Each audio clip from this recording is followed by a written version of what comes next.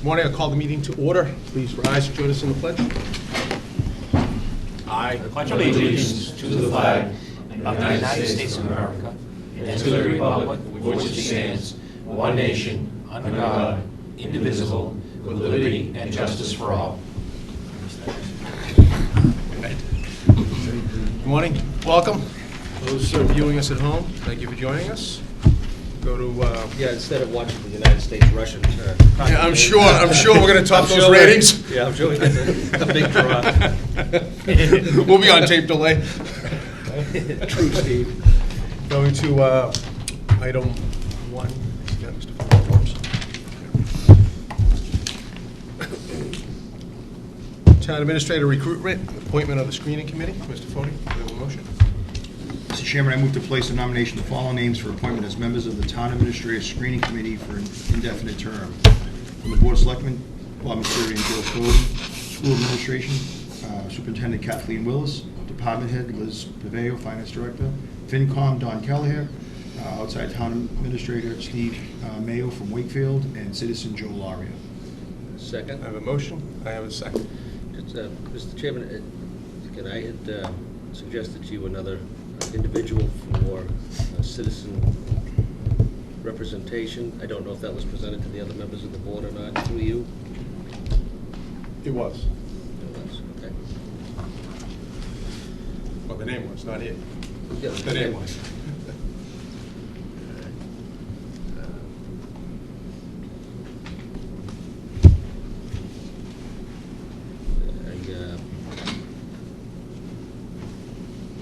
I'm not looking to necessarily create any concerns on the part of the volunteers who have decided to do it, but I believe again, I haven't had any other conversation with you as far as the rationale for one as opposed to the other. But, I think one of the other people who have stepped forward and willing to serve, would serve extremely well with the background that they possess. And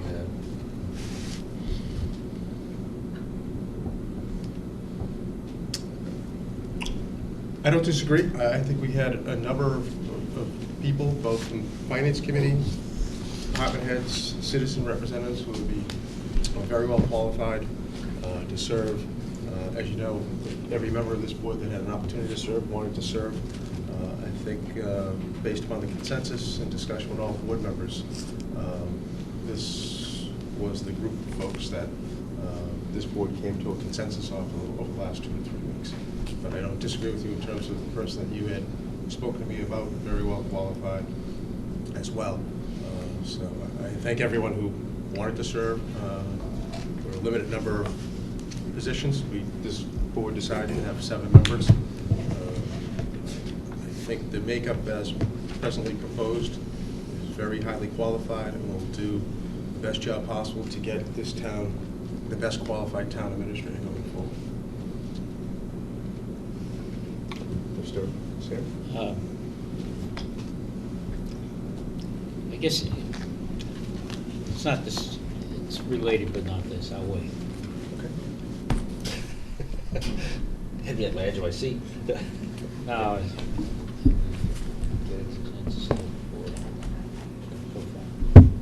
I'm sorry. Could you guys speak up? I think Mr. Messeri would like to get, once we get past this issue, wants to get a consensus of the board on the proposed profile that was submitted by Mr. Kobayashi from the Collins side. Fine. Thank you, Mr. Chairman. If that was the consensus of the majority of the board, then I'm willing to support. Thank you, Mr. O'Leary. Anything further on the screening committee? Hearing none. All in favor? Aye. 5-0, it's unanimous. Thank you, board members. Mr. Messeri? Chairman, I emailed out the final draft from Mr. Kobayashi, and I told him I'd get back to him as soon as possible. There was a consensus of using that profile. So I asked the board members. I heard from Mike. I don't think I heard from you. There was just one section that I found a little tedious to get through, and I'm trying to think what the title of it was. To me, it was a little convoluted reading it, but other than that, it's fine. Well, if there's some additional comments, it's not too late. Yeah, I had already submitted some other comments which get incorporated into the revisions.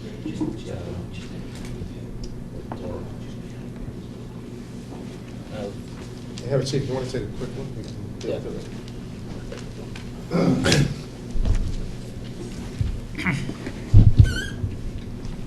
I sent him my comments last week, and I think he addressed my issue, so. Okay.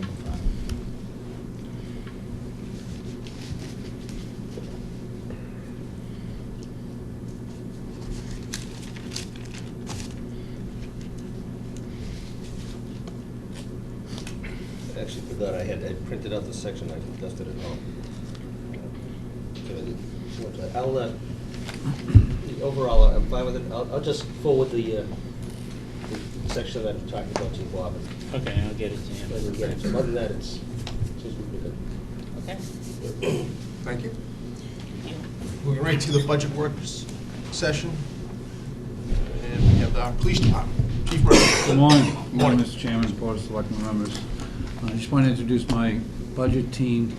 This team, as well as other officers in the department, are responsible for preparing the budget we're about to present to you today. I have Lieutenant Brennan, Lieutenant Mark Zimmerman, and Lieutenant Tom Romeo. We've also brought our school resource officer today. He was never formally introduced to the board, so I'm going to have him give a short presentation on the implementation of the school resource officer.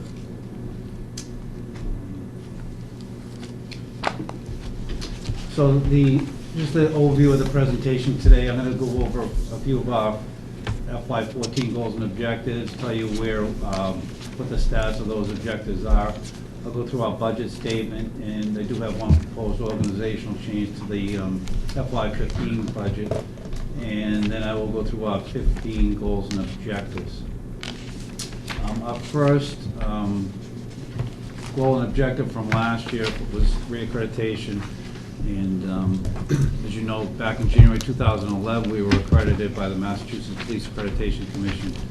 And we went through our reassessment about a week ago, in February 3rd, the week of February 3rd. We were successful. We were able to continue our status of accreditation. The award ceremony will be sometime in May, but our status right now is accreditation that runs through January of 2017. A lot of work went into it. The whole department played a significant role. Other department heads as well, meeting the requirements that we needed to meet. And the second goal and objective, as you know, I came last year to present a proposal to have a full-time school resource officer. And the town graciously voted to approve that through our budget. And the program's been very successful. I'm in constant contact with the superintendent, and I wanted to bring Kevin here today to give just a little brief overview of that implementation. So, Kevin, if you want to stand up a little bit better. Morning. Good morning, gentlemen. How you doing? How are you? I'm not sure if everybody knows me. Kevin Donnelly, member of the North Reading Police Department, and I've been appointed as a school resource officer. Since the implementation, this is the first year that North Reading has had a school resource officer. I think one of the most changing positions that have been on the school grounds by a police officer on a regular basis. It kind of takes away. Kevin, can I just stop Sure. you for one moment? Yeah. I'm getting a signal from NORCAM that they're not able to pick you up on. We can, feed. you can have a okay, but we, I mean, we. Just if you move the keep mic projecting over. like Mike. projecting, Okay. you're all right. That's good. Very good. Thank Is that you. better? Yeah. Sorry to Looks interrupt better, you. too. Yeah, there you go. Move right up. You started. It kind of feels right. The whole atmosphere got better. In 7 minutes, you went from the back row to the chief's I know. spot. That's Budget pretty approved. good. Budget Pretty good. approved. Oh, yeah. Meeting adjourned. But like I was saying, through the school district, having a police officer on one of the campuses, because we have the 5 different campuses throughout the district, it's become more of an accepted norm rather than an area of concern for parents and students when they see a police officer. So that'd be one of the initial changes, and of course that includes working towards a safe school environment. Part of the duties inside the school resource officer could help with like presentations and teachers in the classrooms and address different issues pertaining to like the roles of law enforcement, the community, and things like that. But more importantly, you get to interact on a regular basis with the students, teachers, other school personnel on a regular basis. I think that the enhancement between the communication level between the administration and the law enforcement has been one of the biggest contributions to this program, because it goes from, you know, a lack of information and misinterpretation of certain events to daily sit-down meetings, whether it be with John Bernard, Kathy O'Connell, Chris Molly, Glenn, or Sean at the school. So it really keeps everything in focus, you know, in dealing with sensitive issues and having a contact person as well.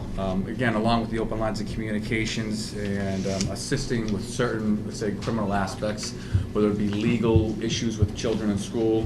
It could be a CRA, which is a child requiring assistance, harassment prevention orders, restraining orders. It gives an avenue of the parents and the schools to reflect with law enforcement prior to making decisions. And with the new bullying laws, and it's been able to help assist with those avenues. Also, this position, it's the school resource officer is the prosecutor for the Lowell Juvenile Court, so any court issues pertaining to that, it all goes through one person. There's also the development of emergency operation plans, which each school district has to have, and having a police officer along with the administration and school personnel, they assist in making the best plans that they can. And there's also practice drills for like safety responses, and the more importantly too, I guess we could go with the outreach work with the students and the parents, whether it be a home visit for certain high-risk kids that should go back and forth to different homes. And what it all says is you're working in collaboration with law enforcement, schools, and the community to find the best services for the students and the parents of North Reading. And on top of that, school resource officer and myself, who I am, but it's part of the STARS organization, which is through NEMLIC. It's a regional task force that assists with certain school threats. And with that, there's 57 different communities within our NEMLIC region, and to have an officer involved in that can assist in issues for North Reading and other communities, where it brings not only North Reading, but the surrounding communities' resources all together. So kind of in a nutshell, that's the area where it's going. Again, the relationships and the foundation started now hopefully will increase the position for years to come to build a stronger bond between everyone that's involved, rather than starting off from scratch where we have been. I guess that's pretty much it. Board members, anyone have any questions? No, thank you, Chief. Appreciate it. That was good. I'm a Thank you big very fan much. of this. All right, I thank think you. it's a great thing for the community.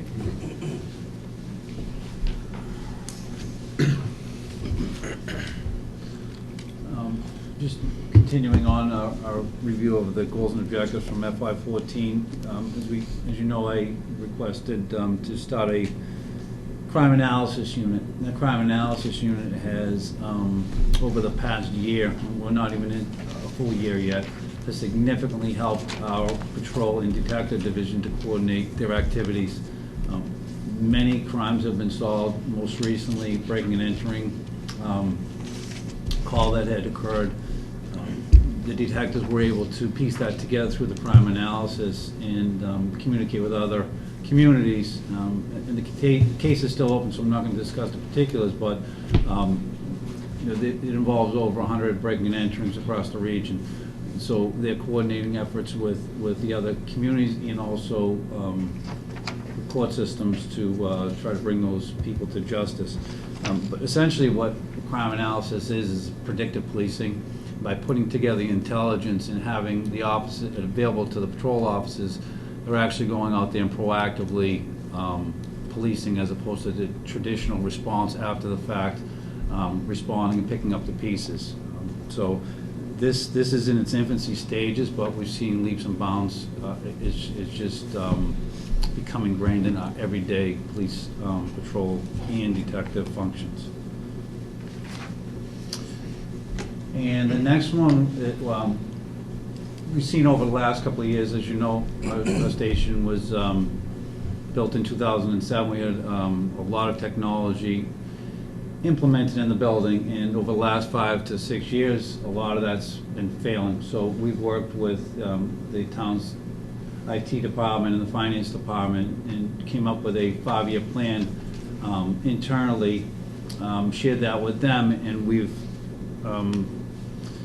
it's our goal to make sure that we have our continuation of operations. And what I mean by that is that we As you know, we have a lot of sensitive information. A lot of it is housed in our police department, and we do have backup systems, but we also want to share that system in another area, secure area, so that if we do go down, our operations do not miss a beat. And we did have some technology issues this past year, and it was a difficult time for us to recover a lot of the information. Not real time. Real time is, we're still operating like we should be, but it was difficult to get back all the documents that we, to have it at the officer's fingertips. It's still in the system, but it was difficult to retrieve all that information. But our goals are continuation of operations, continued investment in our public web presence, conducting or having an email and archiving system for public information compliance, and getting on a hardware and software replacement reschedule, which we are on right now. And the next one, continued efforts to minimize the overall social impacts of illicit drug use. And as you'll see in my FY15 goals, this is on the top of the list again. This is a problem that's never going to go away. We continue to build partnerships with community members, law enforcement, treatment facilities, and dedicate a tremendous amount of time to education, treatment, and intervention to try to do what we can to lessen the impact on our community members. The next one is the continued review and analysis of each organizational component. We hired 2 patrolmen to fill vacancies. Those patrolmen graduated from the Lowell Police Academy in November. They finished their field training and they're now on the streets as of 2 weeks ago. So we're at full capacity right now. And I also, in reviewing everything, delivering our services to the community, we did recognize, and it's been a long time coming, that we need a specific position to deal with some functions in the police department, which I'll discuss in our FY15 goals. And improved services and communication with the public is very important for us to make sure that we know what the public thinks of the police department, what the public wants to see us police. It's important to gain all that information and make our plans going forward. As you know, we instituted a department survey. We had over 180 people participate in the survey. We will continue to send surveys out throughout the year. And any feedback that we get, we'll do what we can to implement that, to make sure that our goals are being met. We also presented an identity theft forum in conjunction with the community impact team this past December. And throughout the year, we present different forums to educate the public. We presented a forum on sex offender registry for a few community groups. And we also continue our drug take-back program and our shops disposal, which are prescription drugs and hypodermic needles. I can tell you that gets a significant amount of use, both kiosks. It's been very successful, so we're glad that we can provide that to the community. Just a review of our FY14 grants. We had total grant fundings of $81,107. Various trainings. We're required to do mandatory 911 trainings. We also, through Lieutenant Brennan's office, applied for several grants: traffic enforcement grant, underage liquor enforcement grant. We also had some training for our emergency incident response team member for NEMBLAC. And we continue through the U.S. Department of Justice Bulletproof Vest Partnership. They purchased bulletproof armored vests for new officers and officers once the vests start to expire. So we had a total of $81,107 grant funding, and we're continuing that, as you'll see in my FY15 goals, seeking out new opportunities. We also had a donation of a thermal imaging camera from one of our citizens in town. That camera is going to help us assist in apprehension operations, as well as looking for or locating missing persons.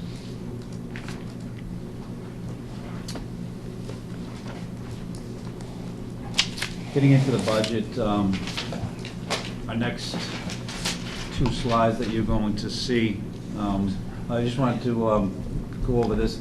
I shouldn't have put that it was an additional services. What we're looking for this year, this budget reflects level services. We're just looking to change the way the services are delivered through our proposed full-time community services sergeant. I'll discuss that in our FY15 goals, but we're just shifting the way the services are delivered to the community. We're not adding services. Since July, we extensively review each line item in the budget, this team as well as other department members, and we go over it and we scrutinize it and we do what we can to make sure that that item is in best interest of the community. This budget reflects an increase of $23,809 or 0.73% from our appropriated FY14 budget. And these are the next two slides that show some of the most significant increases and decreases from FY14 to FY15. As you can see, we're adding small capital. That request is for one cruiser and associated emergency equipment. Lieutenant Romeo will go over that during his fleet management update. The patrolman hire is to replace, if we were to attain a community services sergeant, he will be the replacement for that officer who's currently employed by the town. And the next item was contractual step increases, and that reflects step increases over FY14. Some of the more significant decreases of college tuition reimbursement. It's a significant number. I think that at this point, officers are starting to attain their degree. My understanding is that, yeah, the officers can still go to school on the college tuition reimbursement program. However, we're seeing a significant decrease. A lot of officers are finishing up their education this year, so we'll see how what happens in the future. But as of now, we've asked the officers, and essentially, this is the decrease that we see in the request. Overtime, this includes the contractual step increases as well. As you see, the numbers, $23,922. $10,000 of that, $10,402, is a result of if we were to get the proposed community services sergeants, some of the services that we're providing the community now, that's the number that we're providing it on. So it's actually even more now based upon our accreditation that we went through.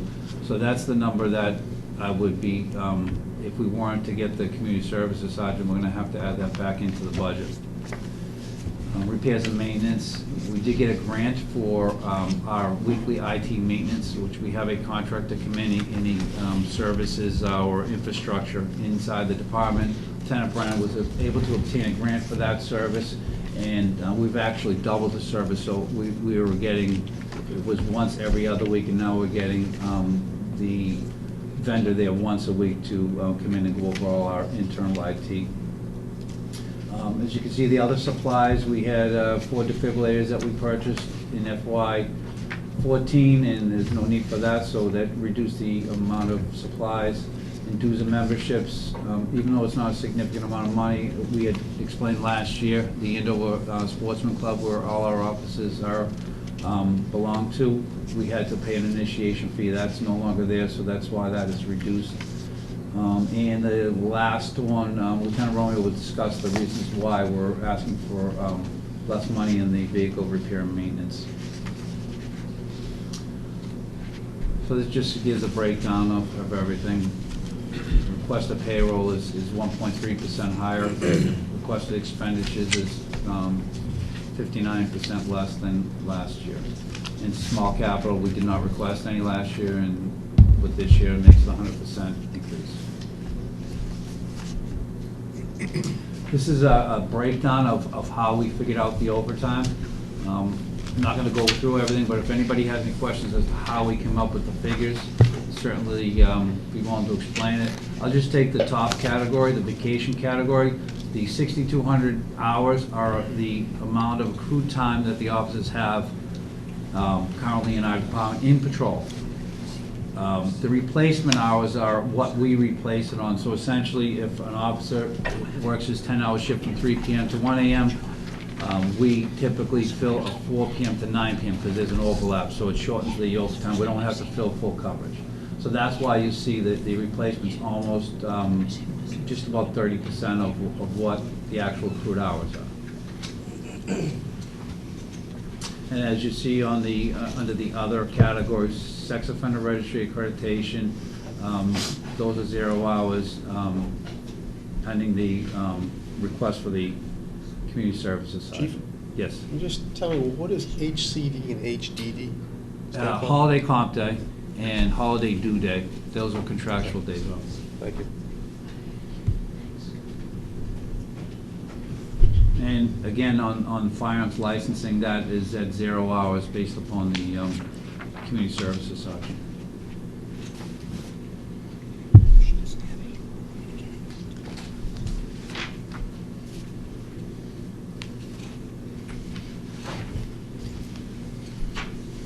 Any questions on the overtime?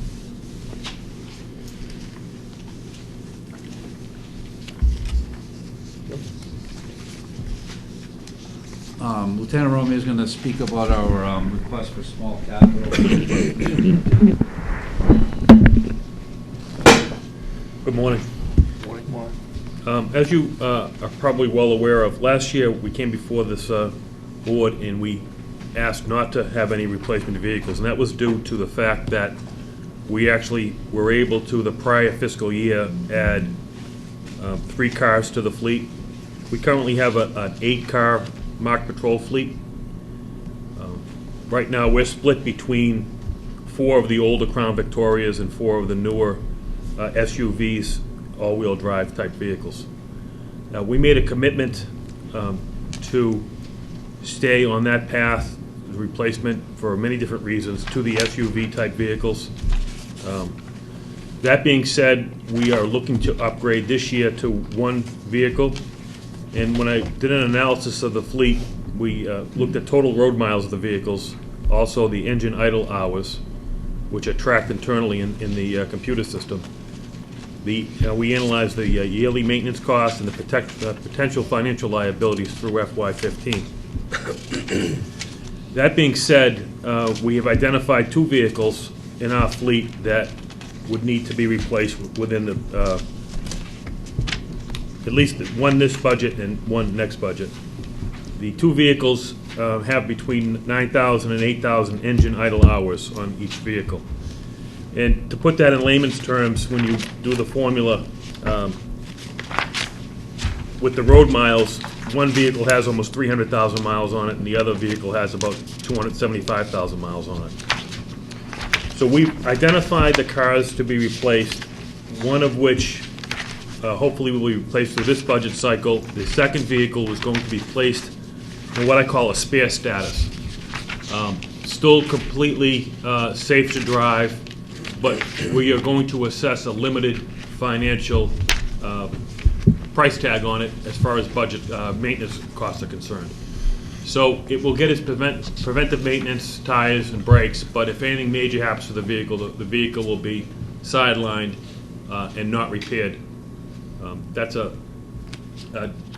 little bit of a gamble, but we think that we can survive without it, because it would be technically be put in a spare status, because the newer vehicles in the fleet are in good shape and relatively low miles. We don't anticipate any major mechanical failures.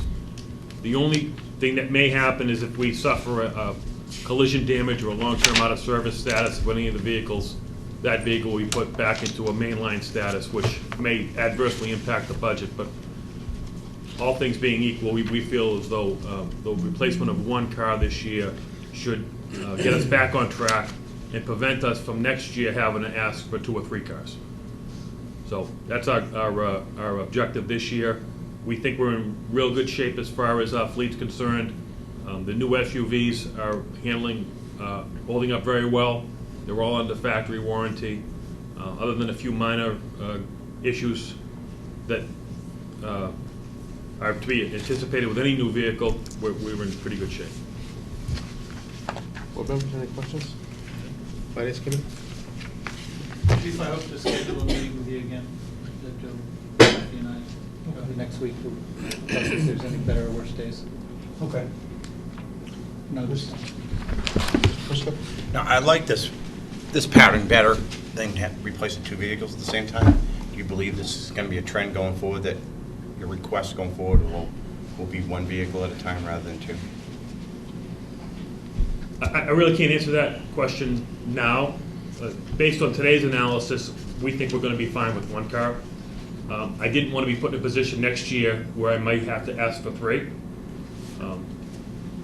I anticipate next year we should be okay with 1, but I won't know until the numbers come in.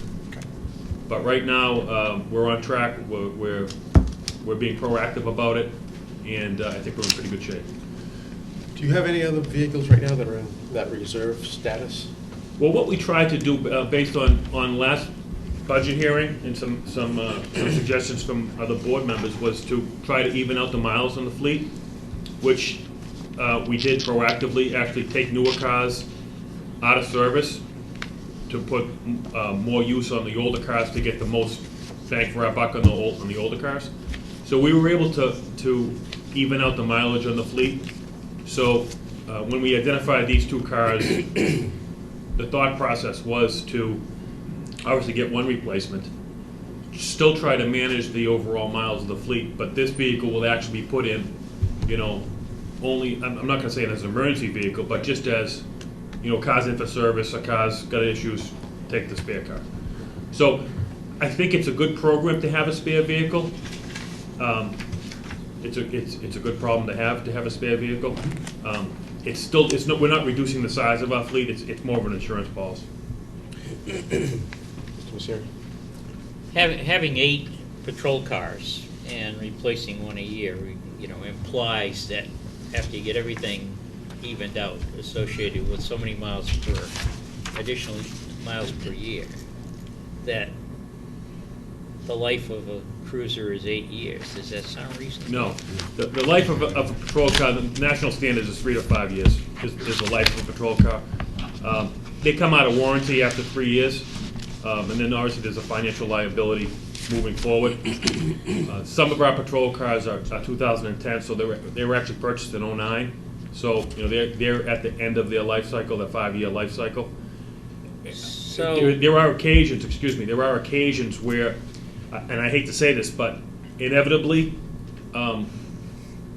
we may lose a car due to catastrophic engine failure or a collision. It happens. I mean, these cars, if you think about a fleet with 1 million miles on it, you're going to have accidents of cars. We've had, since I took over the fleet in '96, we've probably had 7 or 8 cars replaced through the insurance company as total losses, and those get figured into your fleet replacement. So, in a perfect world, we used to alternate 1 car, 2 cars, 1 car, 2 cars. And that way there you have your fleet all covered, 75% of your fleet covered under warranty and relatively low miles. I guess what I was implying was that 1 car per year is not sustainable. It really isn't, but there are so many different variables that come into play that right now in today's world, today's figures, it works for us. It worked last year not getting any cars. There may be a year that I come before the board and ask for 3 cars. It may happen.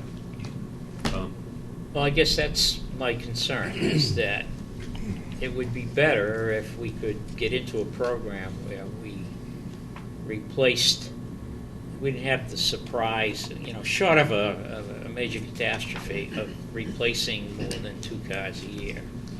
And that was a kind of I don't want to say a gamble on our part last year, not asking for any cars, but an analysis of the data that we looked at and the overall miles of the fleet, we felt we could make it without any issues, and we have. As I said, if we do the analysis next year and the numbers and the maintenance costs are not in line, we may ask for more. But today, I think 1 car is going to work for us. I'd hate to buy 2 cars and not need it, I guess is the point. Mr. Kelleher? Well, last year you gave us an inventory of the vehicles with the mileage and the hours, the idling hours and the maintenance costs. Could you just give us an update of that for the current fleet? Sure, I can get you that the next week. That's fine, thank you. Mr. Ford? Lieutenant, you guys bought, the last two vehicles you bought were the Explorers, I believe? Yeah, we currently have 3 Explorers and 1 Taurus, and the Taurus is the same platform as the Explorer, but just a different body. How's the Explorer working? Perfect. In fact, I did an analysis before the meeting. I did one yesterday. They've gone back on warranty. There was some issues with Ford, and it wasn't just unique to us. It was, throughout the nation. Some recall issues, some fuel pump issues and whatnot, all under warranty. The biggest problem we've seen with them, believe it or not, and you're going to laugh, is headlight out. We've had blown headlights. I've replaced probably 10 headlights in the last 2 months. And it doesn't seem like a big issue, but the car comes out of service, and it's, on a weekend, we lost 2 cars last weekend because the headlights out. Because we're not going to call a mechanic in to fix headlights, so that's really the biggest issue right now. So snow and all that, it's working? Initially, I think it was a little driver, officer, not training issues, but getting used to the cars in the snow. People are not used to driving the all-wheel drives. We had looked at maybe replacing them with all-season heavy lug tires for the winter, but we talked to the officers that were using them on the street, and right now we're getting no negative feedback at all. So your intent for this one here is to be an Explorer also? Correct. Thank you. Just one more question. I was looking at the fuel report, and it looked like for 1 year, your gallon usage went down 280 gallons. Is that mainly because of the new vehicle? I would say so, Mr. Prisco. I can tell you that the Crown Vics were, 10 to 12 miles per gallon, and, Ford's rating these SUVs at 16 to 18. So I would attribute that to the, we're going to all V6s. We're replacing V8s to V6s.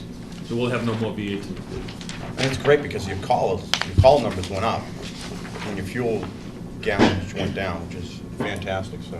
We've done some congratulations. internal proactive steps to limit the idle hours as well. That's great. Any further on fleet maintenance? Yeah, I concur with Mr. Messeri too. And I appreciate your concern of austerity as far as, only coming forward requesting one, but I've always been advocating making sure that the fleet is up to date. And generally it was 2 per year. If we can get away with it once in a while, that's fine, but I don't want to see a request for 3, things of that nature. I just think it's important. We're on 24/7, so these things have to operate. A lot of thought went into this, though, is we don't need it. And No, that's good. No, yeah, that's fine. This is not about, the 2 per year. We just thought that, last year, if you remember, we got delivery of the 2 SUVs very late in the process. Right. So essentially, we got brand new cars last year. And now when we analyzed and went through everything, we just felt that at this time, we only need 1. It sounds as though it's the timing issue as to when the new ones came. Correct. Right. More than And it's helped us. we don't need it yet. Correct. It's just the timing as to when the new ones came, just so that we We're Stay on not the being cycle. short-sighted, meaning, okay, we're gonna come in for 4 next year, because we understand that, for us to even things out, it is a lot better, but to get new cars and trade cars in that have, 60,000 miles on it, does not make sense to us. No. No, that's good. Very good, thank you.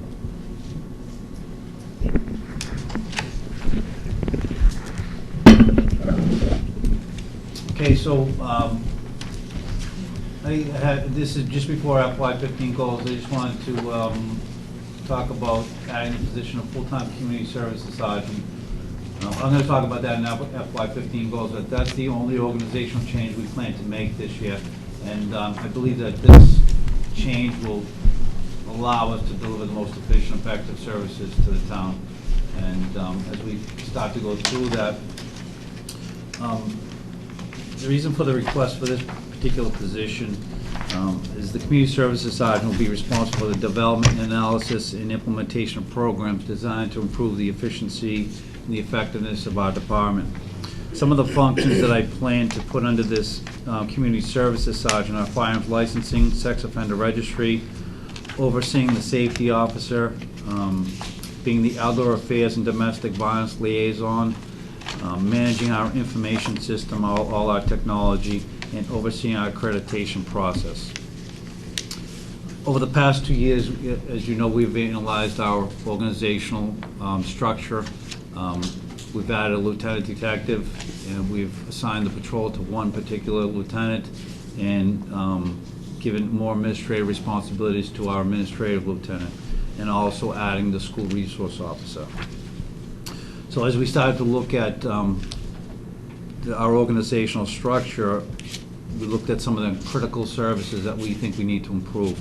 And 2 of those are high liability functions, which are firearms licensing and sex offender. They were our main objectives.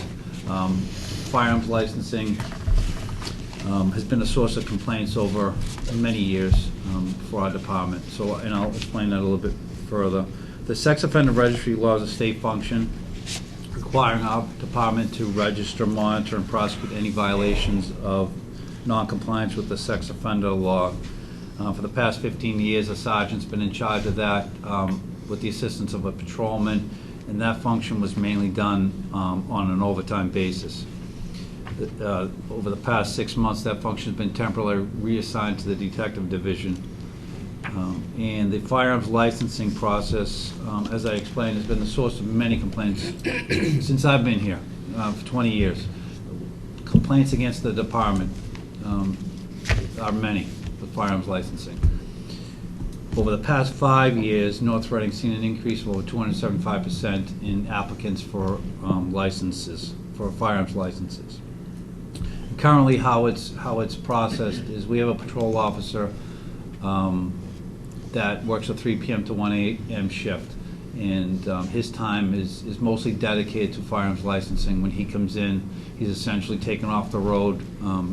He has appointments set up throughout the evening, and he conducts the applicants. He goes through the application process with the applicants, and all when it's all said and done, it takes about 2 hours per applicant. Like I said, during that time, he's assigned to a patrol sector, and with him being off the road, we essentially have one man short on the road. So in an emergency, if the officer's in the middle of an application, he has to stop the application process, tell the person to go into the lobby, and then try to get back if in fact he is able to get back. So it just doesn't work the way it's currently set up. The officer also works a 4-4 rotation, so he essentially can take 2 weeks vacation and not be back for a month. And as you know, with firearms licensing, there are state mandated timeframes that we have to abide by. People have expiring licenses. If their license is processed, we have to deny them by a certain date. They have appeals processes and everything else that goes forward. So essentially, he won't even start an application until he knows he's going to be in for a certain amount of time. And I can't, based upon this, we have to have an assigned officer through the state firearms office. So it's not as if I can just put somebody in there to help out, so to speak. And the officer has to be trained. This is the book he's trained on, significant amount of information that's in there. There's requirement class that they have to go to. So there's a lot to learn about it. So due to the increase in that, the applicants, we're falling behind. I'm not sure if any of the board members have got complaints, but I know I have. And we looked at, okay, how can we better this service? So that being said, we looked at other functions that we could possibly combine to put into this particular position. Why a sergeant versus a patrolman?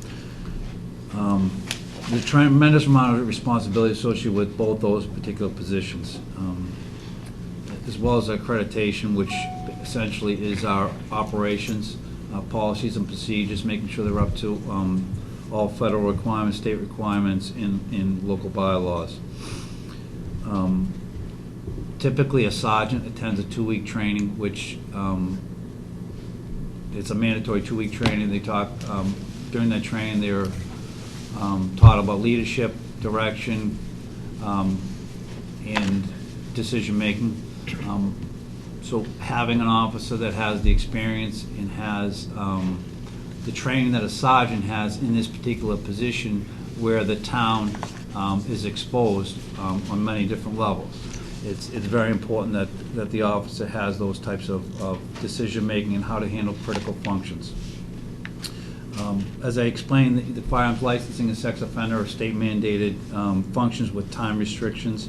We're required to process all the applications. Any denials, suspensions, or revocations have an appeal period.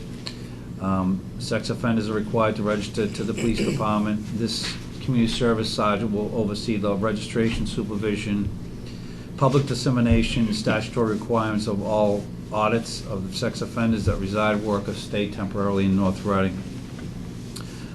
Any violation of any of these appeal periods may have a negative impact on our community. And currently, I oversee all of this. And each and every license that is issued is my decision.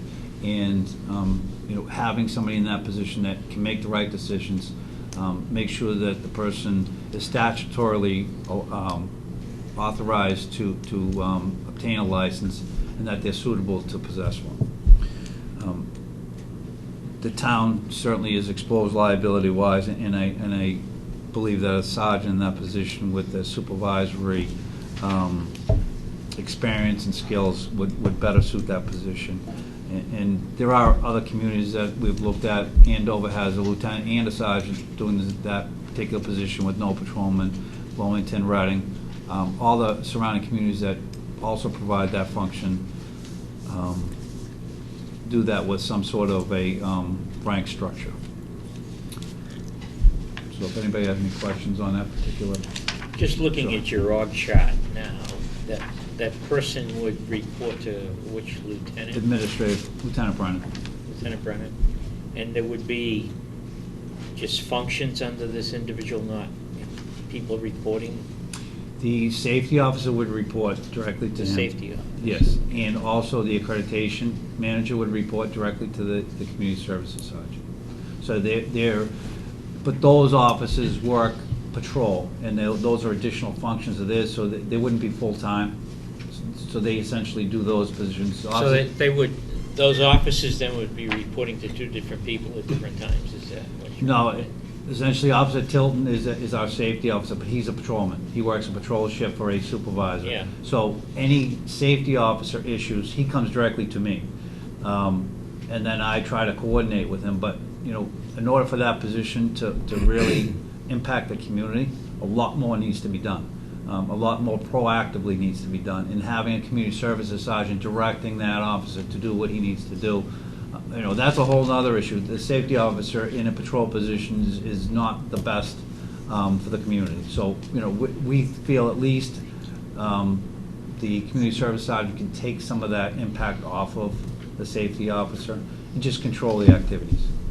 So yes, because we're a small department, I wish I had a safety officer that could be a full-time without a patrol function, but just at this time not feasible.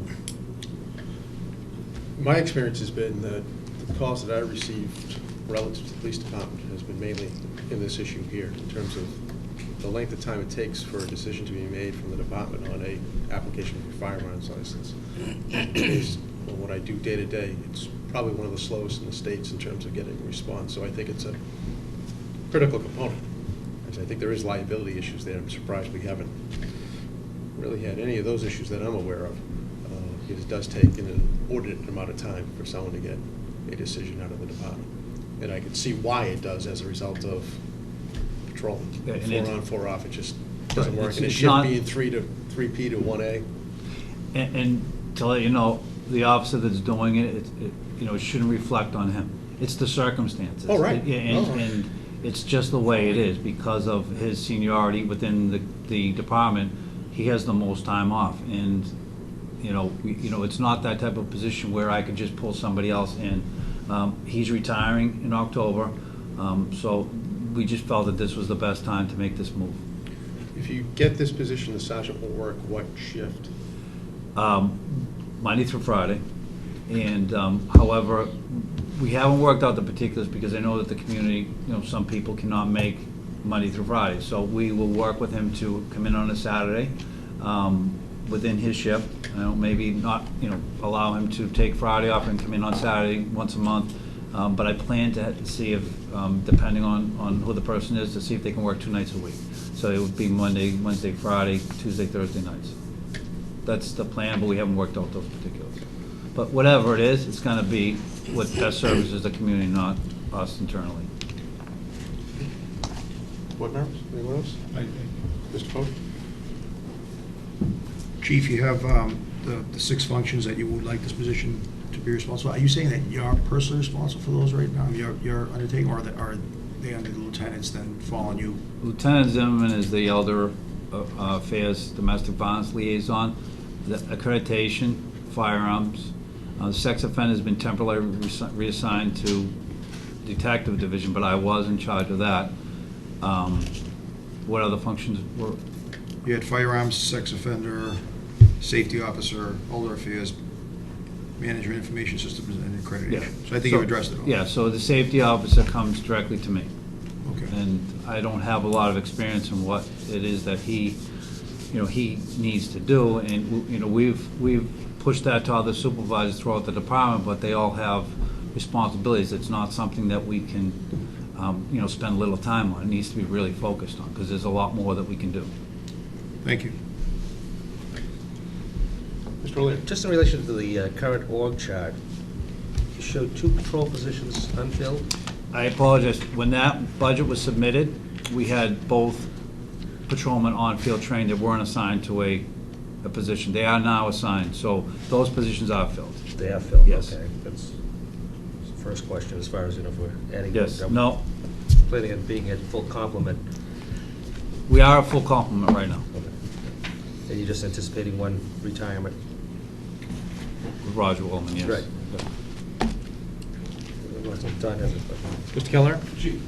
Just so I understand, you need to hire a patrolman in order to fill this position. Is that the vacant position shown here? So is it in your budget Yes. request now? Yes. Okay, thank you. Clarify that? So, Mr. O'Leary? So, no, just in the org chart, it shows, well, first of all, in the org chart, it doesn't have your new position.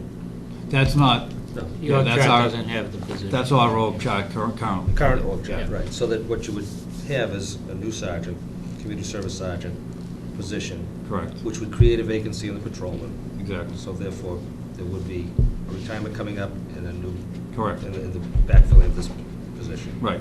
I think what Mr. Keller was referring to was the budget submitted. Okay. It is indicated inside in the budget. Ms. Siri? This request is for an additional person, Correct. and whatever stipend or whatever increase is required to promote someone to a sergeant, correct? Everything's encompassed in the budget, Okay. correct. The retirement coming is going to. That's a separate, that has nothing to do with the budget. Anyone else? Anything further? Nope. All right. Continue. And the next goal and objective, exploring additional grant opportunities. As I said, we were able to obtain a grant to supplement our budget, which we did not request. I think it was over $10,000 for IT maintenance. And we're seeking additional opportunities for us to deliver better services to the community through traffic grants and whatnot.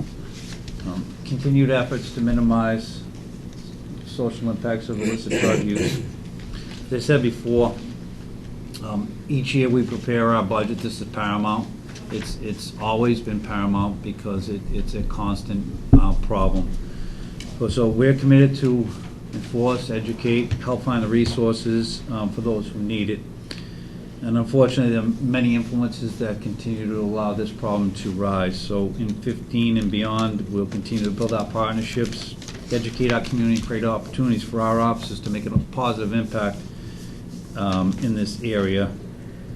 And we believe that having making the community involvement a permanent part of our harmful drug reduction plan is very crucial to that success. The next goal and objective, exploring the viability of a regionalized public safety dispatch center.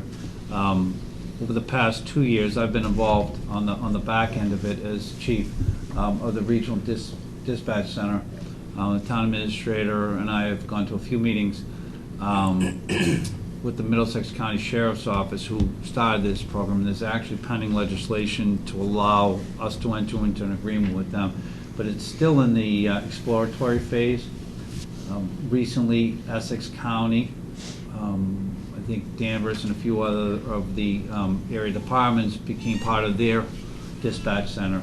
So a lot of what's happening out there is that the state is funding these facilities. But the communities aren't seeing a savings, and they're not seeing the services. They're actually seeing the services to the community lessened. So we're looking at, and I've been talking with Reading, Wilmington, Melrose, Wakefield, Stoneham, to determine whether or not we can enter into an agreement. And we're in the exploratory phase. They're just not seeing the impact on their community like it's sold to be. So that's something that we're certainly looking at. The sheriff's office has backed out of the proposal because they just don't think it's based upon the way the state is funding it.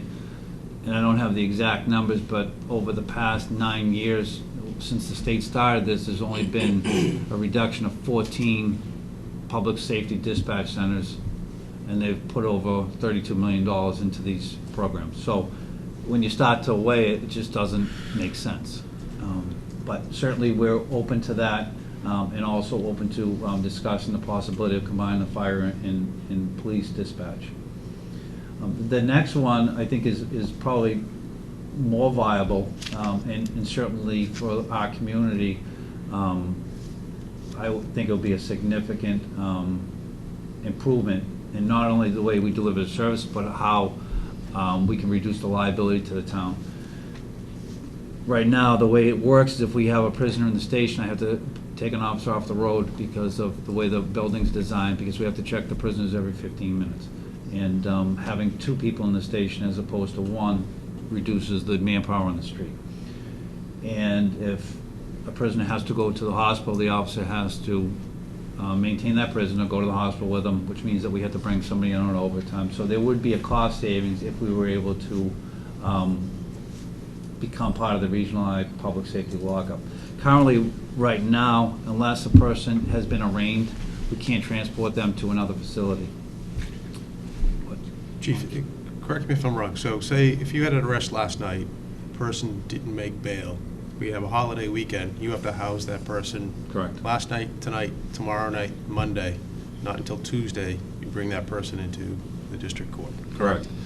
So you have to have someone off the street or someone in on overtime to Typically, off the street, not on overtime, we have somebody there and we take them off the street.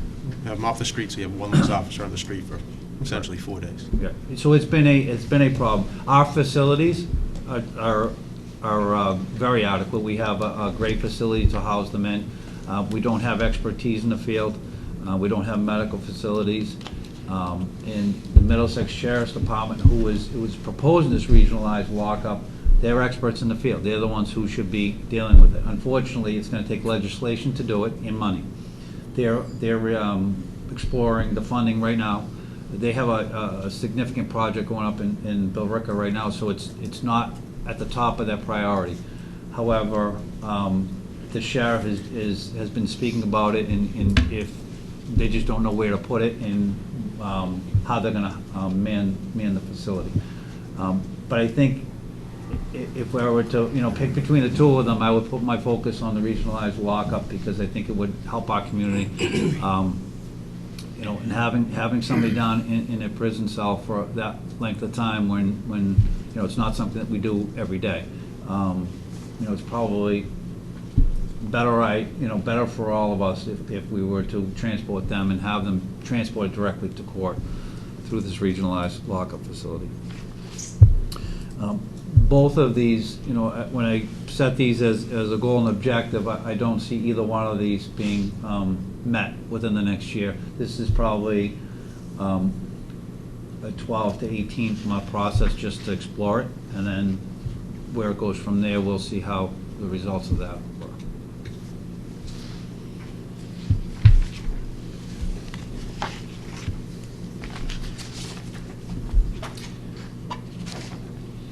turn it over to Lieutenant Zimmerman to speak about some specialized training that we're requesting. Good morning. In preparing this year's training budget, we came up with two trainings that we think will help provide a better service to the residents of North Reading. The first training is called Autism and Law Enforcement Education, ALEC. We have a short video. It's like a 3-minute video. This video actually shows firefighters. There was a firefighter from Westwood who started the program, and since it's expanded, they train firefighters and law enforcement in dealing with people with autism. Demystify autism for a very important group of people. Today, national correspondent Amy Robach is here to explain that. Amy, good morning. Matt, good morning to you. And when it comes to an emergency, time is critical. The Autism Fire Rescue Program has educated over 15,000 first responders in how to handle people with autism. And as I found out, it is a mission that began very close to home for one fireman.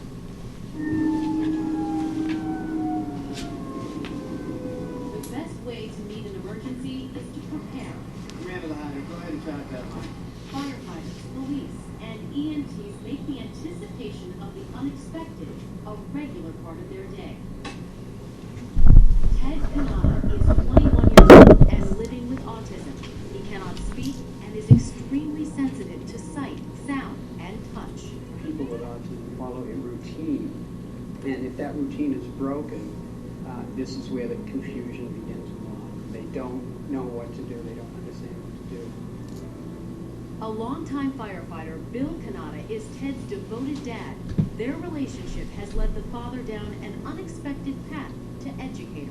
He's my best teacher. He shows me everything, and this is what I do, is just convey that message to other first responders. In seminars across the country, Canada provides the keys to identifying a person with autism and the solutions for helping them to safety. And they can just, one, be out of control or aggressive. Another situation, they can have a regression, completely shut down. People with autism have left the burning building, but because of the confusion, and back in because that's their safety. Or some people will run away. There are 1.5 million Americans with autism, and that number is growing by the hour. So the chances that this firehouse will encounter a person with autism on their next call is growing by the day. Soon after a training session with Canada, Bill Turner found a child with autism at the scene of a house fire. He was running around outside, totally out of control. So I go to grab the young boy going by, and I got him. And he started pounding me on the chest. And he was just beating me like he was going to beat me to a pulp. Really, he was doing it because he was very excited to see him. Probably his gear, the reflective tape, was very attractive. And shiny things can be attractive to people with autism.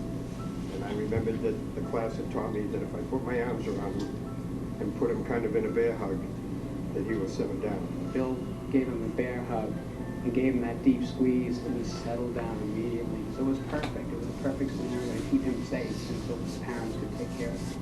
When you got home, what did you tell your wife? I probably told her I was some kind of hero or something. You got to play all the cards you can when you get home, you know. As these firemen prepare for the worst, their toolkit includes the best knowledge Bill Canada can give. You all got into these fields to save lives. We did, you're right. And this is just something we can learn that will help them through this type of situation. And that's what we want to do. We want to do the right thing. And Bill gave us some great advice. If you have anyone in your home living with autism or any circumstance that requires special attention, you can go to your local fire department and tell them. It's important for first responders to have as much information as possible when heading into an otherwise complicated situation, but what a group of heroes on so many levels. What a great story. It really was. So important. That's great for sharing. So, this training was originally brought to my attention from a friend of mine who's a firefighter in another community. He attended the training with his local police department, and he had suggested it to me that he thought it would be good. His child also has autism, and Sorry, Mark. Well, at least what does it say? Switch card infinite. Yeah. All right. So I'll say. So like I said, this was originally brought to me by a friend of mine who's a firefighter in another community. His child has autism, and he went through the training with his local police department. And we were talking one day, and he told me about the training he had attended. He gave me the information, and I looked into it. And then we did a little with the chief. I brought it to the chief, and we looked at some of our information internally. And we've also seen a rise, like the video said, nationally, but we've also seen a rise in North Reading with the amount of times that we're dealing with, citizens with autism. And we thought that this would be a good training to help develop our officers and try to give them some of the tools that might have a better outcome when we deal with citizens with autism. So this is a training that we've looked into, we think is viable, and we'd like to do this year and give it to our officers. So that was the first one. I don't know if anybody has any questions on that. And actually, I actually yeah. have a quick comment, if I might. I think it's a great idea. I actually have a family member who's autistic, and the problem is probably the fire department and you guys know is they have no distinguishing factor that tells you that. So they could be outside, like you said, and to you they just act in what we may consider irrationally, which is not the case to them. It's no, they're not used to being in a different environment. I mean, sometimes you take them on a car ride more than he's used to, and they start to act out. So I think it's a great idea, and I hope we go forward with it. And actually, the training is free. They provided it's through a grant, the ALEC Foundation, service. So it's good training. The second one. So is it just a one-day thing, or is it? Yeah, it's just a one-day training. I think it's just it's like a 4 or 5 hour training. Right. The second training is in the use of less lethal devices and munitions.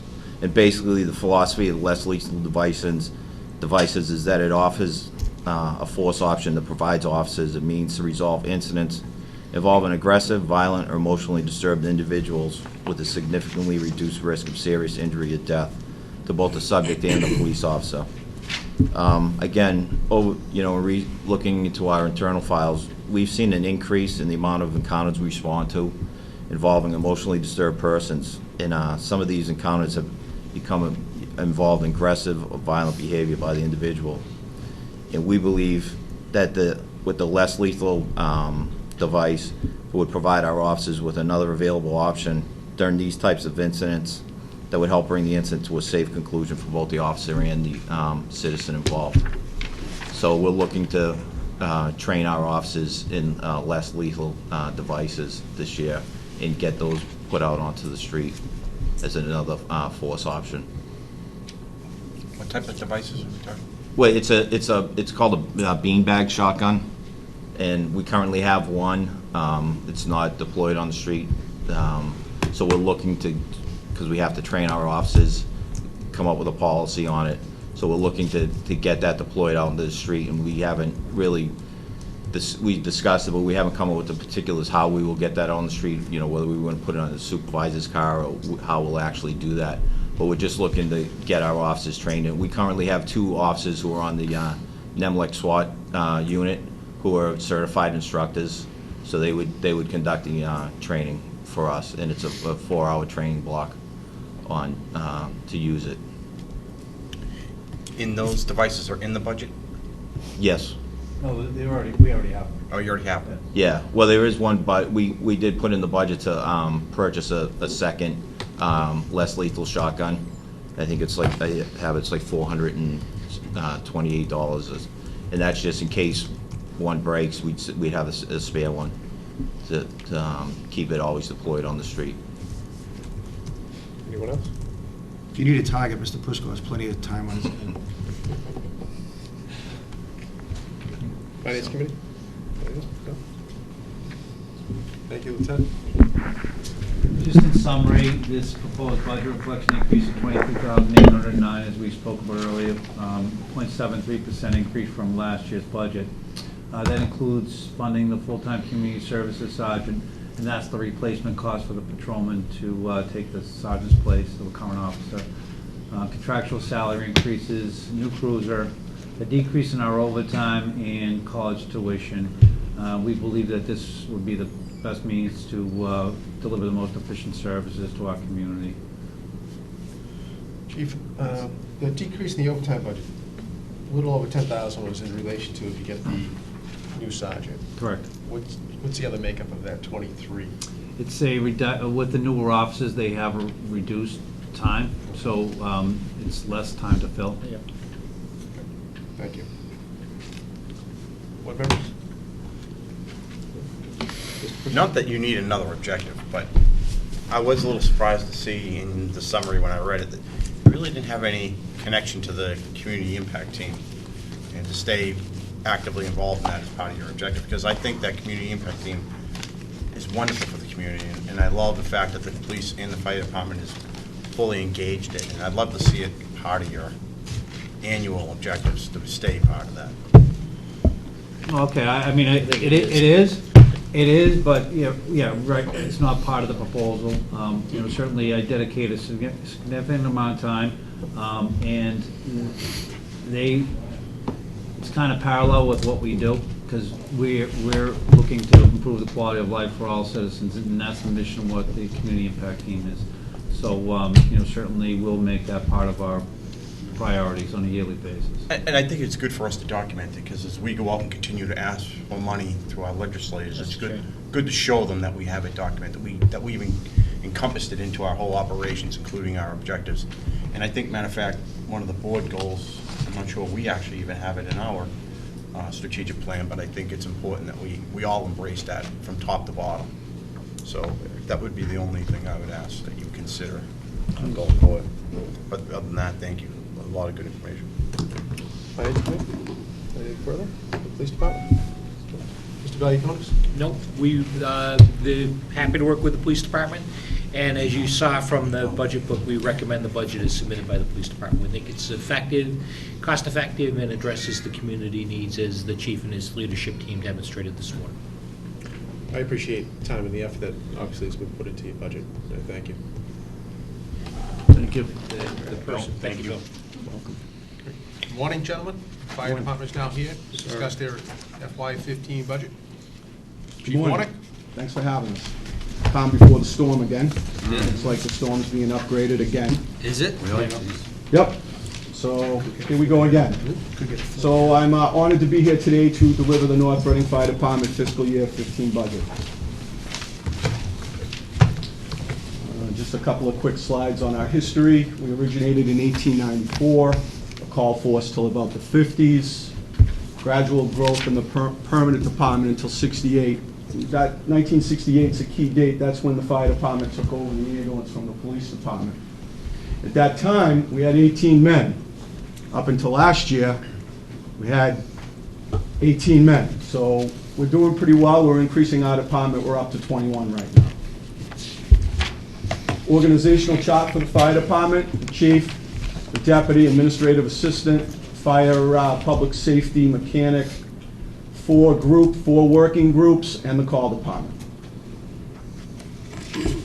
Some accomplishments for 14.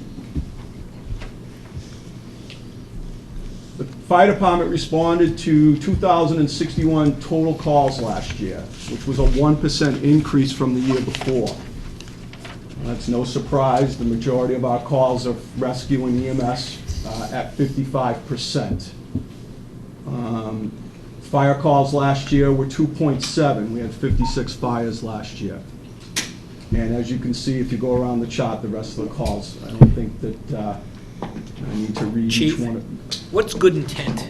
Good intent call, as an example, hey, there's smoke coming out of my neighbor's house. We go there and it's a dry event. There's smoke coming from my neighbor's roof. It rained an hour ago and the sun's out. Yep. Things of that nature. Bill? Yes. Potential disasters, though. There's yes. 14% false alarms. Alarm malfunction, system malfunction, those are all tied into the false alarm category. Have we attempted to do anything to try to reduce that number? Well, we do have, if you have a lot of false alarms, there's a town bylaw that says that you will be penalized, but for the most part, the false alarms are town-wide and not, you know, Not offenders that are concentrated doing on it all the time. So in my career, I can't ever remember that we issued someone a citation for false alarms. But generally, what happens is we get on them, the Fire Prevention Division, Deputy Galvin, we make sure that the item in question gets replaced, and from there, it usually does a good job. There are some times that it takes a while to replace things, and then we have to do fire watches, but for the most part, most of the people in town are pretty, they react quickly to their alarm issues, and they get them taken care of. Okay? Thank you. Criteria for box alarm responses. Any fire or smoke inside a structure, odor of gas inside a structure, a building collapse, a hazardous materials incident, any type of technical rescue, a med flight operation, a water rescue, and multiple calls will generate a first alarm response. 2 engines, a ladder truck, and an ambulance. Mr. Prisco, you remember you asked about, in the pre-budget meeting, about some of the busiest times of day. Well, this chart depicts that we're busy almost all the time, but the busiest times are from 9 in the morning to almost 10 at night. Fluctuates back and forth. This is a 1-year graph. It could change from year to year. And the next slide addresses your days of the week. You can see they're all, the numbers are pretty close, but I would say Thursday and Friday are our busiest days. Yes. Chief, just going back to box alarm, first alarm, 2 engines, a ladder, and A rescue. and a rescue. Correct. Okay. So then that's what triggers a call for everyone to come back. When to it's the a station. box alarm, everybody can come back to fill in 2 engines, an ambulance, and a rescue. That's on the first alarm response. If it's a work and fire, our 3rd engine goes, which is another 4 men. If it's a second alarm, our 4th engine goes. So that's how that all works for the most part. And our 4th engine is not working right now, so we're waiting for that. I think one important thing to mention too when we talk about time of day and calls is that although, we'll say after 11 p.m., the call volume slows down, statistically 80% of the fire deaths for civilians occur between 11 and 6 a.m. Fire prevention. This year, through inspections and permitting, which was an increase from last year, we issued 309 permits totaling $9,576. Did 216 smoke detector inspections totaling $5,400. Received requests for 24 fire reports and billed 108 master box fees, which collect $32,400. Our Safe Grant educators continue to provide fire and life safety education to all the nursery and kindergarten students at the elementary schools. They go back in the schools and evaluate all the third grade students' knowledge and retention of the programs that were taught in kindergarten. They work with the science teachers in 7th grade to enhance their curriculum to teach fire behavior and methods of heat transfer. Safe educators provided training to citizens from Massachusetts Fire Service on Retire the Fire with an emphasis on in-home protection. That was a new service that was offered to the community this year through the Safe Grant educators. The Fire Alarm Division. A repeated fire ground channel was installed at the fire station to allow for the use of safe multiple channels in the event of a significant incident or back-to-back calls. This channel will allow firefighters to use this separate channel, which will be monitored and heard throughout the community. It will increase the safety factor of our firefighters while operating at incidents should there be an emergency or a firefighter becomes trapped or injured. Communication has been listed as a major cause of contributing to the deaths of firefighters nationally, and this addresses that concern. The EMS Division. This year, we responded to 1,133 calls for emergency medical service, which was an increase, as I said earlier, of 1%. We're still covering more than 80% of our calls with our own ALS personnel, and that percentage will only rise as our paramedics become certified and start working on their own. We've had 3 of our own firefighters complete paramedic school, and now they're in the ending stages of testing and the certification process. We have completed Emergency Medical Dispatch Refresher Program, which was 16 hours, which allows our firefighters to deliver pre-arrival instructions, that help deliver life-saving techniques to callers waiting for the arrival of our ambulance. This was as a result of the uniform state Correct. policy that was put in place Yes, sir. about a year ago. 2012. Oh, it was in 12. Right. We're just now doing these second refresher program, so we've done this twice last year. With their in-house quality assurance and improvement program, our members have achieved exemplary call-taking technique. Yes. Bill, of the 1,133 calls, how many of those calls were ALS? They used to be around 50. It's about 50%. I actually have a slide further down.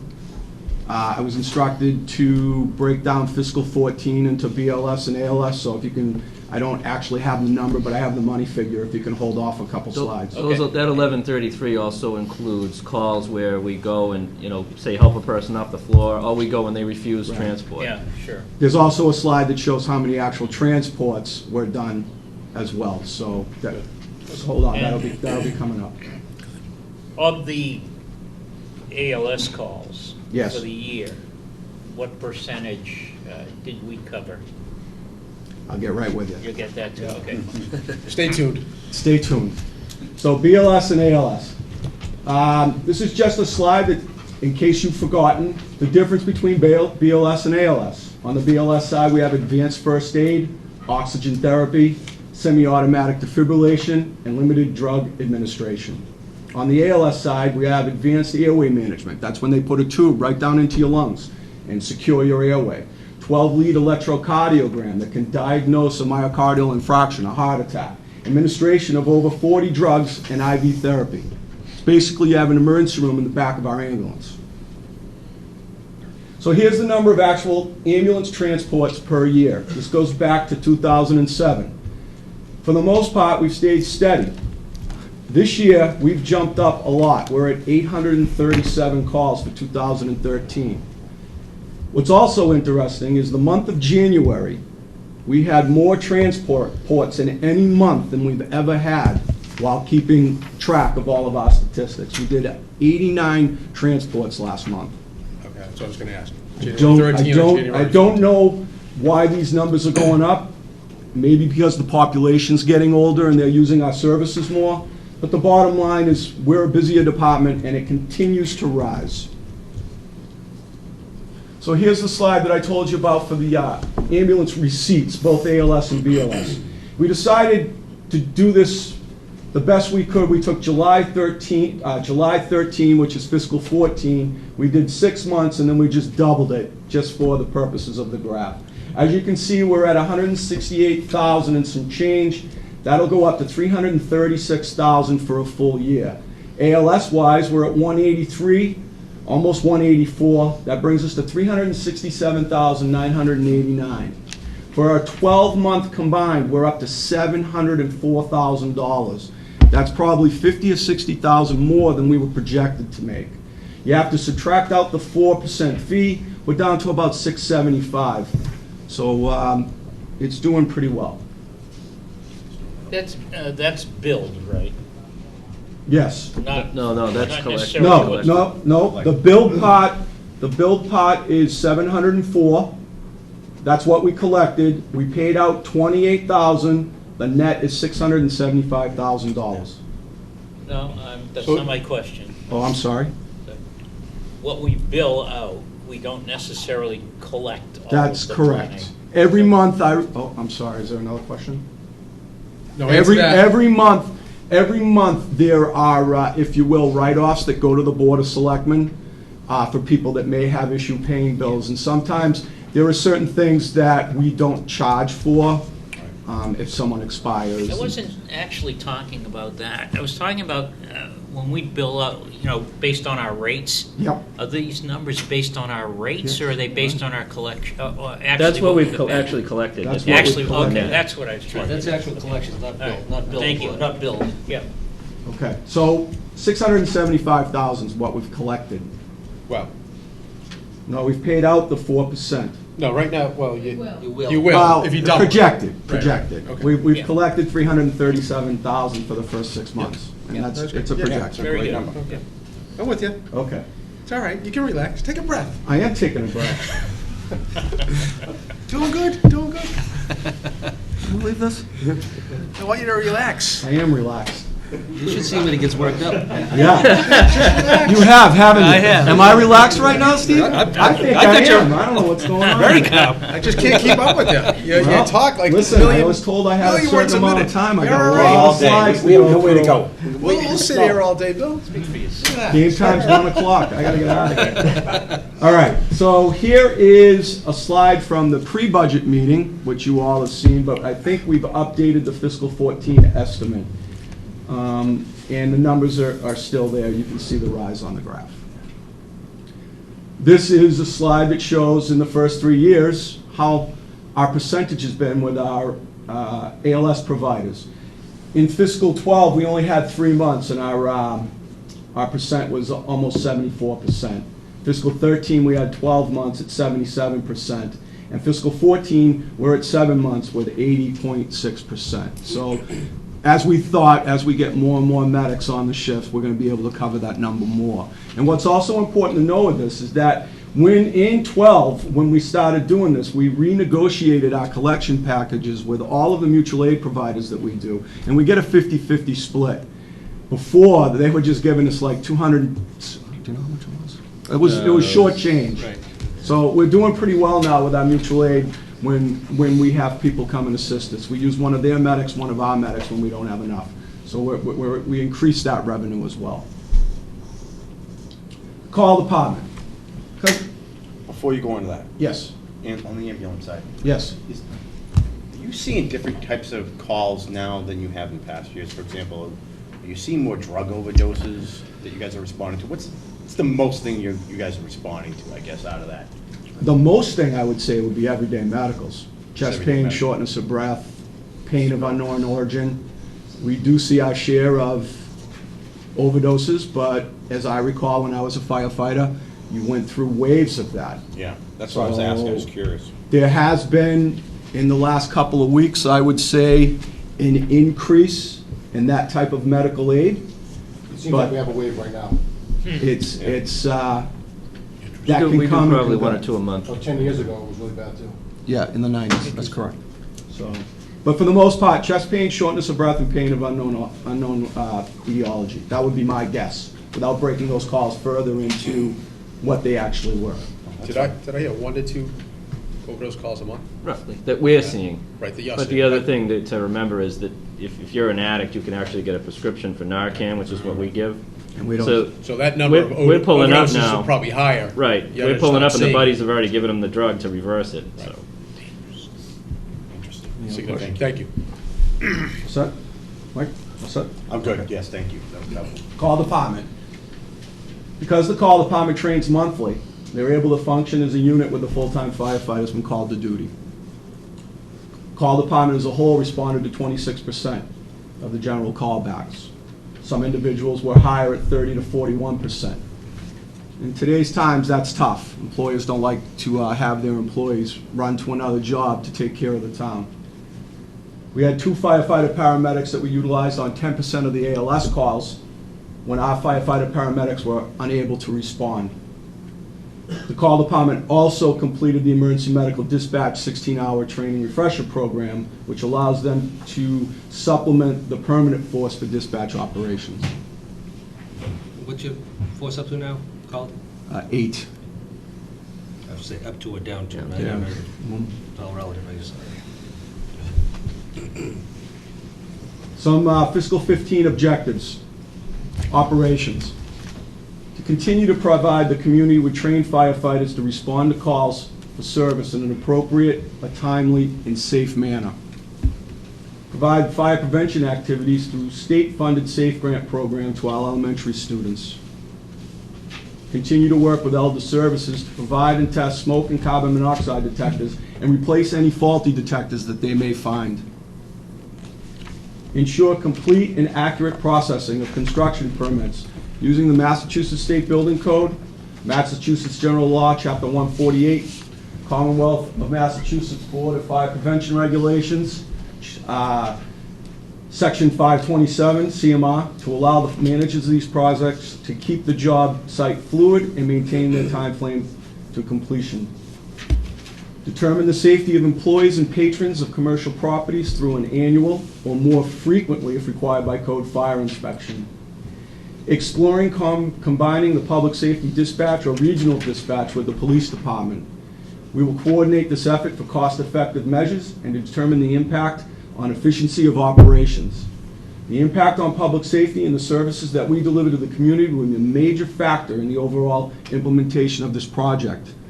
I heard some questions come from the police department budget, and the truth is that the town administrator, the police chief, and myself have been trying to attend meetings with the, I believe it's the Middlesex County Public Safety Dispatch. I don't know what they're called, but in my opinion, that's a few years away. It's listed here because it was one of your objectives, but I'm giving you the truth. I don't see anything happening with that in the near future. What about shared responsibilities? I mean, depending on where the call comes into anyway, I mean, it goes to the police department, gets shifted to the fire department. Well, right now, for the most part, if there's a fire call, the police department have a policy to give us the information, but they don't transfer the call. They want the people to exit the house, which is probably a good idea. But on any type of EMS call, they by law have to transfer that to us so we can EMD it. So once we get the call, our firefighter dispatcher takes over. If it's a fire call, we dispatch our units, and we generally don't talk to the call taker. But if it's an EMS call, they go through the EMD dispatch criteria until it's determined that they need it, don't need it, or we get on scene. As far as the efficiency of our current operation, okay, not okay? Can it be improved? How can it be improved? Well, I'm not going to lie to you. I would rather get the fire calls myself so that our guys can screen and see it actually what we get, but that's not the system that we have set up right now. 911 goes through the police department. The police department either triages it, or if it's a fire, they tell the people to get out, they gather the information. If it's an EMS call, they send the call over to us. So, you know, it used to be we used to take our own fire calls, so that's hard. We don't get, you know, we ask different questions than they do. Are you asking me, could it be better? Well, I would like to get the fire calls, but sometimes we just don't get them. And that's their policy. You know, you don't want to, hold on, we're going to connect you to the fire department when your house is on If fire. you're asking different questions, could there be some sort of a little more collaboration? Chief's here. More collaboration as far as, you know, the questions that your men ask, as opposed to what they may be asking? Yeah, Mike and I can discuss that. Mike and I have a great relationship. We can work that out. Yeah. If that's going to improve things, as far as what you feel you need for information, and, you know, again, centralized dispatch between the two departments? I don't know. We haven't really talked about it. Again, I can tell you this, is that we have a history with surrounding towns that have centralized dispatch, and many times it's not a good idea. They have a lot of growing pains. Things don't work out. So I'm not saying that I'm for it or against it right now, because we really haven't talked about it. Our emphasis through the town has been to look into the regionalization dispatch center. I do know that Essex County is having growing pains, and departments have pulled out of that, who were actually there and went back to their own dispatch. So I'm a little, I don't want to use the word afraid, but I want to really look at that before we jump both feet in. And again, before we get into the, and again, we've all been advocating, you know, let's Right. take a look at the regional stuff, let's, you know, explore it and see if Right. it's worth it. And I've been reading about the growing pains, Right. the experiences haven't been the best. Correct. And communities feel as though they aren't necessarily getting timely services. Well, I think in North Reading, they're getting timely services. No, I know, now here we are. Yes. So now, if that's the case, you know, internally, can we do something to make things a little more efficient? And again, we may be talking about a little more personnel in relation to, you know, dispatches, but it would also free up more firefighters to be on the ambulance and answer the calls. Same thing with police officers on the Yep. street. So if the regional thing isn't the answer right now, you know, is this something we could be looking at internally? I think that's something that when the new town administrator gets on, myself and Michael, we can talk about that and see where we go from there. Sure. This whole issue of 9/11 is one number. People call 9/11, it goes to one place. Correct. Right now, the 911 equipment is in the police department. Correct. If it was moved to the fire department, which is probably not the right thing to do based on the structure of the building and the cost and everything else, the same issue exists, and a police call comes in, it now Correct. has to be transferred back to the police station. So there's no easy answer to that That is, issue, Bill. you're absolutely correct. There is Short no of easy- the two of you working out something that's more effective. And we've had efficient. conversations about this, and the direction's been the regionalization. We're not just sure where this is gonna go. I would personally hate to come up with a great plan and do something like this, and then 2 years later, all that money for naught because we go to the regional center. So I'm not really, honestly, I'm not sure where this is gonna go. I remember Michael said it was 18 months to 2 years. I think it might be longer than that. The regional side of that, that's where we are right now. And my guess, but I don't have any statistics, is that the majority of the 911 calls that come in are probably police-related more than... I don't have Right. figures Yeah, on I don't that. know. It's probably true. I would say that's true, it's probably about 75% police related. We could get 10 calls on one particular accident. Not to interject into his presentation. No, I don't. No, go ahead. We're actually, Essex County is now handling all the cell calls for the 911 system. We have an option to take all cell calls. We're in a unique position where we don't have any highways going through North Reading, so every 911 call that the state police or the Essex County gets automatically transferred to us. And that funding is all based upon that. So, we're gonna be exploring that. But I think both of us have it in our goals for this upcoming year to explore this, and that's what our plan is, to determine which one's the best option for us to go to, if in fact that is the way we wanna go. And at some point, we'll present it to the new town administrator and make a decision from there. Thank you, Paul. Continue to, where did I leave it? Oh, there we are. Continue to foster good working relationships with other enforcement agencies within the town and the Commonwealth. Fire alarm. The fire alarm division will continue to watch over the current system and maintain all aspects of the job, which include testing and repair any area that's been damaged due to human error or storm-related events. Available to answer questions received from the public related to the fire alarm system and plan review. Install new master boxes.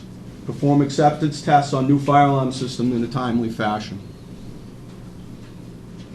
Emergency medical services. Increase paramedic staffing to 2 to 3 paramedics per shift in the completion of training of our 3 members presently in paramedic class.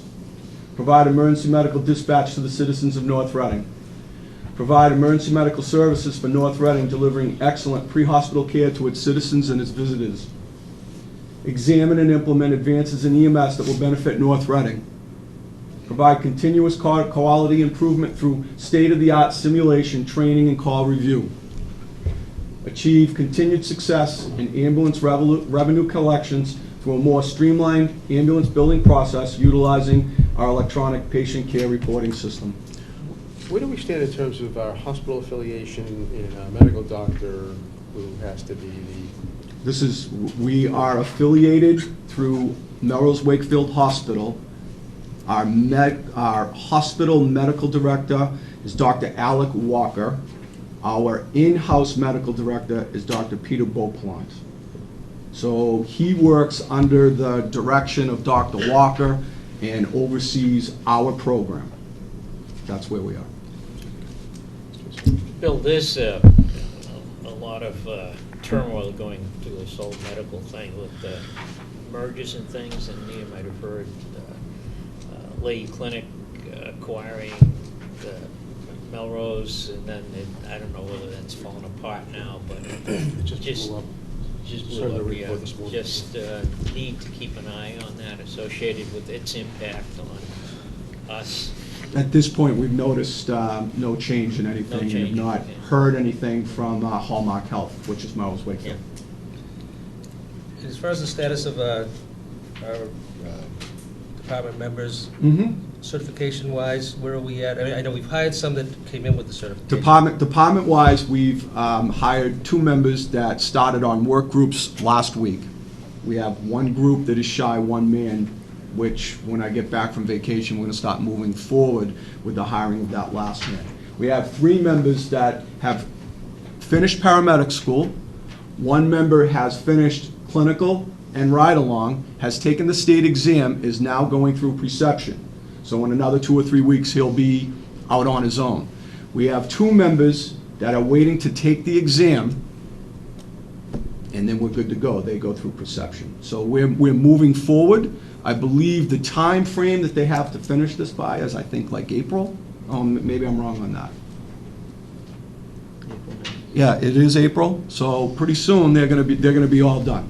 They have to have it done in a certain amount of time. So is it close to half of the workforce now? Well, Soon we'll have, it's gonna be 2 per group, and I think one group will have 3. okay. So that's 2. 3 per group, one group will have 2. We'll have a total of 12. Oh, I said that backwards. Total of 12 paramedics. About half, yeah. Yeah, half the Well, department. more than Plus 2 that are on the call department. So that's more than half. That's significant progress. And Yes. And I, for one, certainly appreciate the men taking it on, because I know it's a huge commitment, time-wise. To get Yes, it sir. done. And any other interest in any other members of the department? No one has reached out to me. That doesn't mean that they won't, but right now they have not. And that'll be 12 by when? I know they're in different phases, so 12 I'm by... sorry, say that again? You'll have 12 paramedics by what date, based upon? Well, 3 of them are, I should say, 1 is almost ready to go out on his own within the next 2 weeks. So we have 2 members still that are going through some avenue of the certification exam, ride-along kind of stuff. So those are the last 2, so you'll have 10... Yeah, that's it. You'll have 10 by within the next few weeks? and Yes, that's right. 2 right. within the next couple of months, 2 additional? Yep. Okay. Yep. Very good. Thank you. The Mr. Misery? one position still open, we're still trying to find somebody, or we found Well, somebody and we're going through the vetting process? We found someone, and we're hoping that he might lateral, but I'm not sure about that. But we're waiting to fill that one position till the end of February. And we I can- know we were having issues with Yeah, finding adequate people in civil service lists. okay. Those challenges remain. They still remain. Oh, yeah. But one thing that we will do is a thorough vetting of any and all candidates that come to the department from outside. Once they're appointed under civil service, they complete their probationary period, so to speak, we're stuck with them. So now the chief and his senior staff has done a very thorough job in investigating and vetting of candidates. All set. Call department. Continue to implement the firefighting essentials and monthly drills to enhance core firefighting skills. Implement monthly driver-operator training to increase the percentage of call department personnel that are qualified to do the driver-operator position. Mechanic, provide the department with reliable vehicular maintenance as well as to ensure that the vehicles are ready to respond as needed in the event of an emergency. Explore cost-saving techniques and equipment that may reduce the cost of vehicle maintenance or repairs to the town. Budget increases. Excuse me. Excuse me, just as far as the mechanic, we've got the whole issue as far as the equipment and who owns what resolved now, pretty much. I know we would still heavily rely upon Mark's toolbox. I think, I don't know if it's written down anywhere, but I can see if I can try to figure that out. And it's been that way for a while. Yeah, it's been an ongoing. Yeah, I know the last request that Mark made was 2 years ago. We bought some items, and I believe we split the cost with the police department, some small capital items. So for the most part, a lot of that stuff down there belongs to the department, but I know that Mark brings in his own stuff from time to time. Yeah, I just would like to, if we could get I'll a better work handle- on that. I'll a work good on handle that. of that, that'd be great. It may be in a shelf somewhere that I haven't found yet. Budget increase request. Operations, telephone, $3,408. That's the Verizon increase for the Fireground channel radio lines. Miscellaneous capital, $6,208 for the purchase of 8 30-minute air bottles. Those are not new air bottles. We lost 8 bottles this year. I believe they have a 15-year life expectancy, and 8 bottles are out. They cannot be put back into service. EMS, repairs and maintenance, $2,710 for maintenance charge on the defibrillators and the Lucas device. What's a Lucas device? The Lucas device is the CPR machine. Thank you. Professional services, $3,500 for additional cost billed by Comstar. Well, we need that because we're busier. We're doing more runs, so they get their 4%. Training and education, $2,300 for 2 new hire EMT recertifications at $150 apiece, and $2,000 for an airway management mannequin training device, which would be used for the BLS and ALS providers. $4,000 in ambulance supply. We're busier, we're going through more supplies. Okay. It's no secret that fires are down nationally. What is troublesome is that we're losing more firefighters today than we ever have in the past. You would think that in today's times, in the advances in technology, having the best equipment money can buy as compared to the past, this would not be true. The following slides will give some insight to a nationwide problem facing every fire service. It will provide data of the importance of achieving the 2-in, 2-out rule. Analysis of changing residential fire dynamics and its implications on firefighter operational timeframes. Some residential fire facts.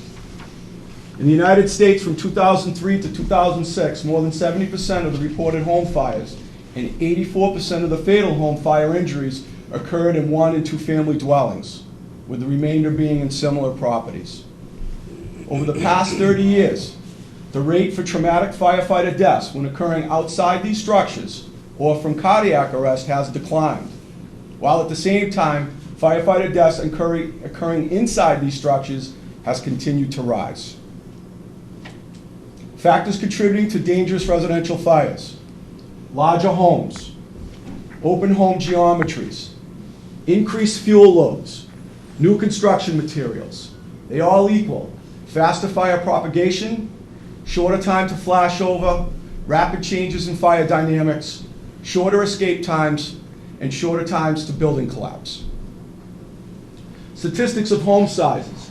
Based on the census, homes have increased in average area from approximately 1,550 square feet in '73 to over 2,500 square feet in 2008. 26% of those homes were over 3,000 square feet. In addition to the increased area, more homes are being built with 2 stories. In '73, 23% of the homes were 2-story. That has increased to 56% by 2008. The percentage of a single-story home has decreased from 67 to 44%. The average single-family home in North Reading is 2,068 square feet, with the largest home being 11,297. Impact on larger home size. The larger the home is, the more air available to sustain and grow a fire in that home. The larger the home, the greater the potential to have a larger fire, and the greater the potential hazard to the responding fire service resources if the proper tactics are not utilized. While the average home size has increased 56%, the fire services resources available to respond have not increased proportionally. The increase in number of homes with a second story means potential for more volume above the fire, which allows the smoke layer to remain above the fire and a longer time for the fire to grow. It also means more ground areas for the fire service to access for civilian rescue and egress, increasing the chance of an injury. Change to open home geometries. Newer homes tend to incorporate features such as taller ceilings, open floor plans, 2-story foyers, and great rooms. All of these features remove compartmentation, they add volume, and contribute to rapid smoke and fire spread. Much like the impact of having a 2-story home, taller ceilings create a longer smoke filling time that allow for more oxygen to be available to the fire for it to grow. It's also common for great rooms and open foyers to directly connect the living spaces to the sleeping spaces, allowing for smoke generated in these areas to rapidly trap potential sleeping occupants. Another trend in homes is to remove the walls, open up the areas. As these walls are removed, the compartmentation is lessened, allowing for easier smoke and fire spread throughout the home. In the living spaces, doors are often replaced with open archways, creating large open spaces where there were traditionally individual rooms. Combining of rooms and taller ceiling heights creates large volume spaces, which, when involved with fire, require more water and resources to extinguish the fire.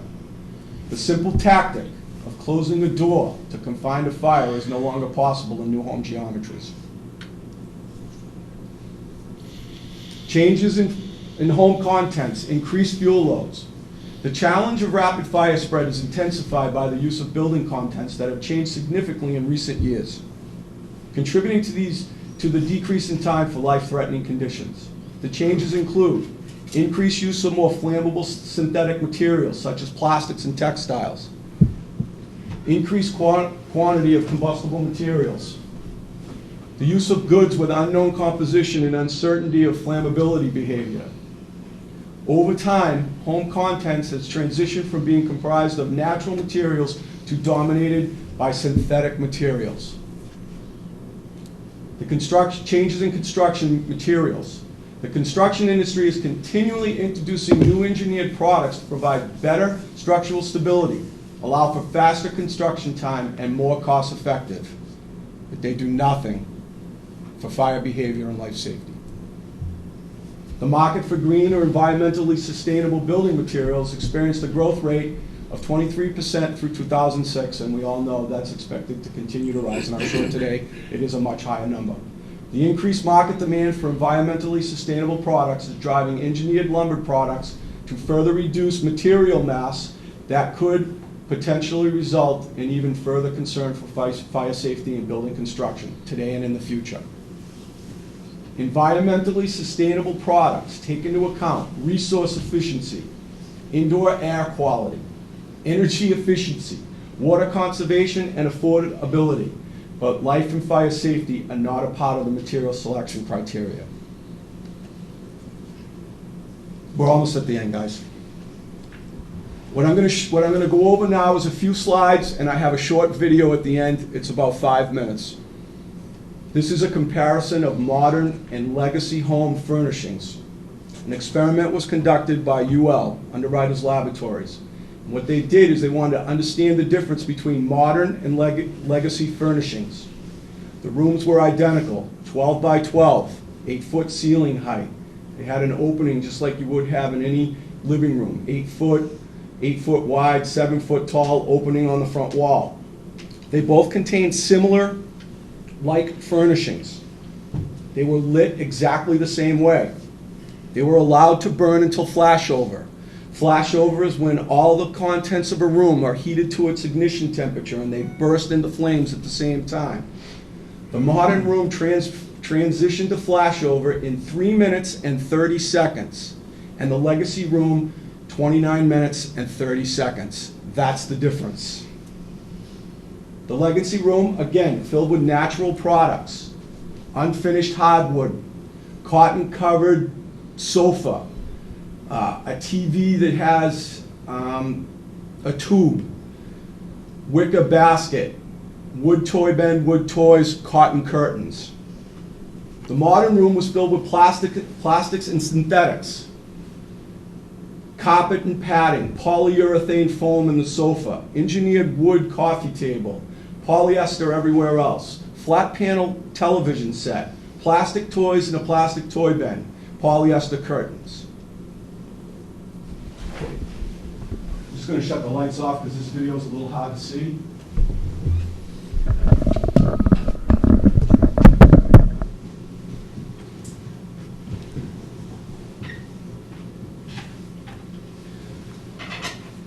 So they're going to light this, they're going to light in each room, they're going to light a sofa on fire.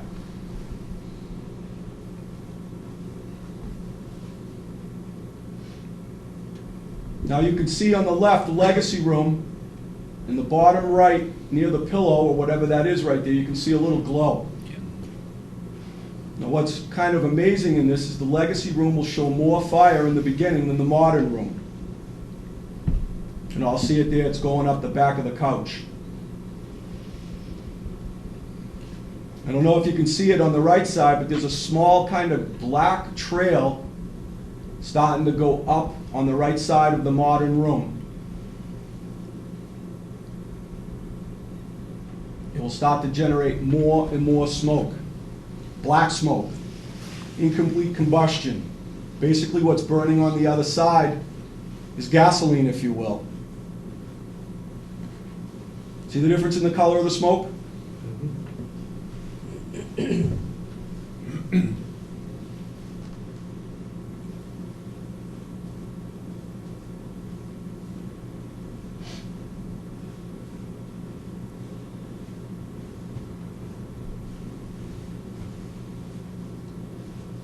What's happening on the right now is the heat that's in the smoke is hitting the top of the roof and starting to mushroom out and start dropping down. As that heat layer and smoke layer comes down, it is circulating convected heat currents. The fire is sending radiated heat currents to all the surrounding area. Pretty soon you're going to start to notice smoke come off every item that's in that room, and then it'll go into flashover. There's no smoke at all coming out on the legacy room. You can see all this smoke that's exiting the modern room is starting to travel throughout the house. This is the smoke that's going to trap you when you're sleeping. Chief, if I can. Yes, go ahead. What's also important to note is we keep mentioning smoke. Why that is so imperative is that that thick, dark black smoke is all unburned fuel, which is waiting for it to ignite.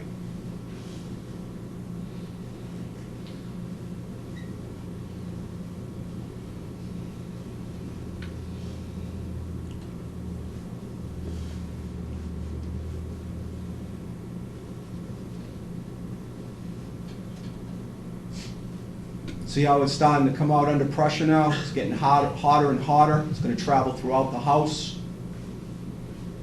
That smoke is hot enough to melt your smoke detectors, melt any lights you have around, melt anything that's plastic in its path, and contribute that to the stuff that's burning.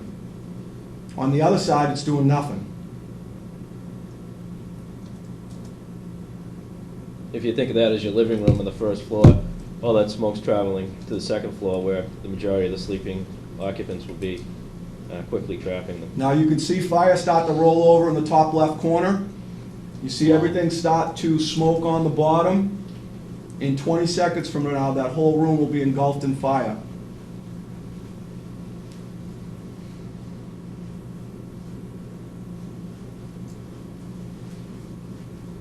It's not smoky. 3 minutes and 40 seconds. Everything in that room will be on fire. That's flashover. Look at the other side. In my grandfather's day and my father's day as a firefighter before he retired, they were operating in rooms just like that on the left-hand side. They had plenty of time to get in, get the call, travel to the scene, deploy a hose line, put the fire out. That's not true of today's times. More importantly, besides the furnishings, if the house is engineered with any engineered lumber, those buildings are collapsing in less than 10 minutes. Less than 10 minutes. So all the changes in building construction that we made in the 70s and 80s to actually safeguard our citizens, we're now taking away by using the plastics and synthetics. We're using engineered lumber, and basically we're walking into a death trap many times.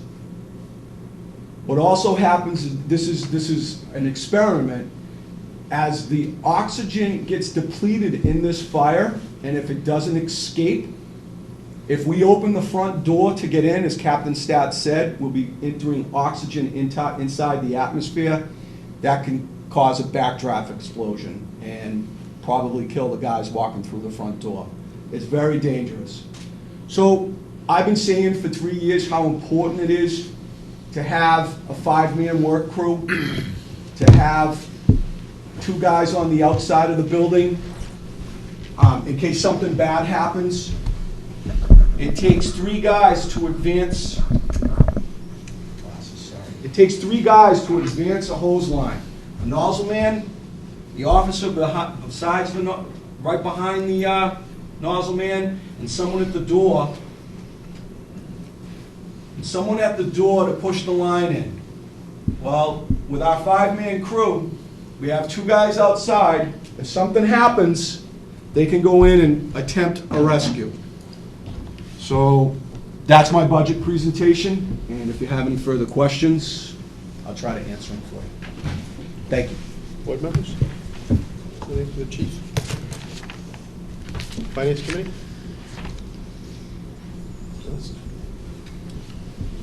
Thank you. Well, you almost got out. Almost got out here. So the budget we have now is 5 men, all shifts. Correct. And if you remember from the pre-budget meeting, I believe, say that again?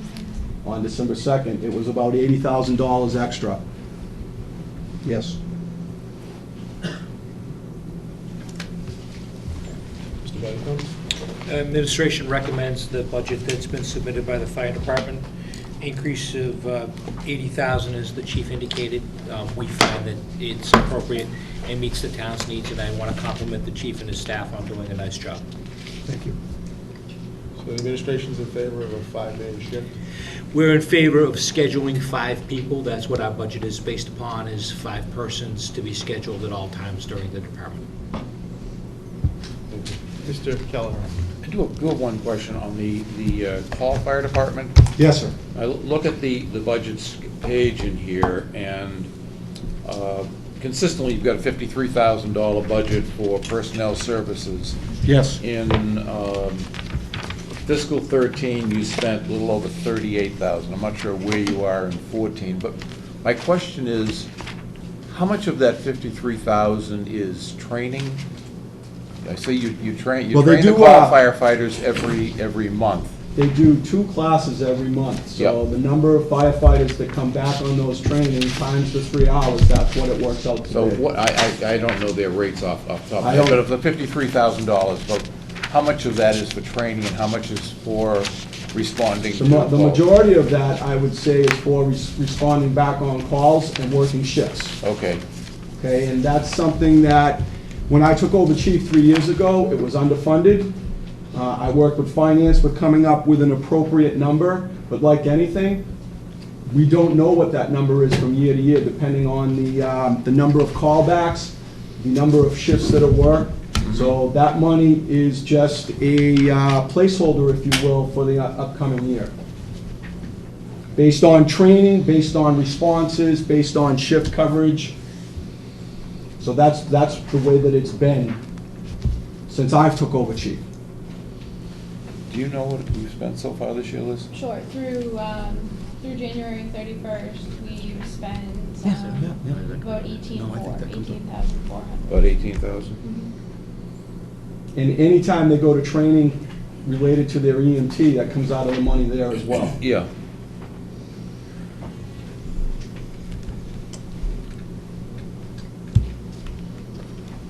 Is that it, sir?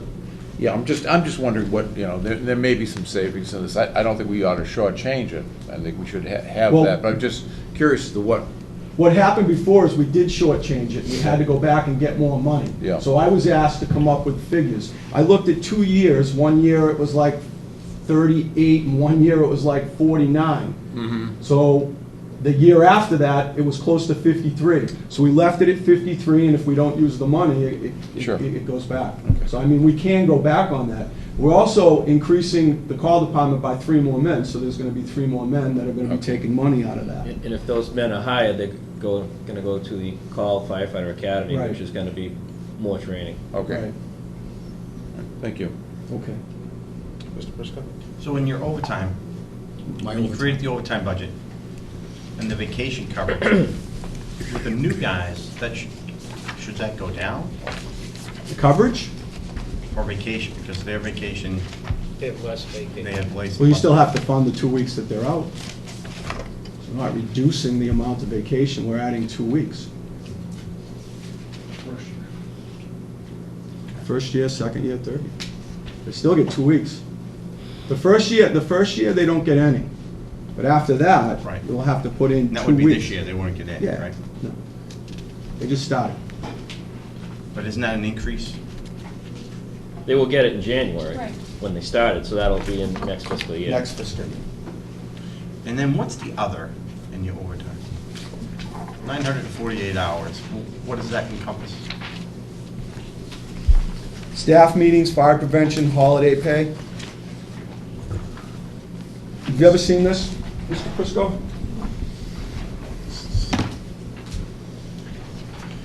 That defines what all the overtime is.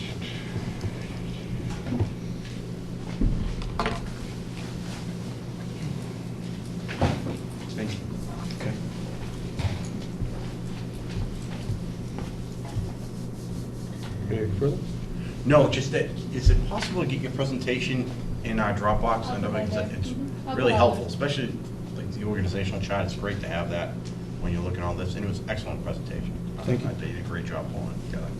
That's all I had. Thank you. So, just in relation to, you're currently, are you currently, and do you anticipate going forward, filling all shifts, 5 men? Yes. So, you currently are? Yes and no. Can't be yes and no. Yes, it can. I have No, it one can't group, be. yes, yes, it can. I have one, All right. would you like me to explain it? Yeah, I'll let you explain it, I have because one this is group. interesting. I have one group that has 5 men, and I feel that once that group is up and operational, meaning there are 5 members that are working on that group that do not need to have someone shadow them, I fill that group with 5 men, 24/7. Nice Wow. reflexes. I have 2 groups that have 5 men on them right now, but 2 of those employees are being shadowed. They're being filled with 4 men. Once they're cleared to work all the positions that they're able to, they will be filled 5 men. I have one group with 4 men. They just have 4 men. I'm not trying to generate overtime here. I'm trying to do what's right.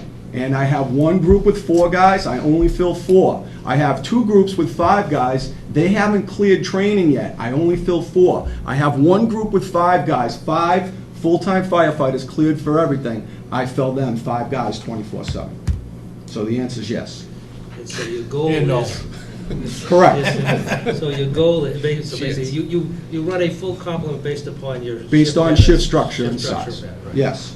And my goal So is your goal is to get to 5 5 per 24/7. shift, Yes, sir. 24/7. Yes, sir. So basically, we've approved the 5 people for the shift. It's the. Who has? No. What I know, We You've have appro- not the overtime coverage to fill a vacant shift. We've allowed him to manage his department Right. based Of upon the course, dollars exactly. we've given Right. him. We have not approved. You've Well, approved no, yeah, 5. no, I Right, understand. right. No, I just want to I'm be clear. budgeted. Right. And I true would like to be clear that my goal is 5 guys 24/7. Right. For all the reasons You have been that I. extremely consistent.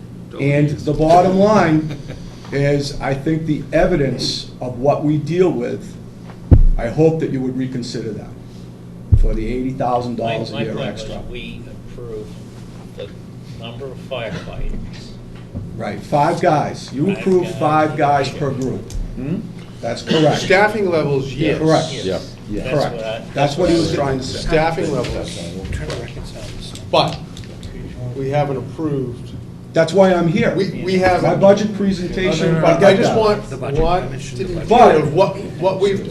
I get that, and I No, no, respect. just let me get it out, so Sure. everyone, you have your command Sure, staff, you have your sure. other firefighters. Sure. What this board has done, we've increased your staffing levels, so you can have Versus 783. 5 men per shift. What we have not approved is that, although dollars are in your budget for you to manage, if you have a firefighter who's out, you, as the chief, can Right. fill shifts as you see fit within the dollars that this board has And- approved for your budget. and The if town you- has approved for your budget. Correct. But And we if you- haven't approved 5 men per shift, 24/7, 365 regardless. If you look in the contract, are you No. talking about the No. article in the contract? Right? Say you are. Yes. You talking about minimum manning? No, I'm not. No. No, sir. What article in the contract? The contract says that the fire chief determines minimum staffing, as long as he's able to do so with the overtime money that has been, That's not in the contract, in the expired contract, that's a side letter. it's in the contract. Well, It's in the contract. well. That's what I'm It's a side talking letter, about. well, as it stands right now, it's a side letter to the contract that had expired. Correct, but, okay. And you've been, But that's what I'm just trying to say, that's what I'm talking about. and I just want to be clear on both sides of this table where we're at today. There's no dispute where you guys are. There's no dispute. So my question is, I guess, based upon the budget presentation you're presenting here today, you are anticipating that there's sufficient revenue to be generated through the appropriation process to cover 5 men all the time? Yes.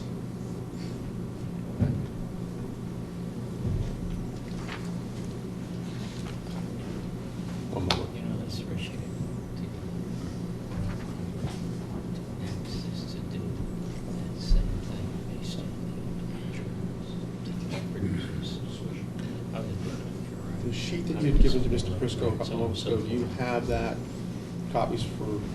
No. I just have it because I have it. That's generated every week. It's just an overtime sheet. It lists the hours used, the percents remaining. That's something we've been doing since the 90s. It's just an overtime sheet, a tally. Just curiosity, the bereavement thing just seems to be so large this year. Is it typically like that? No, people had relatives that died. Mr. Keller? Have you prepared anything that shows the ongoing cost of a five-man shift? I know this, the $80,000 would take care of it this year, but in going out into future years, when you get to a steady state, you've got more benefits and I remember after the last budget presentation meeting, the one in December, that it was asked for a 3, a 5. I think they were completed, but I don't have them. Do you have that now? The answer is I know it's probably been done and I can get it for you, but I don't have it right now. Okay, but it has been done. I believe that it has. Okay. All right, so just so we can see what the implication of this is in a steady state rather than in a Yes. first year. I do know that, I'm sorry. Go ahead. Okay. We have presented that on December 2nd, we just presented what it would cost for FY15, but at previous, maybe in the summer, I think we presented out through FY19 or FY20, so we do have that available. That'd be interesting information. I'll get that I'll put it in Dropbox and get it to the finance Sure. committee. Thank you. Mr. Misery? This goes back to capital, and we're not discussing. I'm sorry, I didn't hear you. This goes back, the question's more related to capital. Capital. We're not really discussing, but Okay. in terms of, just so I have it in my head, in terms of ambulance replacement timeframe. Can I just go to my iPad for a second? I have that information.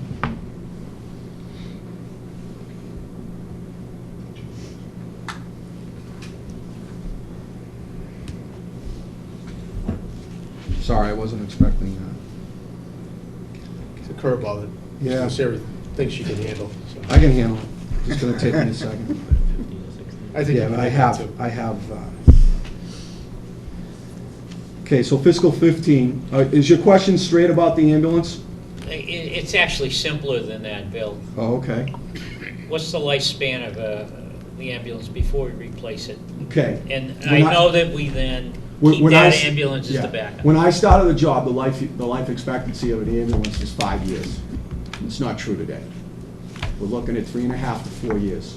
Here's the increased calls. Increased calls, absolutely. 3.5, 4 years. And the reason I say that is because if you replace on 5, you don't get it to 6. Right. So we have to start earlier.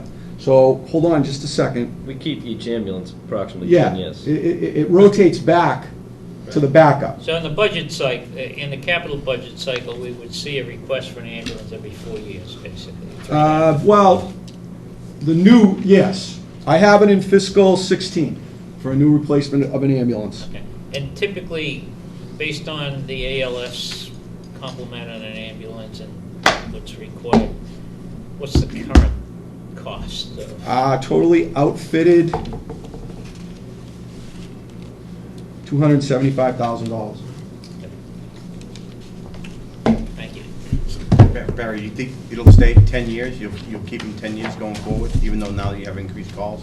So right now, we keep each ambulance approximately 10 years.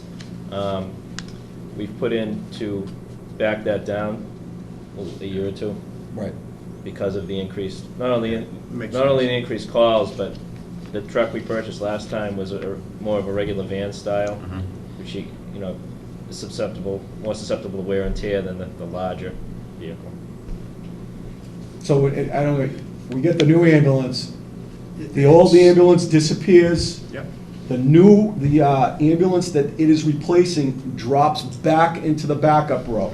So the 8 to 10 years doesn't matter, you're always gonna have that second ambulance. Yes, well, You're you know- replacing sooner than number one. And the truth And is, we're doing more and more back-to-back calls. Right. We're using both ambulances even more. Well, and depending on the manning, we might be able to do 2 calls at once, too. So- So there's something to think about. Yeah. It's just something that we have to address. When I started, it was 5 years, but it's now bounced down because we're running the wheels off the truck. Right.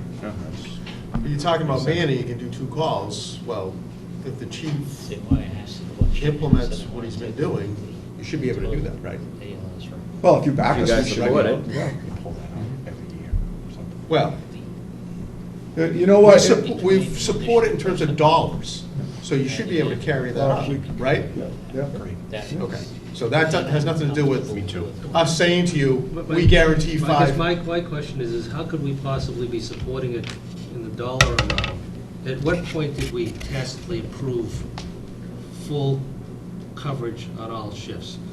Well, I don't know if we've recall- done that. I don't recall. I don't think we've done. No, well, hold it, we've you done hold it. it, sense-wise, You, but you, hold it. You haven't.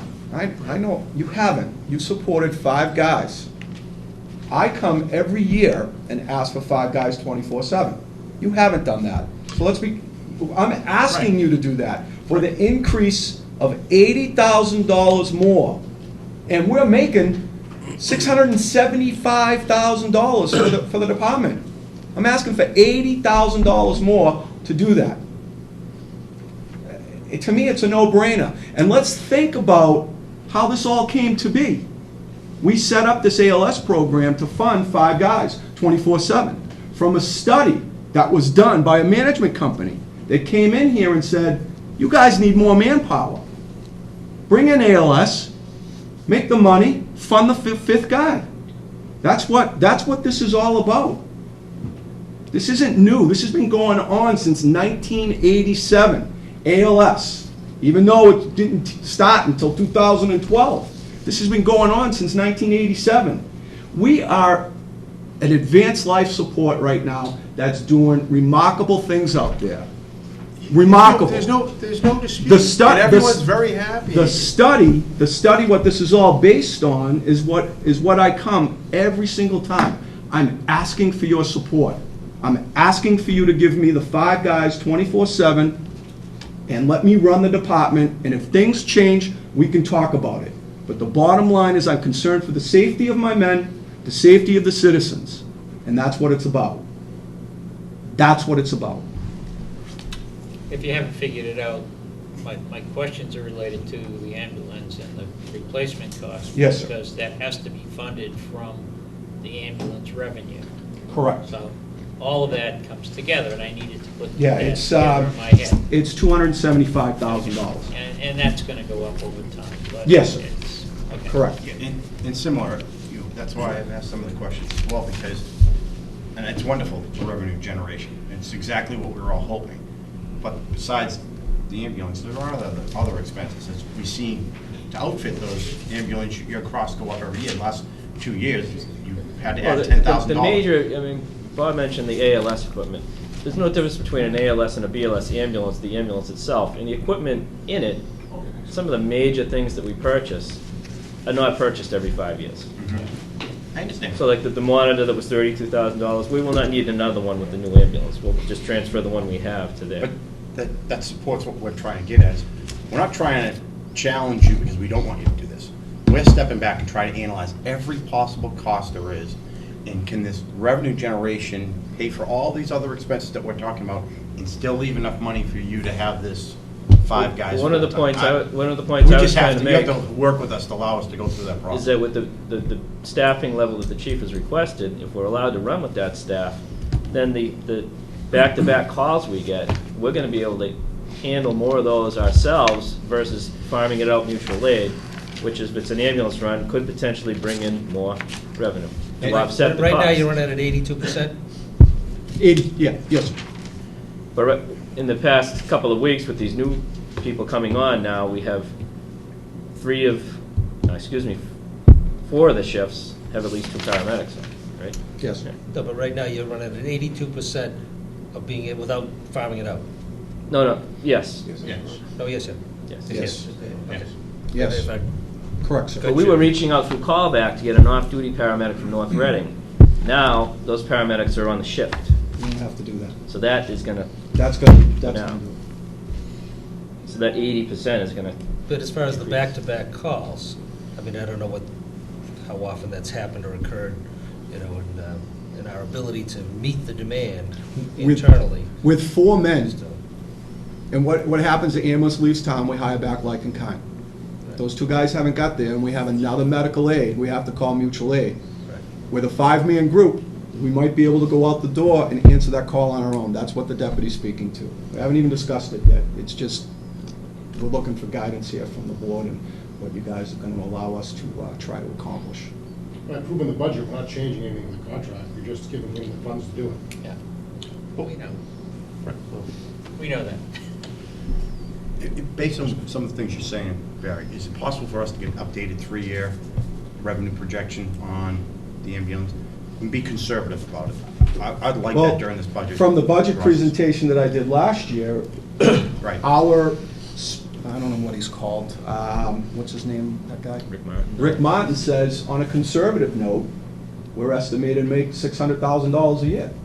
I understand. I'd just like, So, if you could six- give me an updated revenue plan, conservative, over the next 3 years, and even look at that scenario you're talking about where you potentially, right now, because the revenue plan didn't talk about 2 crews going out, right? Well, if we have guys in the station, they go out now. If we get our callback guys and we're running 2 ambulances. The only other concern that I have, it's a variable, I don't know how we quantify it, I don't think we're gonna be able to do it for a few years, is what's gonna happen with health insurance and reimbursement. I think that's a variable up there that we're not gonna know for a couple of years how this all shakes out, quite honestly. No, but you have to plan for it. And I think that's something we have to make sure we encompass in our expense review. I don't know, you have to, Well, then you have to, Well, I think conservatively, you have to. I think the letter that doesn't exist anymore covers that. The fire chief determines We left it- appropriate manning with the funds that were agreed to. And if something happens, then we need to talk about that. No, I'm just saying. I just Go around wanted this all day. anyone to leave here with any. There isn't any. Misunderstanding as to where, we know where you and your department stands. And I know where you And- stand, and I so just- there is no misunderstanding. Okay, all right. None. Okay, job well done. Thank you. Your exam? All right, we're back in session. It's just a little after 11, moving right along. It's a review of the Public Works Department budget, and we have our Public Works Director, Mr. Cannavale. Good morning. I have a brief presentation, and we'll jump into the budget. Great, thank you. Here's our presentation. Our mission statement. This was developed by our employees. It's rather long, but they wanted to make sure everything they did was in there. I think next to the schools, DPW maintains the most assets in town, roughly $250 million, and a vehicle pool in the order of $4 million replacement value. Organizational chart. The only thing of significance is up to FY8, we had 28 employees. At that time, we dropped 1 mechanic down to 27. In this year's budget, we're dropping 1 more employee. We found out in the Parks Department between, at the scrub of the budget, Liz and Lorianne found we had 1 employee that was kind of partially funded by both departments. So all the money's in that Park Department now. So the 1 park employee, 3rd box over. On the bottom there? Yeah, that dropped out, so we're down to 26 employees for payroll purposes. Chris Deming, who comes out of the DPW budget, actually 100% assigned to the Park Department. It's one of those anomalies that I inherited. So we're looking at essentially on paper 1 person less, but that 1 person we lost, essentially other than winter duty, was 100% Park Department. In support of the strategic plan, we have a number of projects which a lot of you are aware of. The water and wastewater, NWRA projects, the drain mapping, cemetery, some of the technology things. I'll be talking about GIS in a little bit. We have taken our GIS, which is somewhat dormant, got it on a website, and we're starting to generate new products I'm going to hand out. Essentially, that map on the wall is a 2005 map, has been updated since 9 years. So this is the first phase of it, the smaller map, and the next one. We're recreating the little books that used to be the 11 by 17 books with the peel-off that the Parks Department, everybody used. Those will be printed pretty soon. Can you go back to that slide? I just had a couple questions on it. What is facility building envelope? What is? Building envelope is the roof, the walls, the windows. Okay. And the systems are electrical, heat, plumbing. And then the technology solutions expansion. So the fleet mate to gas boy fuel management. We currently have through a Maya grant, we got a $10,000 software called FleetMate, actually it's like a $4,000 software, no cost to the town. We have a 1998 fuel system, which I've asked in CIP to replace. It's a big cost item, so I don't see it happening. So to somehow link the two, so the FleetMate keeps track of when they maintain the vehicles. They change the filter, cost of the filter, labor. It doesn't include the fuel cost, so you don't get the full cost to run the vehicles. But we can, it's in their plate to do it, and they have a lot of things to do. Just kind of link the two softwares. Unfortunately, you got a 2013 software trying to link to a 1998 software. So it's doable.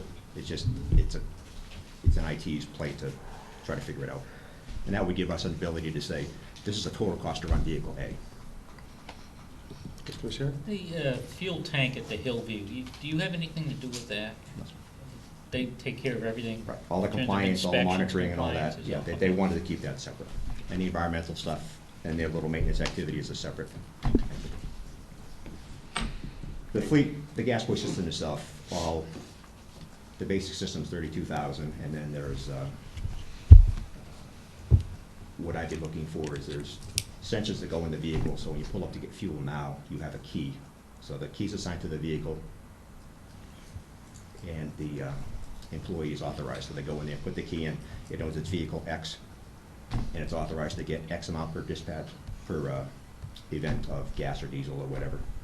And right now, there's another system that's out there that basically plugs into the vehicle, like not a GPS unit, but it knows it's vehicle A, and here's the mileage on it. So it's right now they have to input that manually. So to have all the vehicles in that kind of system would be better to keep the data more accurate.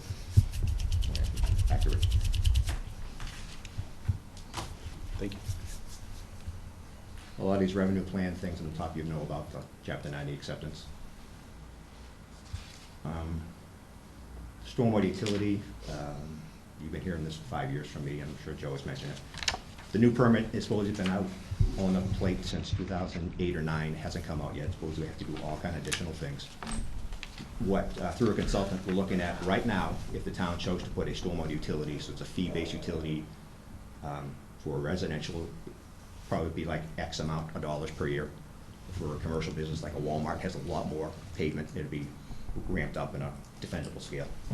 So we're looking at what we physically do now. We street the streets, we clean the catch basins, we do drain repairs. Get all that on one envelope of what is a reasonable cost for that. Like Reading has this, I think it's in the order of $50 per home per year. I'm sorry, 150 or 450? I think it's 150. just 50. Oh, 50, Yeah. okay. This is for stormwater? That's stormwater utility. So that's Do just you know of anyone that's doing it based on consumption? stormwater? Yeah. Stormwater. It's usually proportional to. No, I'm consumption of water, tying the stormwater fee. It's usually proportional to the impermeable amount of your house. Part of what the consultants have done is they looked at all North Reading houses, and we have big houses and little houses. So one way to do it is take an average impermeable footprint, your roof, your paved areas, you come up with a fee, or you come up with another one that's a larger house, you pay more. So there's a variety way to do it. And they've looked at all the commercial space. There's GIS mapping on that. And come up with a way that should be it's called equivalent residence unit, ERU. So they'll say the Walmart parking lot will be 20 ERUs, be 20 times or 50 times more what a house would be. So it's one, and if we choose to do that, we have a lot of fees in town, so I'm not sure it's defensible, but. What's the time frame that you envision needing to do that based on? When the new permit comes up from the EPA, and if it does what everybody says it's gonna do, it will greatly increase the cost we'd have to do, and I could not absorb that cost out of operating budget. So it's a capital appropriation, it's increasing DPW budget or a fee. Some communities have it, like Chicopee, Reading, Newton has it. There's some mass communities already done it, so there's examples out there. But right now, we can cover, what we're doing now, we can cover what we do out of operating budget. I created a stormwater budget a few years ago, and I'm slowly moving things into that, like part of my time, the town engineer's time. Catch basin cleaning, things like that. As we identify, we're moving into that budget, so it's discreetly identified. But as far as additional costs that are gonna be placed on the community, once this thing comes out, well, based on what you're hearing now, what do we anticipate the additional costs? I heard ranges from 50 to 100,000 per year additional. One requirement that probably will happen is there are outfalls. You have to go to the outfall where the pipe ends and go there twice. Once when it's dry, where nothing's coming out, inspect it, and once when it's raining, to take a sample at both times, determine if anything is not in it that shouldn't be in there. So to physically go there, there's a labor cost. To take the lab samples, there's a labor cost. Anyway from 25 to 50. The reason I ask is if you're talking about $50 or $100 to $100,000 worth of increased costs to the Department of Public Works in order to meet the standards the DEP or whoever's the EPA is requiring. If it's $100,000, we have 5,000 parcels of land in North Reading. That's $20 a parcel. So we're talking about $50 or $100. I guess It's, yeah, I think it's in that range, and usually. I'm just saying, if we're just across the board saying whoever owns a parcel owes you $50 or $10, that's gonna raise your $50,000. It's gonna raise $20, raise your $100,000. Some communities have done it, so all the stormwater costs 100% under the fee. Some have said, okay, the existing stuff, like I've talked about, it's already covered in the budget, it stays in that budget. Anything additional would be out under the stormwater. So there's a bunch of ways to do it. Right, But the thought is to keep it a reasonable price if we have to do it. Having a $500 fee is not non-starter, but having something that's in the 100 range, plus or minus, is probably reasonable, 25 per quarter per year. But that generates a significant amount of revenue, more than in excess of what you say we need. I guess that's why I asked you to quantify, what do you anticipate the additional cost to be? If it's $100,000, you get $5,000 or $6,000 parcels in town, right? It's $20 a parcel. Right. And what some people typically do is, there are some capital projects that have to be done as part of meeting this compliance thing, so some of that, as I identify, get rolled into that, so. But it might be as cheap as that.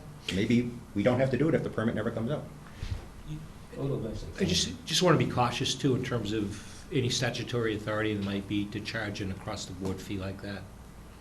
It's unlike trash, where there's an annual cost that's known, establishing a fee. I just use that just to quantify in my own mind. If But- we're gonna do it but- based on a percentage basis of. What I'm saying is services. maybe we need to do a vote of town meeting or something No, to it might be to $2 for have a the small authority. cake, and it might be, $2,000 for Walmart. Right. you know. My only thought is just throwing it out there that we should proceed cautiously in terms of adopting the fee in this room versus maybe looking at it as being a bigger issue. Oh, no, I'm sure. I'm just trying to get, in my mind, quantify what the exposure was and how would you do that. What would the actual cost if it was straight across the board? It seems small. Right. I don't consider $100 to be small, on top of everything else that people have to pay. Right. Or you've asked to pay. If you're talking $5, Right. $10.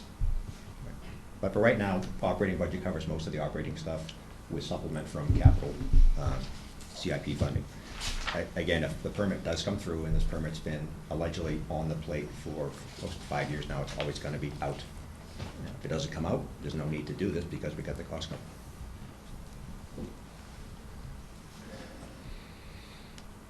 Big thing happening this year, we were very successful going from 4 barrels to 3 barrels. I believe going from 3 barrels to 2 barrels as of July 1st. That might be a little more consternation. But it's surprisingly easy transfer from 4 to 3 barrels. And it's lucky North Reading did. Other communities, they go from 0 barrels, limitations to 4 barrels, big problems. So I anticipate that will be more visible. As for fees, the water rates, you've already seen it came through. I evaluated the cemetery fees relative to our peers and our operating costs, and I recommended that Greg no change, so we're not coming forward with any change in cemetery fees anytime soon. Trash fee, right now you'll see we've decreased the cost for trash this year, but it equates to about $3 to $5 per household. So to adjust the fees right now versus once we go down to 2 barrels, it might be a significant enough drop to come back and say drop it $10 or $20 per household.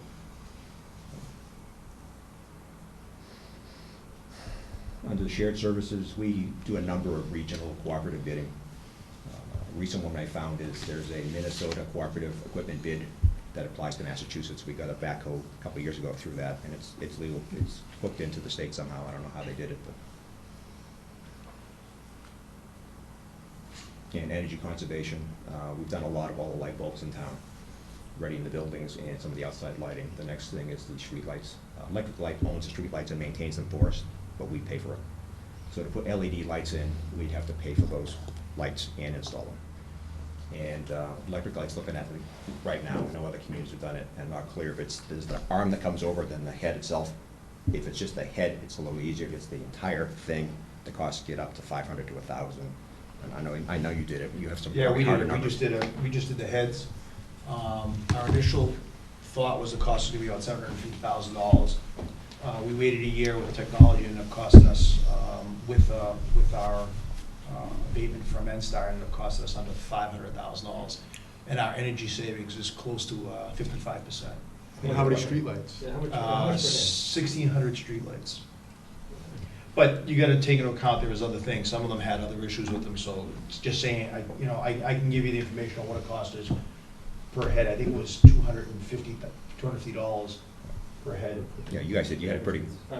Yeah, but I think some of it was, some other issues. You guys did good. You had a pretty good unit price. I checked yours and other people, and you guys did. Did you have a grant also? Something offset that? We had just the NSTAR rebate. Rebate Yeah. from NSTAR. So that's a good price to get. But we don't offer, we don't have anybody, we don't have an NSTAR office. No, Electric Light doesn't offer rebates for those kind of things, No. unfortunately. They had some rebates, they paid for some of these lights or partially. But- 750,000 without the rebates? So, no, it was, about, it ended up being about 600,000 without rebates. I mean, our rate of return was 3 years, 3.5 years. And we actually increased, there was some areas we felt we needed to increase the lumens. I could have got the savings down to about 62%, I mean, up to about 62%. Besides actual savings, is some people don't like the LED lights. Somehow that's residents object to it. I've heard those stories, and I haven't really investigated from that standpoint, but some people love them because they light up more. Some people don't like them because it's a harsher light. Yeah, and comparing an urban environment to the suburbs, I mean, they love them where I am. I mean, we've got nothing but accolades. So that's on our to-do list. One thing I found, we have 11 of those fancy, I call them PWED lights, I put in a PWED project before my time. Those are a big power user. Those are 150 watt high pressure sodium. And targeting them as an initial one just to get those costs down. When I started looking at the bills, I was surprised how much power those things draw, those fancy lights downtown. Oh, the center of town? And I don't know why, if it's just, that's brand or. No, I think it's overall, I will say the cost to convert them for us, we haven't done it yet to convert to LEDs. Probably not worth it. It was substantially more than the street lights, and the rate of return was like 11 years. We had them in PVD, same thing. We looked at the rate of return, it was They just probably 20 have- years. Don't they have a bigger base socket, those lamps? I'm not positive, we're just still gathering information, but just to the energy conservation theme. Municipal wind and solar power, we've talked about it, I'm not sure if we've documented it. For municipal buildings, I know that's been looked at, we just don't have enough space or orientation on all the municipal buildings to make that viable. I know Greg's looked at talking to people about somewhere a solar farm. I mean, New England versus like Arizona, the percent of sunny days here versus there, sometimes that drives the economics. And wind, we're really not high enough to get any wind. You really need to be somewhere that, like on Cape Ann, there's a bunch, I don't know, the city of Colossia has them, I think Hull has them. I don't think we get enough winds in this area, or we're high enough. There's a high landfill at City PV right for Route 128. And they tested that, and that's 400 feet up in the air, and they don't get sufficient winds for that either. So it's not as easy as I thought, but just to document it, that we looked at it, and yes, it works, no, it doesn't work. Just 2 initiatives to talk about, the GIS, as I mentioned. Just as background, this used to be with the CPC, that a full-time employee, and then she went to Reading. And then it turned in, it wasn't staffed, but the funds were there, and nothing really happened. So between Heidi, she was here, Heidi Griff, myself, we kind of talked to Greg, and we pushed it over into the DPW side, because we had people who could actually help run it. So they used to budget 26 grand, and Greg, I think you took half, just as a starting point. And what we did is, right now, we just web-based it. Rather than having it here on a server, additional work for Gene, have it on a web base. We went with a company called AppGeo. So it's web-based, and we updated the assessors map. So we see a lot of use. Just that basic assessors map hadn't been updated for quite a while also. And those are some of the statistics over the last 2 years. We updated a software, which hadn't been updated for a while. DSRI is the big manufacturer of the GIS software. And usually the town engineer takes care of that. Data itself, usually the data itself is maintained by the departments. For example, the parcel information is held by the assessors. Anything to do with DPW infrastructure, usually we do that. It's actually the product is what costs the money. There's a capital request in for a base map. The town's base map is over 10 years old now. Having an accurate base map is fly the town and redigitize everything. A couple of examples have come out, and I think Deb and CPC and the assessors are requesting that through capital, is sometimes you find things that haven't been with a building permit, say generate enough revenue to pay for that thing. It's in the 80,000 range. Pay for it in 2 years, having an accurate map. Plus, from an engineering standpoint and planning standpoint, having a more accurate map. And this is way more accurate than a Google Earth map, something that's not survey grade, but it's relatively accurate measurements. And the GIS products, I'm sorry, no, go ahead. When you finish. The products themselves, that's where you take the data and actually produce things. For example, here is, this is the final. We'll go to production. 3 hours. It's an atlas of all you guys want to have. This is an updated map of everything in town, including the new footprint of the new high school. And then look in the back, it's got a grid on the front, and it's got all the streets on the back. So we'll be reproducing that. It'll be zoomed out a little so you don't have the white space all around the edge. Put into a tear-off paper binder type of thing. So that was a product from the previous GIS, which people loved. For example, somebody comes here is looking for something, you can circle, here's Town Hall, and here's Ipswich River Park. So it's an easy way to get people to a very user-friendly tool. And that is the smaller version of that map, and there's a smaller version of that. So all those maps will be updated over the next month or so. Those maps don't show a lot of subdivisions that happened since 2005. Yes, sir. So 100% of the costs associated with GIS is going to be in the DPW budget, so no more costs are going to be in the CPC budget? Correct. That was taken out last fiscal year. Last year. Right. The position was eliminated, which was part-time. Yes. So there's no cost to them either to use it and to be... No, what I do is we get together and figure out who's priority, like assessors. Updating assessors maps is critical to the taxing of the town, so that's #1 priority. Zoning, we just updated the zoning map for CPC, so we all agree on, I got X amount of resources, what should we do first, second, and third? So assessors always be #1 to update those maps. And these are nice tools for the town. And we find the assessors maps online. You can search information, find it, find a lot of information. You can change it to put a photogrammetry background, so it's a very useful tool. Another one we found is Lorraine Ellis, who's worked for DPW for 22 years, is retiring in April, and she's been our cemetery manager. So we're in the process of putting all our cemetery data online. This they call Cemetery Find. So you can basically go into Google, look for someone's name, it'll tell you where they are. It's a very useful tool. And the follow-on to that is we're going to take the footprint of the Riverside Cemetery, which is essentially a small assessor's map. So you can actually find your relative and it'll make a map of where exactly they are. So you can actually go to it, like a Google map type of thing. So it's a very useful tool, relatively cheap to do. So we're updating existing products like the street atlas, zoning maps, assessor's maps that are good, and new tools as they come out to make more data available to the public. And actually it speeds this for us. I mean, if I need to find something, a resident calls from 31 blah blah blah street, I can look it up myself and look at, boom, there it is. It's a useful tool to get information. So a lot of good products we're putting out. Don, your question? At the capital improvement committee meeting where the presentation was made for a new flyover to update the map, it was pretty clear from the assessor's comments that there hadn't been much, or there was a lot of updating that needed to be done that hadn't been done. On the base map? Yeah. Our base map that was flown in 2003. Well, I understand that, but it didn't look like that anybody was regularly updating it for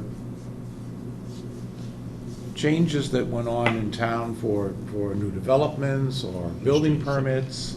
Up to last year, that had not happened. That's why we took it over. So, because part of the presentation was that we need this new map and the new flyover, because this one's 10 years old.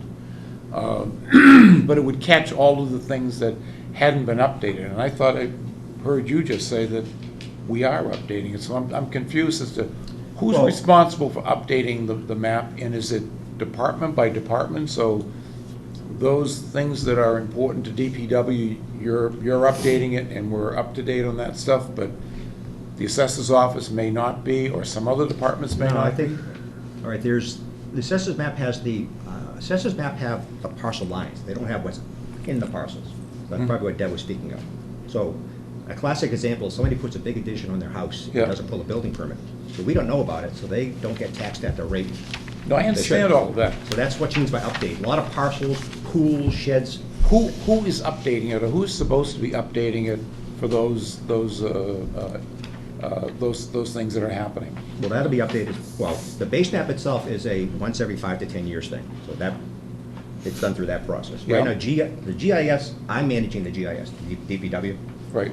So, but in cooperation with CPC and assessors, we discuss what we need first, second, third. So it's a cooperative arrangement between all departments. So I overall, DPW manages it in cooperation with what other departments need.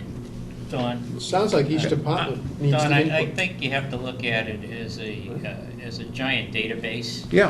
With pictures, so the flyover, basically, which gets overlaid over, the actual surveyed land, right, shows things that might have been missed by the assessor, for example.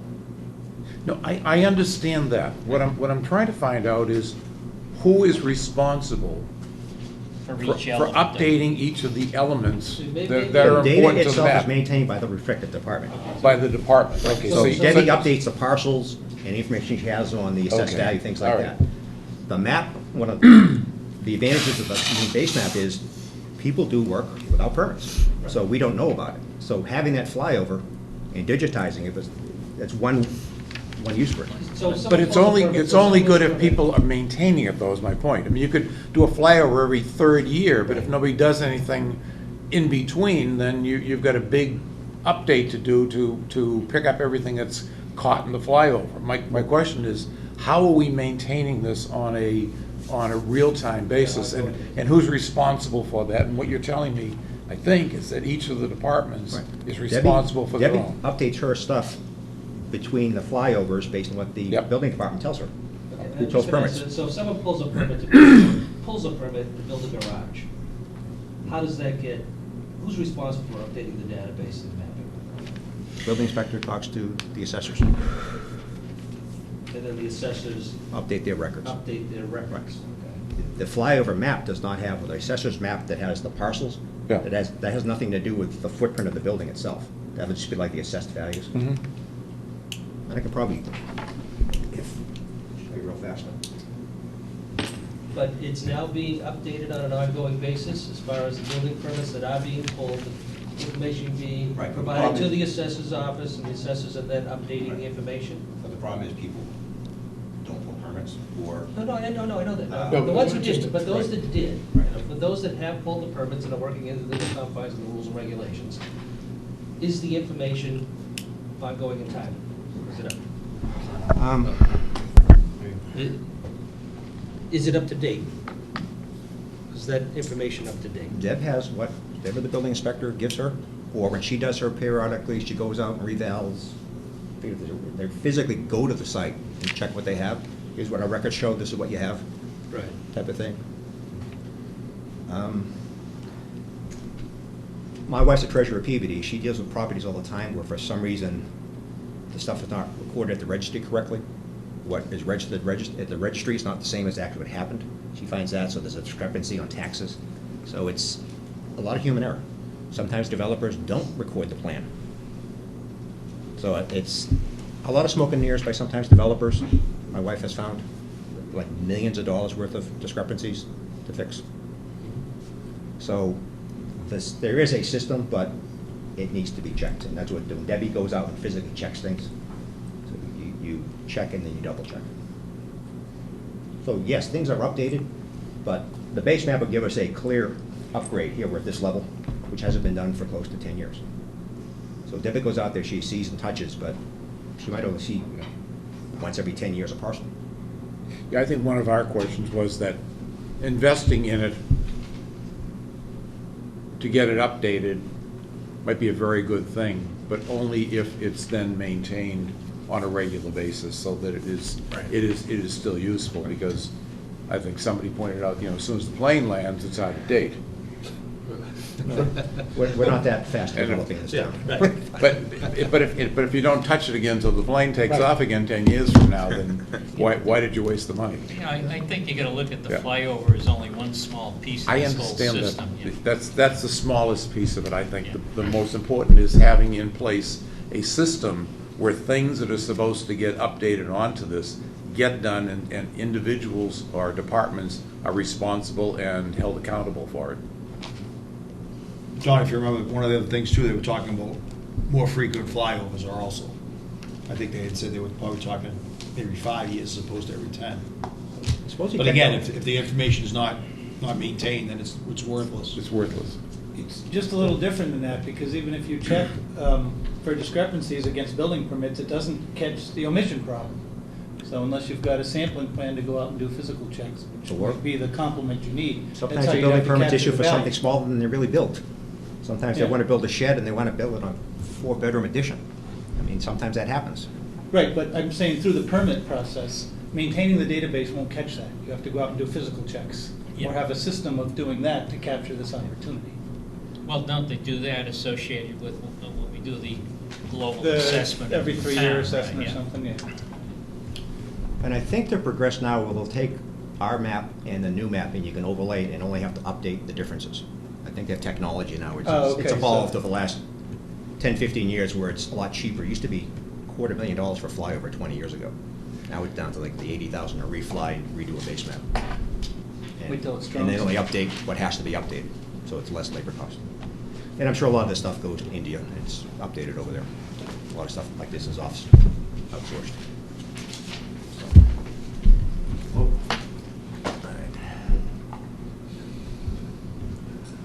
The asset manager I've spoken of, the benefit, we have a lot of resources, we have a lot of things to maintain. There's not a lot of cash. Our amount of cash is going down relative to other needs, police, fire, and schools. So the better we can effectively manage our infrastructure, so it's predictable from a funding standpoint, so we have make decisions based on the real life cycle cost, the entire cost. Better information I can give decision makers about financial planning. So it's got a bunch of benefits. Simple as inventorying the asset, condition assess it, take a risk assessment, which is more valuable than the other, a side street versus a main street, a big water transmission main versus your service into your house, which is more critical to maintain. And what's the best use of the funds? Some examples of what we've done to date. Cemetery master plan I've talked about. We did the pavement management plan. We're using that. We're just completed a sidewalk inventory and assessment plan, same thing. So we have our existing sidewalks, the condition, and I can come up with a plan that makes sense to maintain those. The fleet assessment I've been doing for 3 years. Inventorying all the vehicles, looking at the operational cost. When I started this, we found one vehicle, we had spent 135% of the replacement value. So to identify vehicles in a timely manner, not waste money on them, and come up with a defendable vehicle replacement recommendation. In conjunction with electric light, street trees, they have a very active tree trimming program. We hired an arborist to go to all the street trees first, and now the public properties second. Identify what I call hazardous tree, a diseased or dead tree that may fall over in a storm. So we're proactively identifying these things and removing them. To that end, we received a hand-me-down bucket truck and electric light, so now we have the ability with a 50-foot bucket truck to actually get up and trim things we couldn't before. John Welsh and I are, it's scary the number of consultants' numbers when I add them up for building envelope and systems. This is an old building. We put a lot of money into this building. Is it the best use of our money? I'm not sure, but there's a lot of tired systems in these buildings. We tend to have on the town side, the older buildings. Heating system? We'll get you a sweater. The drain system mapping, that was funded through town meeting a couple of years ago. I'll show an example of that further on, where they actually looked at all the stuff within the street, opened it up, evaluated what was there in its condition. Very useful. As part of the funds from a year or two ago, we have the draft water master plan, which hadn't been updated since 1992. So look, the entire water system, all our existing stuff, be from the source, the wells, the treatment, the transmission, the storage and the storage tanks, gave an assessment of it and a recommendation to what should we do. And that will be taken with the consultants and Mark and myself, translate that into a 10-year capital plan, and I'll discuss it with Liz in the Finance Committee, and probably Greg, of what makes sense and what do we do to fund it. And the other bugaboos at the bottom, there's a federal highway requirement to update all our traffic signs to have reflectivity. But actually they reflect back, very expensive per square foot. So our approach to that is, rather than having a consultant go and inventory all the signs, spend like $20,000, is our management plan is as we change roads, as we pave roads or update roads, we change out the signs. And the new thing came out from the Department of Justice earlier in the spring is, we pave roads, we're supposed to be updating the ADA ramps. The new requirement came out from the Department of Justice. They were very specific about this repair versus that repair. It was very specific, and that drove some of the work up at Towerville Road that was issue of controversy.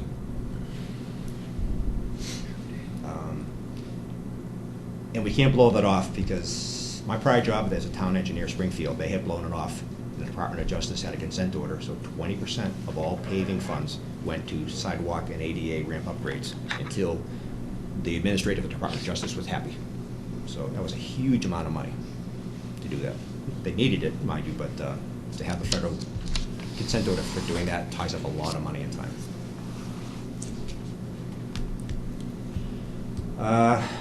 Besides all those assets, it's kind of trite, but our most important assets are our people. And town of North Reading is, besides having people, we have the right people. We have a very talented bunch of people who do some great things for the town.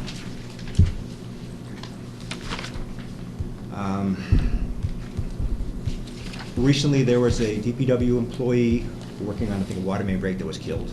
So we emphasize safety. All this training we do. I put the number one, the town hall security, to the employees in town hall. Town put a lot of time and effort and a lot of money into upgrading the security for the employees in this building. Having training, putting physical barriers up, having cameras. I think a lot of employees feel a lot more secure now if something. And who can predict who's going to come into a building and do something these days? But the trench and excavation safety, if you've ever seen it, I once, in high school, working at a DPW, a trench collapsed and partially buried a guy. It's a horrible thing to see. They got him out safely, but the OSHA 10 is a 10-hour construction safety course, just general things you shouldn't be doing, like climbing a ladder with a power cord in your hand live. If you study most municipal workers' comp cases, slip, trips, and falls, and back safety, back injury, that's usually the biggest amount of workers' comp cases in any community. We, in Springfield, we use the in-house trash collection, and the trash collectors have the most workers' comps for slips, trips, and falls, and typically schools have slips and falls, a lot of workers' comps. I'm not sure in North Reading. So we tend to do a lot of training to make sure our employees are safe. How are you doing the training? You bringing someone in, or are you sending the guys out, or are you doing it in-house? The first 3, we send people out. Maya does training for us for free for slip, trips, and falls, safe lifting. Fire extinguisher was done by the fire department. The HAZCOM, I did. The hazmat, we got a grant, it was done by Mabbitt and Associates. So if we feel comfortable, like, I didn't list things like chainsaw safety, they do that themselves. So there's plenty of things they do, depending who's competent enough. I've done a lot of training in environmental health and safety, so the HAZCOM. PPEs usually, more particularly, get a vendor that actually brings in the stuff, the eye protection and the hearing protection. So it's kind of a blend. If anything, the MIA, the free slip, trips, and falls and back safety, that's probably the most useful thing we get. We do it every year. Get all the guys together in a big circle doing all the different things, and they get a lot out of it.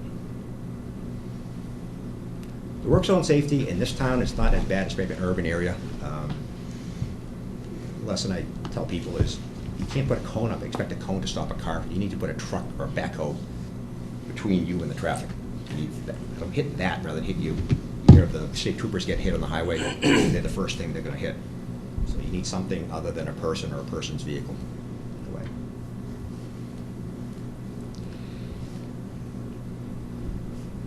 This is kind of a budget overview, then we'll get into budget. Mark puts this together every year. The intent of this is to show, here's our three major divisions of water, solid waste, and public works. What our percent increase over 10 years has been, our relative increase per year. Water's had a lot of costs, so that's up there for us. But overall, if you add the public works total at the bottom, which is 3, public works budget has been under 2.5% over the course of 10 years. So we've lived within our budget.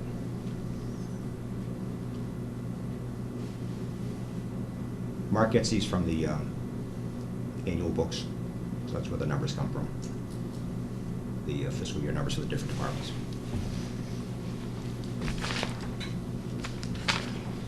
And the way to look at it is like this. The red line on the chart above, that's the DPW as a percentage of the town budget. And the bars represents the amount of the DPW's budget. So the total budget has been the 2 range for the DPW alone, the $2 million range.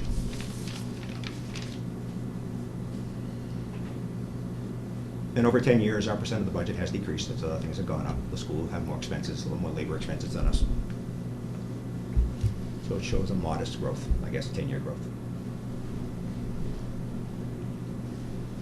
And this is basically the summary of the budget, and then I have it by division going through, so we can start here. This is the overall of 3 divisions. DPW has a slight increase. Sanitation is a market decrease, and that's, we'll talk about the result of some of the contractual changes and increased recycling. And the water increase you know about from the water rate studies. What have we really factored in relation to cost of purchasing water from Andover? The Selectmen had a meeting last week up there, and I don't know if you were you talking with Buzz? We're meeting again this coming Wednesday. Have you spoken with them in the last 2 weeks? I have. And I mean, just talking about substantial. Right. Yeah, substantial increases that don't seem to have any basis. They're going to create a municipal water rate, and up to $3.75 to $4.25 or something of that nature. Andover, all of this stems from the fact that Sean and I met with him back in December, right around Christmas, and the perception is that we're making money off of purchase of water from the town of Andover. What they fail to understand is that our water rate cost is fully loaded. It includes all of our debt service and the cost of fully running it as an enterprise fund.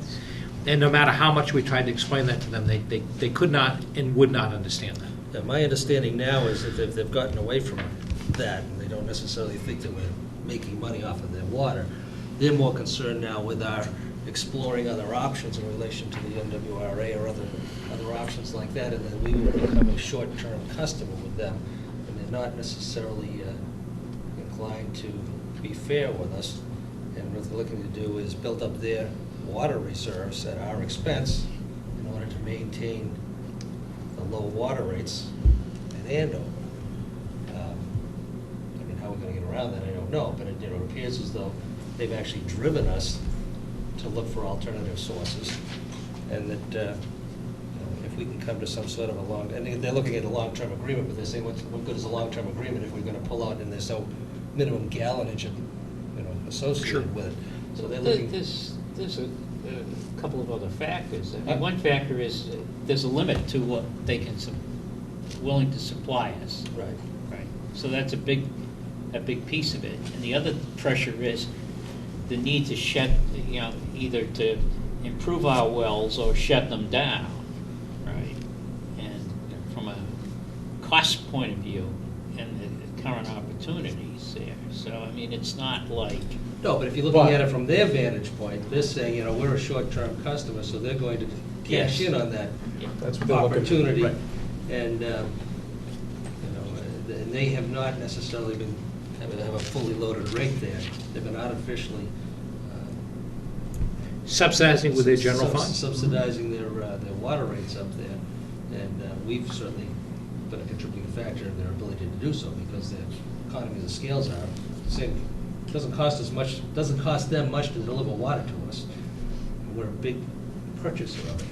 So Right, and they we're don't- looking at a and they- substantial increase, over the next 5 years. I mean, if we're going to go somewhere else and really be exploring these other alternatives, and if they look like it's going to be realistic, our cost of water, based upon what we're buying from Andover, my guess is going to increase substantially in a very short period of time. If that's the case, it needs to be reflected. One thing they probably could consider, for consideration, is one thing the town's been looking for is predictability in what we're going to pay. Perhaps rather than paying on the residential rate, maybe some kind of a wholesale, say what MWRA we would pay them per gallon, maybe on a 1 million gallon basis, a different way, so they get the predictability of revenue they want, we get the predictability for expenses we want in the interim till we decide on where we're going to go. Right, but Well, their problem is once they lose us as their largest customer, their cost of operating remains the same. They just lost their biggest customer. But we're also looking to potentially take sewer through them to the Greater Lawrence Sanitary District. So there could be to lose water revenue and potentially gain sewer revenue. You can't forget that. And I'm not sure that they are aware of it. I've talked to Chris about it. I'm not sure Chris is. I don't know that all of that has been communicated, based upon what I've observed and heard. It's what the very recent conversation at Andover. Well, I've talked to my have been- counterpart, you've talked to your counterpart, so Right. we've had this Apparently, conversation before I don't about. believe it's been fully vetted with the political board of the Board of Selectmen. Yeah. They're not fully aware of this at all, for the most part. Again, I think they may nothing be we can do aware, about it I other think they than- have a misunderstanding as to what Yeah, there Greg was and a I member of the discussed Board of with. Selectmen at the meeting with Greg and Sean. I think there's one new member of their board who's sort of gone down this path and thinks we're making money, we're gonna be short-term, so I agree, they're It gonna appears try as though to that their board is increase- 2-2-1 right now as far as, let's work with North Reading, let's just capitalize on North Reading, and the other member is like, well, let's see what happens. From a budget standpoint, we're going forward with the recommended amount that's in the budget. Certainly, if that changes going forward, we'll look at that, but, I don't think that it's fair for the town to be held hostage to some rate that's absurd and not based upon their costs. I mean, that sets a whole nother course of action, and I really don't want to speculate in terms of where that could go, Steve. I think one of the things that we need to do is we need to look towards our legislative delegation as far as assisting us. I mean, if we have, and whether, I don't know if I'm sure we're not the only community in the Commonwealth that purchases water from an adjacent community, but this particular action took an act of the legislature to base on water transfer thing. If they're going to be charging usury rates, and we're at their mercy, and the state hasn't allowed us to expand our well fields, or not do we necessarily want to, there has to be some sort of relief granted as far as capping what their ability to charge us should be. And if it's going to take an act of the legislature to do it, I think we should start exploring that and communicate that to the Andover officials. They can't just unilaterally continue to subsidize their rates up there and build up their reserves in anticipation of our leaving. The conversation that we had with the board back in December was, we use our rates to build a small reserve. That's one of the motives that we have in our rate, is to have it run in the black every year. It doesn't look like they've done that, and it looks like that they didn't really understand that that's a motive of running a good water system, as you build up a small reserve and retained earnings for in case there's a challenge. They're not there, but building it up on our backs is not a correct action. They see us as a short-term customer. They're a try to split take board advantage of right that. now, and they're gonna take advantage of that, and I think if we can mitigate that, the impact on us, I think we have to exercise all options, including legislative options, if need be, and I think we need to alert our legislators now, and let them know that we're gonna get them into the loop. I don't see any other alternative. But in the meantime, probably what we have factored in here is not reasonable. We put in 2.5%. Which probably isn't reasonable. If they go to a 375 or quarter, that's more than 2.5%. Yeah. Like I said, I don't want to speculate where that goes until we have the meeting. And then we have a session, perhaps not in a public forum in terms of where we go. Isn't some of this increased Andover rate on their own resulting some of the problems that have encountered recently? Yeah, some of the litigation that we've been made aware of, we shouldn't be part of that, their litigation. We're not a party to their litigation. You know, in the form of thinking, we have an enterprise fund to supply water, so. They don't. So they But- can't pass that cost on to us as an enterprise customer. Well, but They do. if there's an additional cost Yeah. of them producing water, a result of litigation or Right. whatever, Right. proves Because they have to make the All their capital. users are gonna pay, all their Exactly. ratepayers are Yeah. gonna pay, Yeah. and we're part of that. Yeah. Well, I'm trying to sort out what we were talking about here, because I thought that the exposure we have, right, is they increasing the rates associated with their cost. The other exposure you brought up is one that you're worried about is, will they take advantage of us That seems because to we be the might more walk real away one from right them now. in a few years? To me, from what I've been hearing, that appears to be the more real scenario, as opposed to the Which cost is of why this operating the thing budget. is still up in the air, it hasn't been settled. But it's gonna be settled quickly from their standpoint, from a calendar standpoint. We have some resolution quickly, I believe. We started the negotiation in the 3-year extension 3 years ago, so we're Oh, basically at the end of the 3-year extension already. It's really just coming to their Board of Selectmen recently. So a lot of responsibility rests with their town manager up there, who hasn't been communicating well. And we're falling victim, so.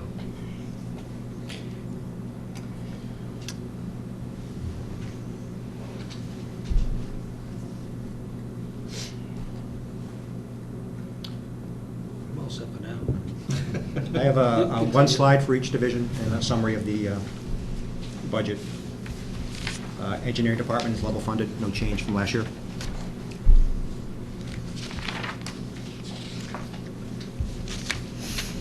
Any questions? If not, I'll just keep on going. We have a change. So. DPW, two things, just increase the contractual longevity type benefits, and that's the one.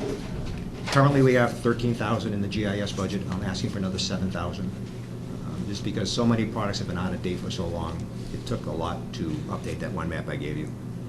So I'm looking to build that in this year for generating more products. Mr. Callahan? How does that square with what community planning is asking for? Community planning is asking for the map itself. They're asking for more than just the map. With a flyover, the digitized map. That money is used to develop the products itself. So the assessors maintain the data for the parcels. Yeah. But there's a cost to come up with the assessment map itself. So you're confusing the GIS product with the data itself. Yeah. So take that data to come for the product, a useful product. That's what we're doing. For example, the map behind us on the wall.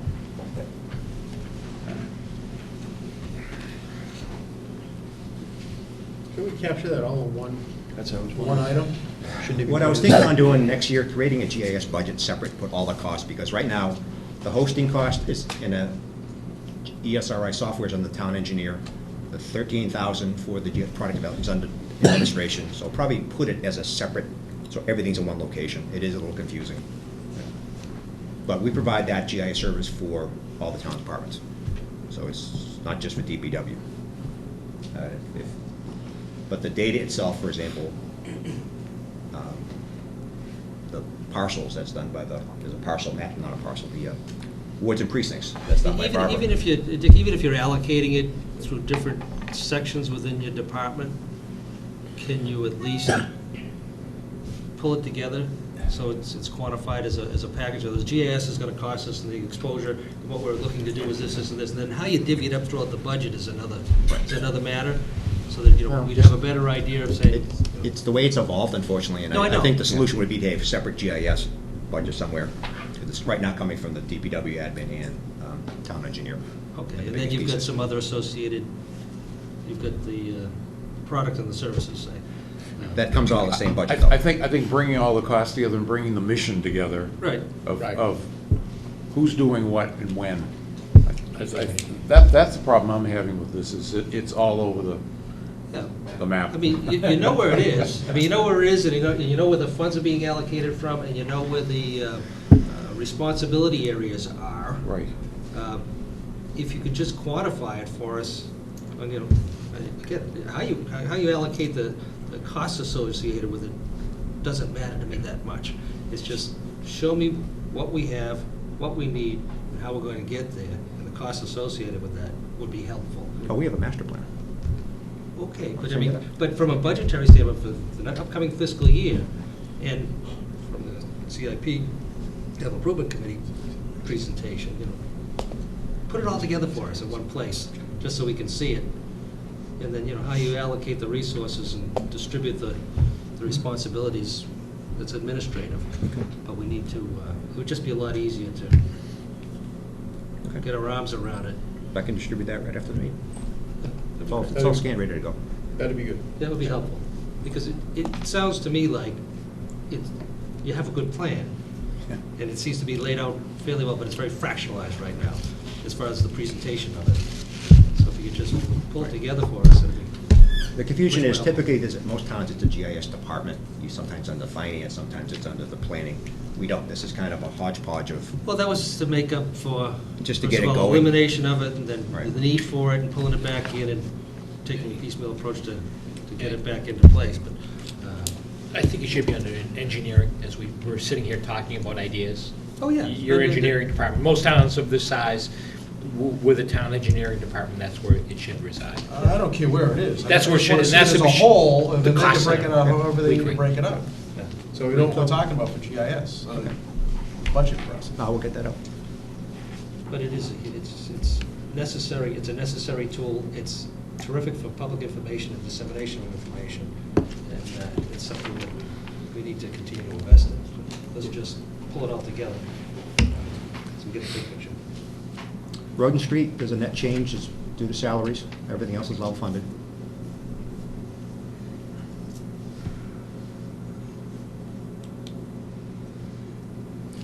When I inherited the budget, we had, I think, 1 or 2 people in the cemetery parks department.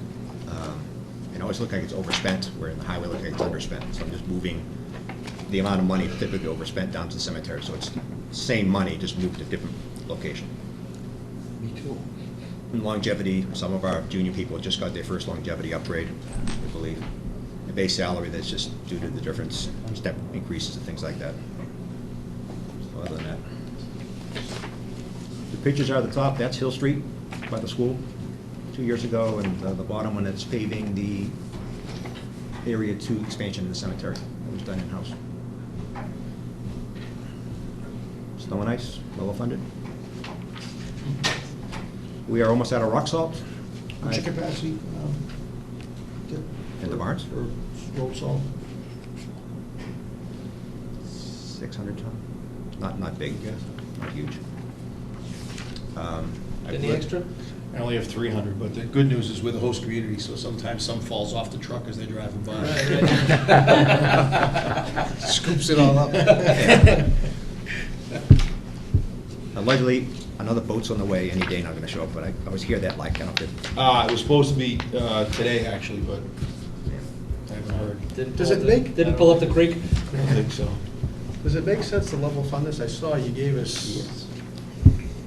The town's chosen to do that. Other places I've worked, they kind of bring it up a little, and it's compared to what we actually spend, but to do it like we do it now, I don't like it personally, but it makes sense. You don't want to tie up $500,000 in this, and then the budget's under for some reason. Oh, I'm not saying Yeah. bringing it to that level, but it seems like on the low end of the last 10 years was $250,000 was spent in snow We and did ice. bring it up a little bit. Yeah, we, I know, what we've been Well, doing, we bring up the reserve. Yeah, the reserve goes up. So the reserve is 250. There was a time where it was at 150, so we've brought that up $100,000 over the last 5 years or so.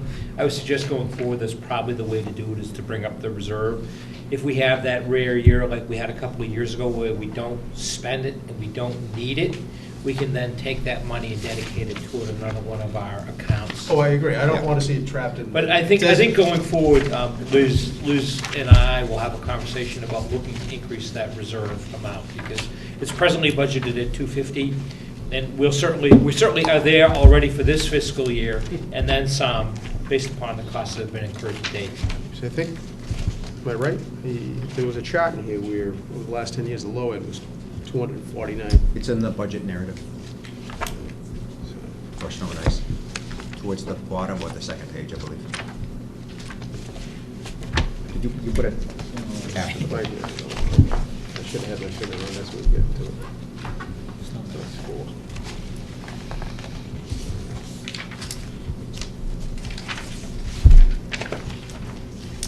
So Dick, are we in a situation where we could run out of salt? We're using 50-50 mix now, that's why you see in the streets, it looks dirty. Typically, we use straight salt and very little mix, and we're using that. And then after that, we have sand.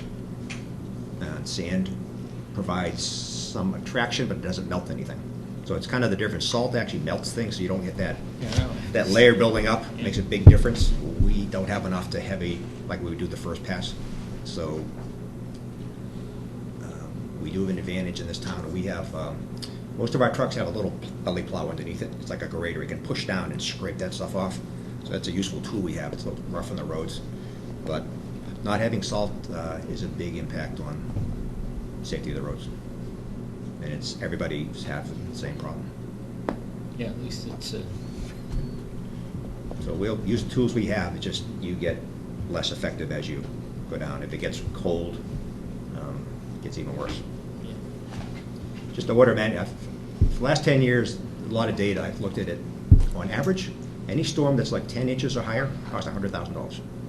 So that 175, sometimes that's in anything in the 4 to 6 range, I think it's in the handout I gave you. I think it's like 30,000. So it doesn't take a long time to burn through 175,000. No, I mean, the 10-year numbers you showed us, the low was 241, the high was essentially $900,000, the average being 537, so I hope it makes, should increase that reserve, I think. great.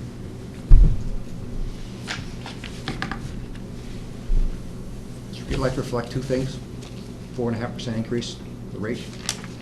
And there's a new light going in the park, school project, Park and Dodge.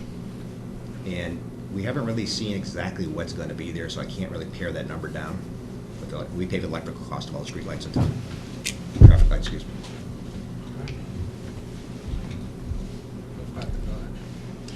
They know what the designate it as schedule- Dodge, but it's wrong. It's just the driveway. It's a driveway, yeah. It's the the end driveway, of it's it, the main yeah. entrance to the school. Right. What, do we know when that light's going in?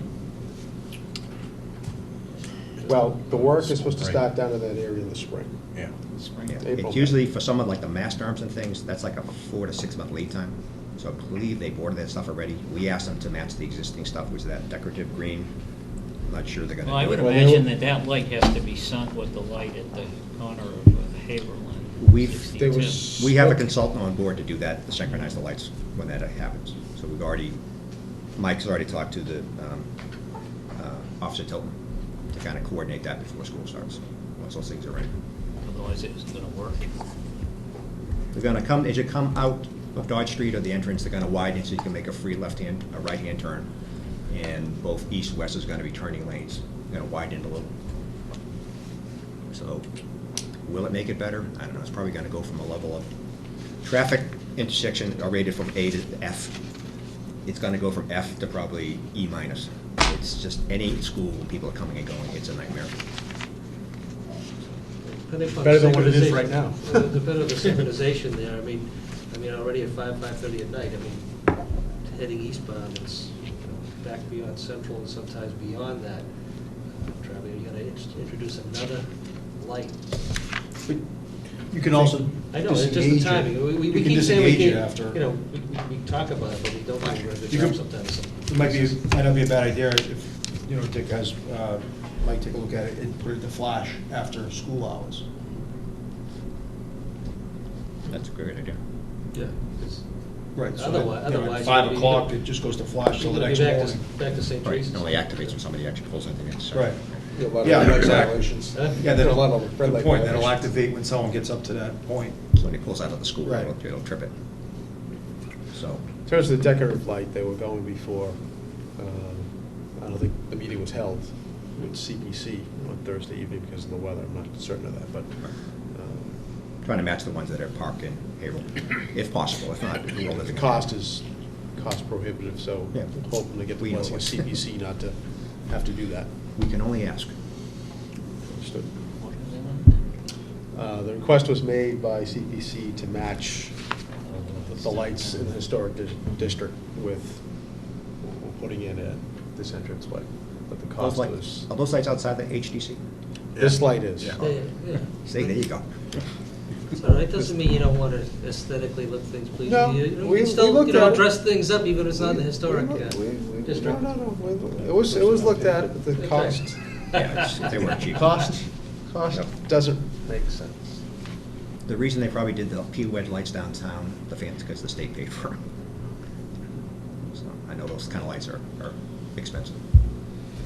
Tree care, level funded budget as well. The only addition I mentioned, a year ago, we got the bucket truck electric light. We basically took off their red stripe, put on our green stripe, and put our logo on it. One of the things that we talked about at our strategic goals, objectives and things was to contemplate doing something as far as, instead of just tree maintenance and removal, was actually some plantings and beautification. We talk about it. We talk about it when we haven't made a commitment to any resources yet. And I don't know when a good time to start it is, but unless you get it started, it doesn't happen. Unless you make the commitment to do it, it doesn't get done. So I don't know whether we collectively, the board here, want to talk about doing something, strategically targeting different areas. Because again, we've got to make an investment from a town-wide standpoint if we're going to ask personal property owners to do the same thing. We want to target 128 area, 162 area first, that's fine. But to me, I think we need to take the first step forward in order to entice property owners to do some beautification on their own. If they see that we're investing in it, they'll end up investing also. And to me, 28's always been a targeted area that we haven't done much with. So, never a good year to start. Well, we progressed from, the top slide is the, I think that was the Halloween storm. Progressed from waiting till it falls down to clean it up, and now we're proactively trimming them and identifying the dead ones. So we're making progress in that area. I mean, that could be another facet in it. Well, that's, I mean, no, I think what we're doing now in relation to, preemptive strike on some of these trees is fantastic, in conjunction with Reading Municipal Light. It's a vast improvement as to, doing cleanup as opposed to preventive maintenance, which is huge. I think it's going to make a big difference. But conversely, I think we need to start making some sort of an investment in beautification and tree plantings throughout the community.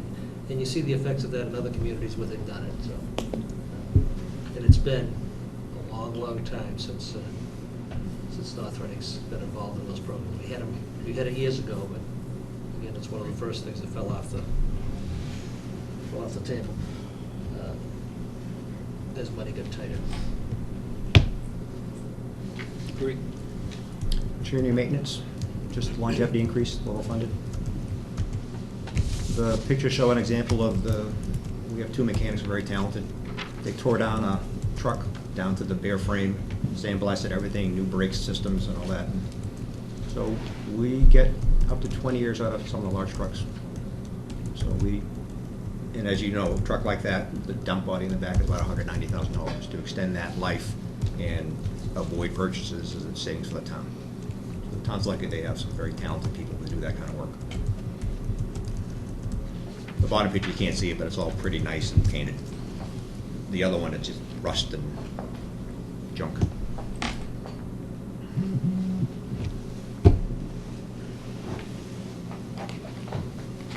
This is a net decrease, the $6,000 I mentioned coming from roads and streets. The park employee that was funded out of there has been moved over to the parks 100%, and step increases. Question. Again, that one employee was actually dedicated to the parks. It's not really a loss to me from an operational standpoint, but it's just being covered in 2 budgets, so we clean that up. Could you clarify, because I think at the garage the other day, I thought I heard there were 2 employees. The park department? Yeah. Right. So, I thought they were 100% in mine. Turns out they were covered in both departments. So okay, so there were 2. Lorraine both identified that as 50-50. part. And you see another one where someone else's salary was not calculated correctly. So to clean it up, that employee in the parks is 100% in the parks now. So any funding that I had for it, we eliminated. Okay, so there's really no change in dollars? No. Just where, what bucket Just- Oh, it's coming out of. No change in that. Yeah. He's always been a park employee, same with Chris Yeah. Demings. It's under my budget, but he's a park employee. So it doesn't make any operational difference. In the parks. It's been fully funded in the parks budget. What's that? It has been fully funded in the parks budget, it's just. Previously? Yes, So there is a savings here. yes. Oh, yeah, I'm sorry. Okay, so, all right. Oh, okay. So there is a Okay, savings. thanks we for were clarifying that. double counting. Yeah, for some reason. Percentage, a percentage. Yeah, percentage of the full No, salary. no, no. No, Just that percentage. amount. That, yes, exactly. That piece. I was covering that and his, that includes salary and his, Benefits. his license stuff, his stipends. So as part of the review, the finance found that and we agreed it's no need to double count.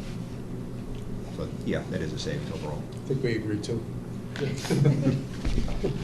This is one where for some reason, the spreadsheet that had the salaries, John Welch's salary was always, the hourly rate was correct, but not the, what it calculated out to be. So that, John's always got that amount of money. It's always been in the actual spent, it just was incorrectly calculated. So that addition is not really an addition, it's always been there. That was also found by Liz and Lori Ann going through it. They discovered that the math didn't add up as you went across. So I didn't catch it, Mark So didn't didn't catch that it. affect the total though, in your budget? Yeah. Wouldn't your total have been less by, if it didn't, if you had his hourly rate, but you didn't calculate. For it- actual spent, it's the same. For budget, yeah, it is more for, as budget. But the actual's always been, I think with that and his longevity, it's always been the same number. So yes, this is an increase in budget, but for actual, it's not a change. Maybe I'm missing some, so you were always underfunded by 6950, Correct. even though But we're hourly was correct. paying out. You're paying, right, so the you're correct making that amount. 6950 up someplace for the last Correct. several years. Right. Okay, so I guess I'm not missing something. It's a wash with his deduction out of the parks, that's why you didn't see it. It was the park, what he was carrying the park. Right. Yeah, Well, good it's point. still a savings. Are we adequately staffed in town buildings? No. No, sir. It seems to me that,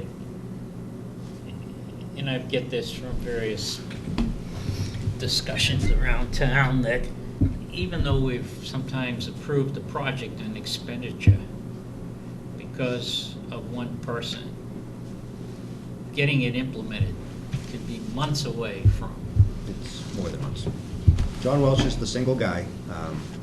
He does anything janitorial to minor construction, to toilet paper calls, to managing, say, the building on the common job a couple years ago. So I have one guy to do all that. And, This is Romeo's Watch, it's the third meeting on this. I'm sorry. Not true, right? She watching there. I mean, perhaps. When was that? I still remembering that one. So, no, it's hard for one person to do all that. John is getting up there in years. He's a talented guy, but we lose John.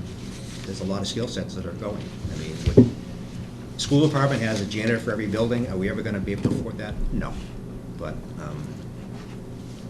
Well, I wasn't We just can't suggesting- get to everything, frankly. I wasn't suggesting that, but it seems to me that we're understaffed, or we're not using enough of outside services that we've funded to do this. And maybe it's because we have this one individual that needs to be very much involved in the process when we're using some outside service to do Well, we use it. we use the rug, so we contract that out, but you Yeah. have to get the bids, get the purchase order, coordinate the guy coming in. So Right, you're it takes answering somebody my to do it. John question. doesn't We do don't- that work, but he lines it all up. Yeah, and therefore, we don't have enough resource to deal with the things that need to be done, even though we're funding it. Bob, my thought is not to have a janitor or custodian type of person, but a laborer or a maintenance man. For example, when ceiling tiles need to be replaced, someone to do that work, hanging up bulletin boards. Those are two projects that I'm aware of that just came across the plate. John's time and resources are probably not best spent doing that. We had an identical model in the IT department a couple of years ago where Gene was basically doing everything. And we brought on board Brian to assist in implementing some of those projects and ideas. And I think Liz will attest that's worked out really well. I think probably a similar model of bringing on board someone who can be the hands to get these projects done is probably what's needed more than anything right now. Then I would imagine we'll be able to keep things in-house that way versus outsourcing it. Great. Like you're finding in terms of your staff, in terms of roads and streets. I mean, With your crew some of the doing it things, yeah, minor versus- construction, sure, we could do that, the right person. And it'll probably Yeah. get done more time. I think that that's kind of the direction that I'd like to look at and get back to the board on. I really think that that's the direction that this would go in terms of bringing on board that person that actually can be there to execute the projects. We don't have that ability, but I can assure you that there are a multitude of projects that are in the queue. I talk to Chief Murphy frequently about stained ceiling tiles that didn't get installed in a timely manner for his accreditation. And the library has a number of different projects that are ongoing. And those may be things involving a call that comes in that a window is stuck or a window's not operating, and John has to deploy, leave what he's doing, and go down there and take care of that issue.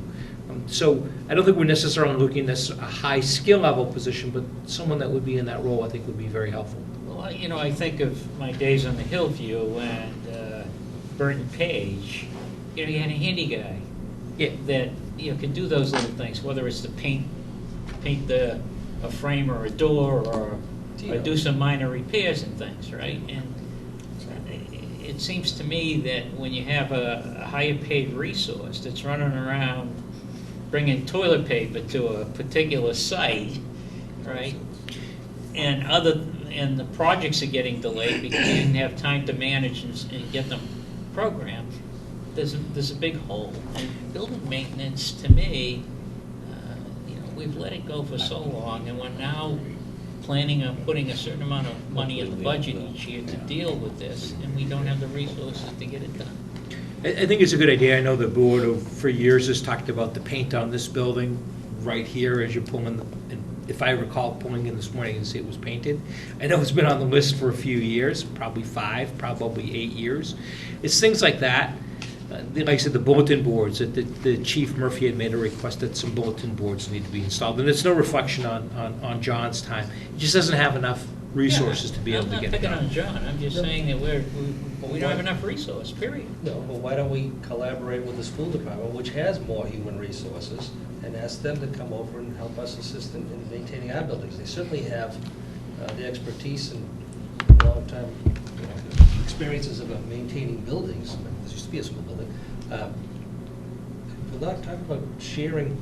I mean, we provide them with some services. They may have some services, particularly in this area, to assist us, rather than taking on additional personnel. They're going to be taking on some additional custodial help with the new schools. But maybe it's not 2 full-time people. So maybe if it's going to take on 2, general government can reimburse them for coming over and doing some of the maintenance on our buildings. Small projects and things of that nature. So the economy of scales are, we're still paying for the health insurance and other benefits of these employees.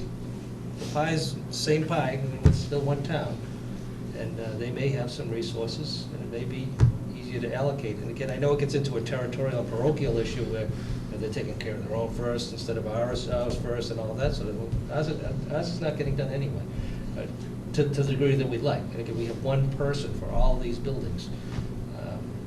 So maybe we should look at sharing some, see if they can free some time up with their people who are skilled, come over and assist us. Yeah, I mean, I think Dick already maintains that relationship with the school department where he does a lot for them as far as maintaining some Vehicles and driveways and grounds. vehicles and ground, stuff like that. And there has been times where you've had to, you haven't been able to do it during the week, but do it on the weekends. But still is a huge cost savings for them because they're not paying for all the benefits and all that. So you're right, it might be the same thing that we may have them bring someone in on a Saturday for us to on an handle all overtime that basis, stuff. it doesn't matter. That's a good Yeah, point. but we're not paying another employee. Right, and right. And it allows a current employee to increase their take-home pay and wages, some overtime, but again, we're not taking on any additional cost liability as far as Right. pension liability and That's a huge part. insurance costs. So, why not? I can talk to Wayne and Mike. We're dealing to get the wastewater plant bid is put together, so I'm dealing with it all the Let's see if time they now. can assist us in picking up some of these projects. And, again, it will reimburse them. It's cheaper than taking on a new employee.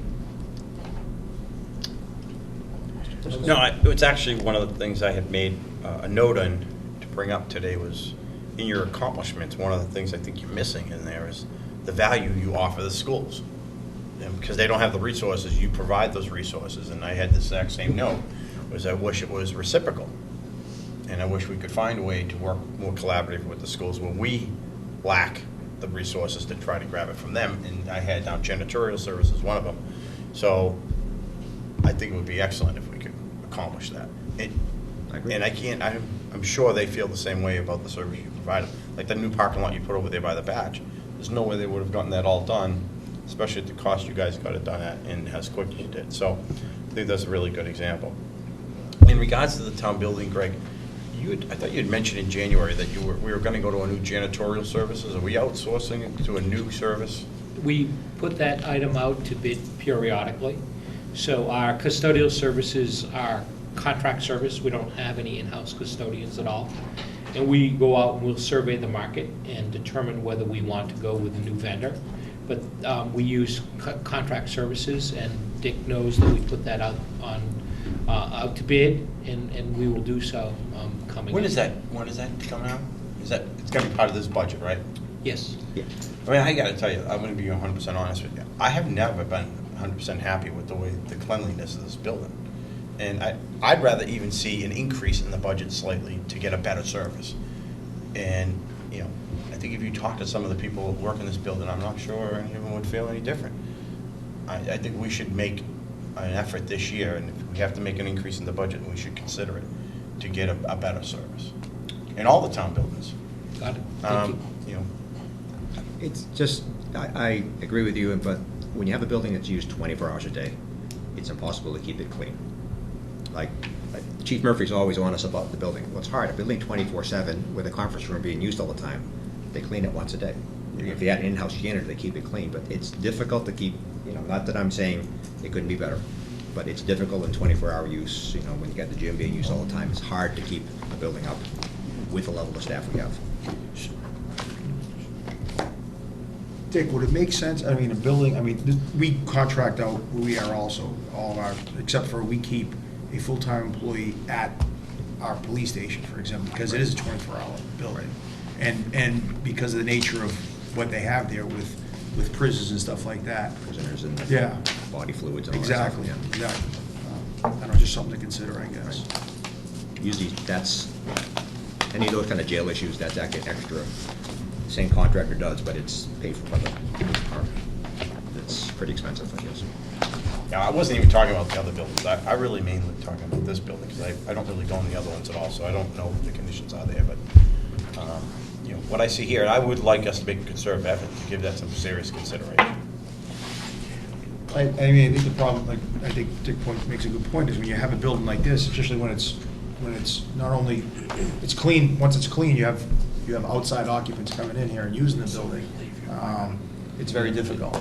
It's, the people who work here may take pride in what their environment, but the people who come in may not be as you know. Typically, they clean up Friday afternoon. You come back Monday and the bathrooms are a mess. You know, it's- So I don't disagree with you, Mike. But we can look at that and kind of come back and see if I can fit it in the budget or not. And also look to the school department and their staffing levels and see if we can, even if it's one building at a time, picking up some responsibility and assistance. Again, even if it's on an overtime basis for their employees. See to what degree they can help. And their buildings use it in the evenings, and I go in there at night, those buildings are But they beautiful. have custodians on staff until 11 at night. Well, their buildings are, the Hood School is the cleanest school I've ever seen in my life. And I go to the gym, I run into the gym all the time and I tell them that. Which is, one of your older schools, they do a fantastic job and have over the years. Those floors are That's why it has served us so well. Yeah. Is they've done a great job of maintaining their facilities. Again, the 2% water increase, the minor rate increase we had in the electric and light is that amount. Well, before we go on to town buildings, just a couple more questions. So this room falls under the town buildings expenses, right? Or does that fall under the selectmen expenses? Town building. Town building. The room itself, yeah. You know, I really would love to see, not that I'm looking to spend all this money, but, New drapes? well, we just get, I think this room needs a complete makeover. Even our desks, even the way we're set up, structured here, I'm not saying we can't function, but it would be nice if we had a half a moon style desks in here. We had better seating and maybe even some tabletops in this meeting room. And maybe even get rid of this 1940s pegboard and try to make some investments in our meeting room. I mean, we all take a lot of pride in the position that we have here, and I think the building should take a little bit of pride in the service that we have to meet in this room. And like you, Mike, I'm willing to give up the salary. In order to make it happen. Can I just get a booster seat? That's all I want. I mean, that's why we're a booster seat. It's the little things, but I think as a town, we're growing. We're making investments in the town. We should make an investment in this room. We're getting ready to change in leadership. I think there's a great opportunity to, make a little clean sweep on a few things. One, this room, and in that town That'll be an administrator's improvement. office. In the town administrator's office, I think we should include the budget, some new office furniture, clean it up in there, make it look a little more professional. I think it's been, unfortunately for Mr. Balakonis, he said, I don't think it's the greatest room in the world, office for him to conduct his business in every day. And I think we should capture in the budget this year, money for this room in the town administrator's office, make a serious investment. Well, When was the last time we really made one? The rugs are already budgeted for. I don't think it'd be The rugs, this carpets room, yeah. back to that intersection back there, that's already part of the last fall's appropriation. The rugs themselves. And then my understanding of capital's gonna have a number for overall town building projects, correct?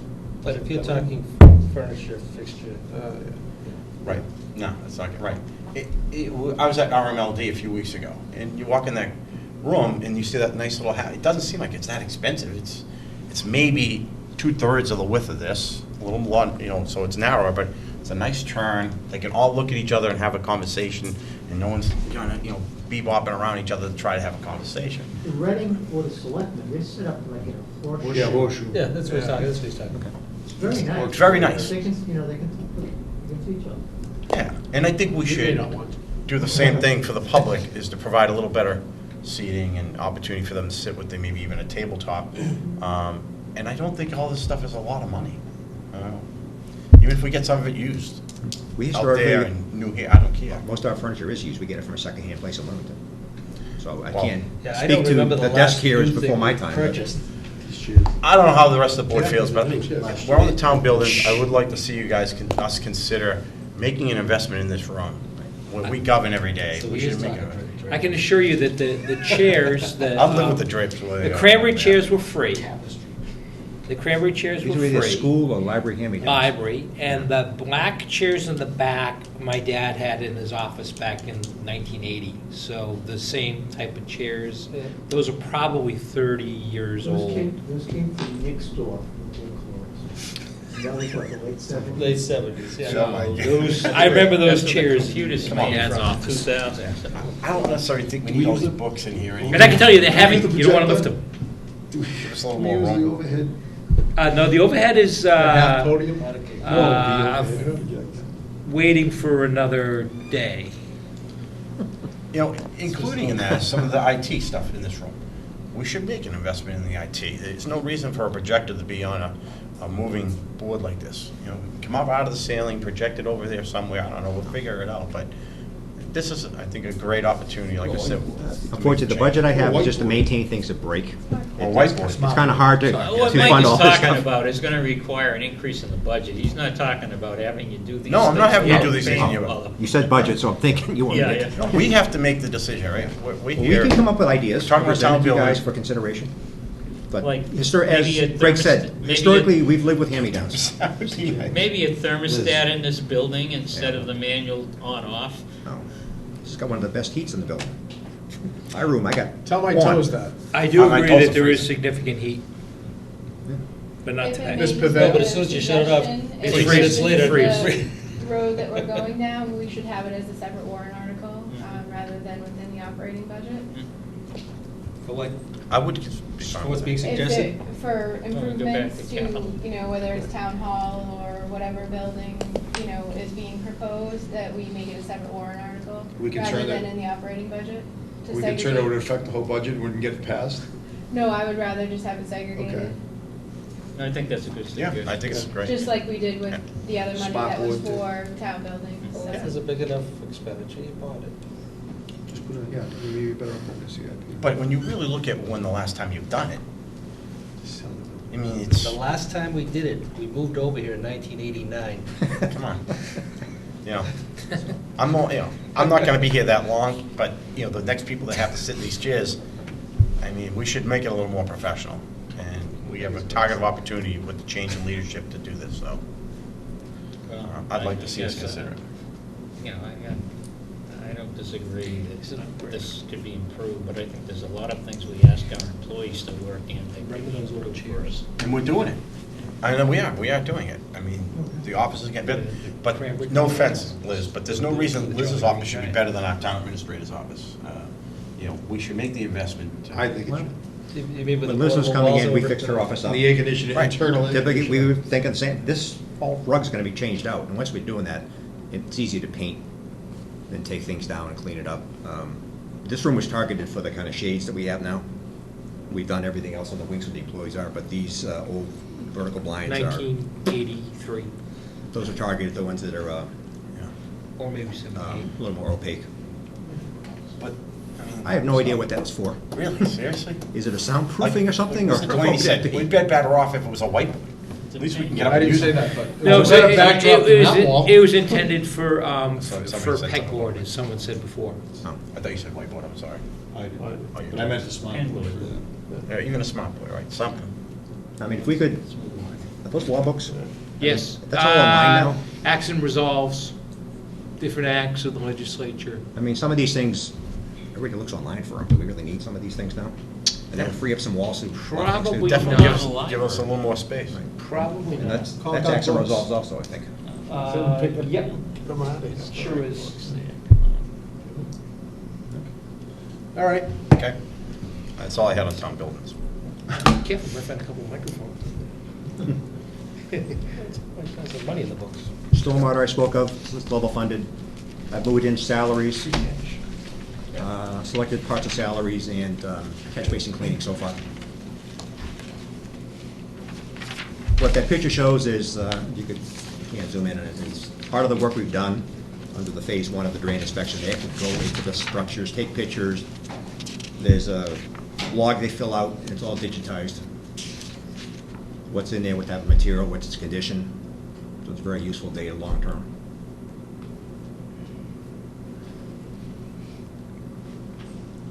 Trash, the net decrease. We renegotiated our contract for pickup. We renegotiated with Covanta our tipping fee. That dropped down substantially. And our initial results, 6 months of the barrel decrease, it's been almost a 4% increase in a 4% increase in recycling.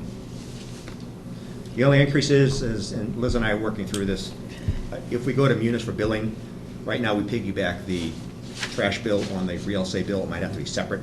So the separate mailing cost is around $4,000 to $5,000 per quarter. So I put a number in there as a basic placeholder, so until we can figure that out. But it could be as much as that. Dick, just an aside to this, GRM, it seems like over the last 6 months or so, have they had difficulties with their trucks? I've seen them be cut up in flatbeds or what have you, Yeah. tow trucks, and then recycling's been delayed. Yeah. Any More of this than throughout the usual. town?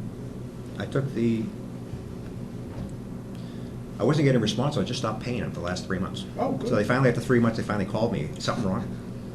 So I'm getting really sour with these guys. So, no, the service has not been acceptable. We've been getting calls, we get like a street being missed. Yeah. Yeah. It happens, but Yeah.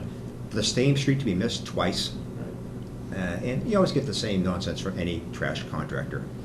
The truck broke down, oh, it's a new crew, and I just tell them, I don't give a rat's, you know what? You get paid to pick up our trash in a timely manner. So one is basically holding back money. That's what I've been doing right now. I've beat up on them about increased communication. If something's wrong, tell us in a timely manner so we can inform residents. You get a resolution. Don't wait till a resident calls us on Wednesday, oh, my trash wasn't picked up. That's totally unacceptable. You don't have, like Joe mentioned something that I wish I had in our contract. It says, if your truck breaks down, you get a new truck in X amount of hours. That's a great contract feature. I wish I had thought of that. It's just been recent, it's been the last 6 months or so. Yeah. Yeah. Even last week there was Very, some. Yeah, and it's every week there's something. And it's not acceptable. One of the other things that we have is trucks can't be older than 5 years. That's also in our contract. Every year. What's your time for replacing the truck if it breaks down? You said something like a couple hours. Oh, I think they have, it's 1 or 2 hours they have to get another Right. truck in the city, once one breaks down. I can get that. I just wanted to talk about the separate billing of trash bills through Munis. This is a decision that I guess the board needs to make, whether we do it twice a year, or we bill once a year, or how we want to handle this. My initial reaction is, the way we have it is fine, because people are used to it. But And why don't you again- explain what the issue is? Sure. So the issue is, currently, trash is billed on the real estate bills. But that is not possible within Munis. So real estate bills will be real estate bills. Trash bills will be trash bills, or they can be billed on the water bills. But we run into some issues with some people having water and maybe not having trash, or vice versa. So we can do that, but we'd have to make sure that we identify every single parcel that needs a trash bill. Or we can bill annually, we can bill semi-annually, or we can bill quarterly, but it can't go on the real estate bill. So there will be a change no matter what. Well, we did it to save cost and postage and mailings. Right. So, and that's really the big issue, is more the postage, because the assembly and everything we get done with Right. our Mhm. part-time employees. Our senior work program. Yeah, senior workforce.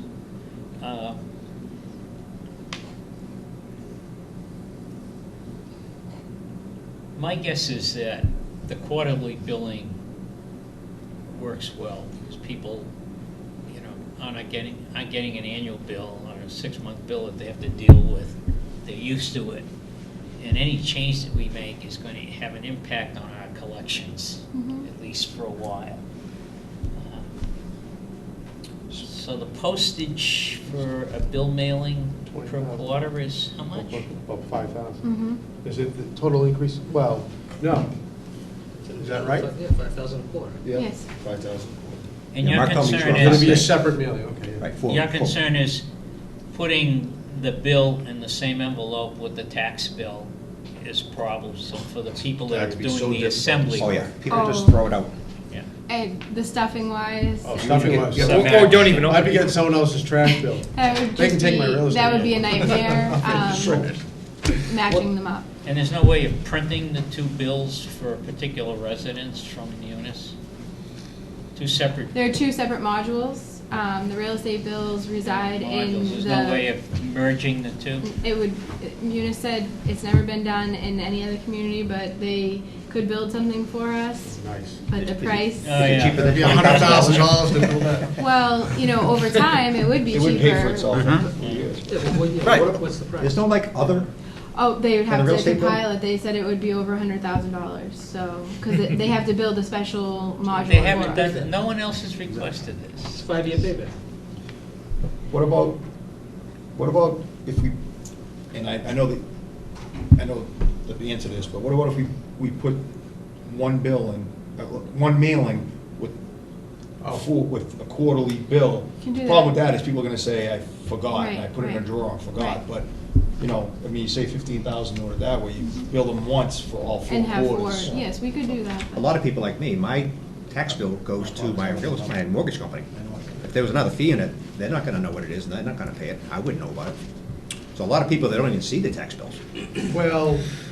They just don't open them. No, with this town, well, I don't, my real estate gets paid the same way, however, I still get a bill at my house that includes my trash, so.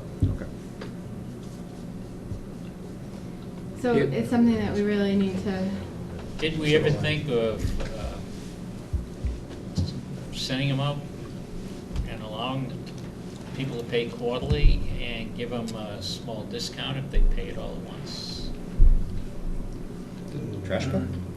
Yeah, You able to do that? I mean, that's. I don't know, I'm just throwing it up as a... Well, How does it It's- I solve think the you could do that. billing? well, no, he's saying, No, he's saying it's sent out the 4 of them at once, like I said, and then if they pay the whole thing, which timing-wise probably isn't a bad idea, considering the fact we're gonna have some savings based on the contracts you negotiated and going from 4 to 2 barrels eventually.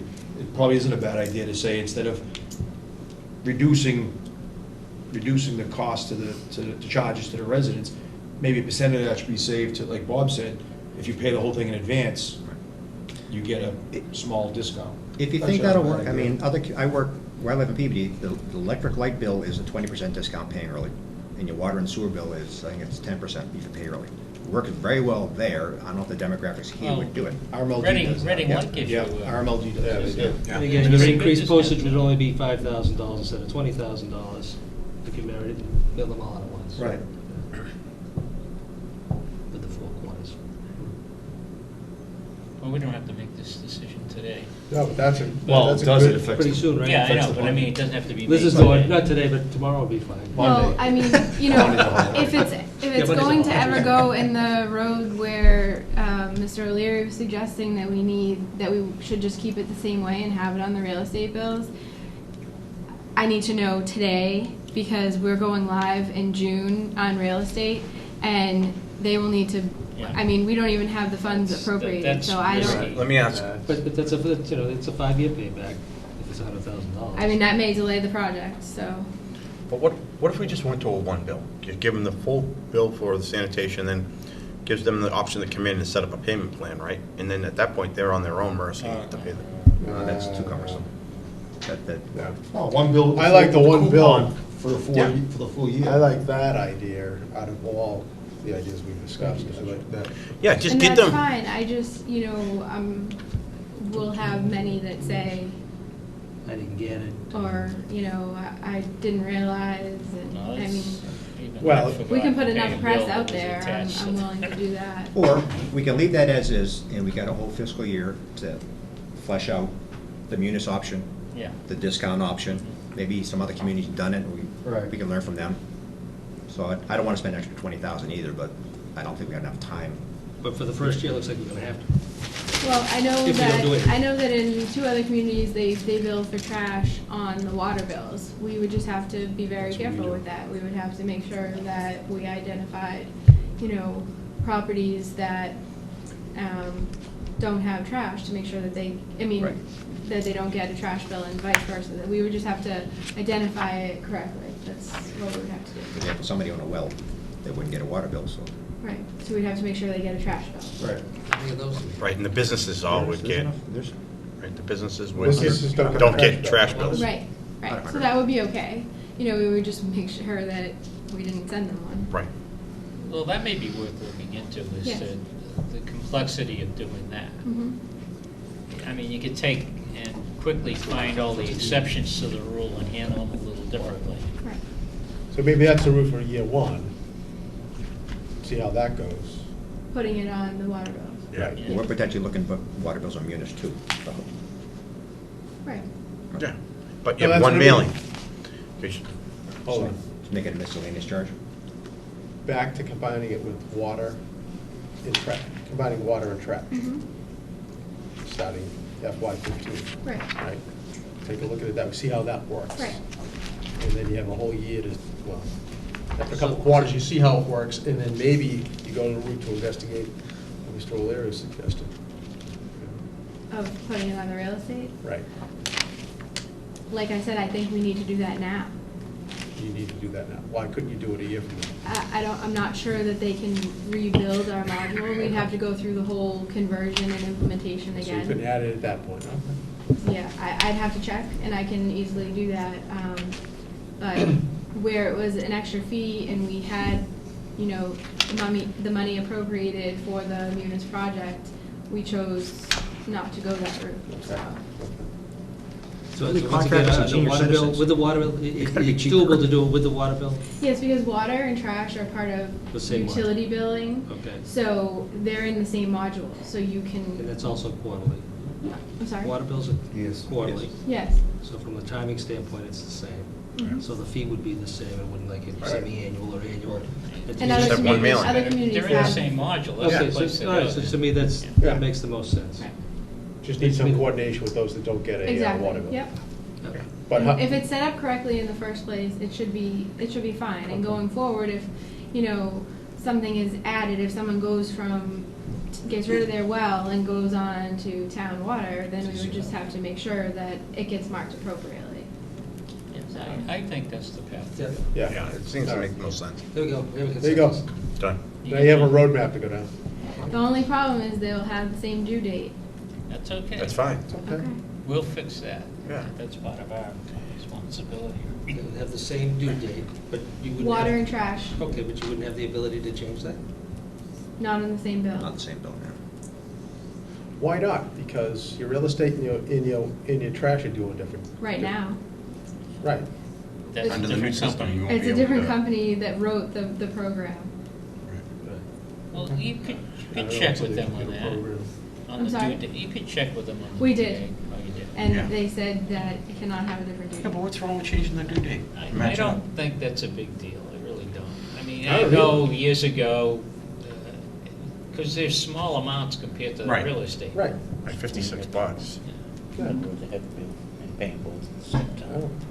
So I you don't have a make problem them, with that. What was that? you make them It's- due in the middle of the period, a month and a half from the real estate bill. It's and clean, evens if you're out. having a quarterly bill, it's cleaner when you're paying it. Oh, yeah. To Oh, pay yeah. half of it and then go back a week later or 16 a days month later. later Yeah. and pay it later. I- If you got I a agree. small I amount, miss those you on wanna get occasion. rid of it Yeah, you do. I agree. and pay them Yeah. both. End up paying them all at the same time. Yeah, I don't have a I've been problem with doing the that. same Well, Okay, I was just making, Yeah. because No, I I know like that it. was one of the determining factors years ago for trash and real estate We've to, come a long way in a few years. Yeah. I want to make sure that, No, I know. you know, we're all on the same page, Yep. so there's no surprises. Yeah, no, Good. that's good. Will you need more staff hours to do this, checking the bills and all this? Oh, it's automated now. like something less. No, Initially, it's gonna be, The setup of it. there'll be an I mean, efficiency that's worked out eventually down the road. Right, so, you know, It's a learning. we're all working together, you know, it's part of the implementation and conversion to get it right, so, you know, I mean, you'll make it work, is what you're telling us. Thank you. Got it. one way or another. So that could fall off the table, that additional money, but it's just a placeholder for now. I think we need to leave it there, and we, as it gets closer, we can take it off, but I think for our security in case something doesn't work out. Why, but know. you said that, Just let us get to April, and then we can take it off. I'll let you get to April. And the last budget is water.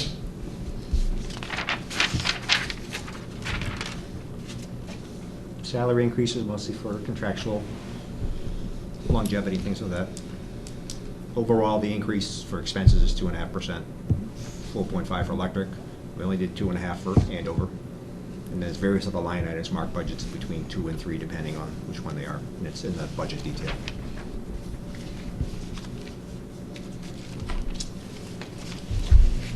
Can you go back to slide 14?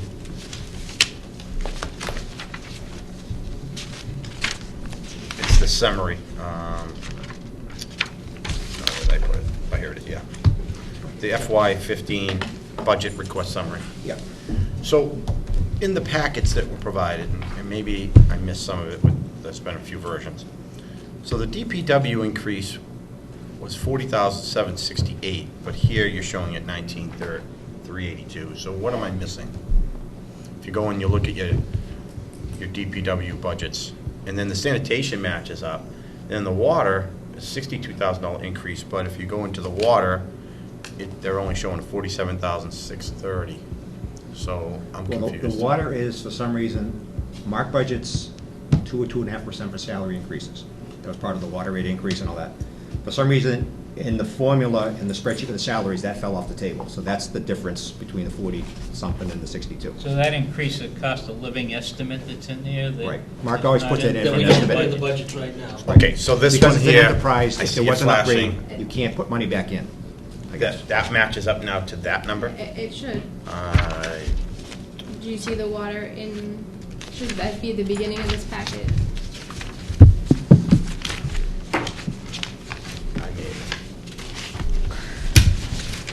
Yes, it matches.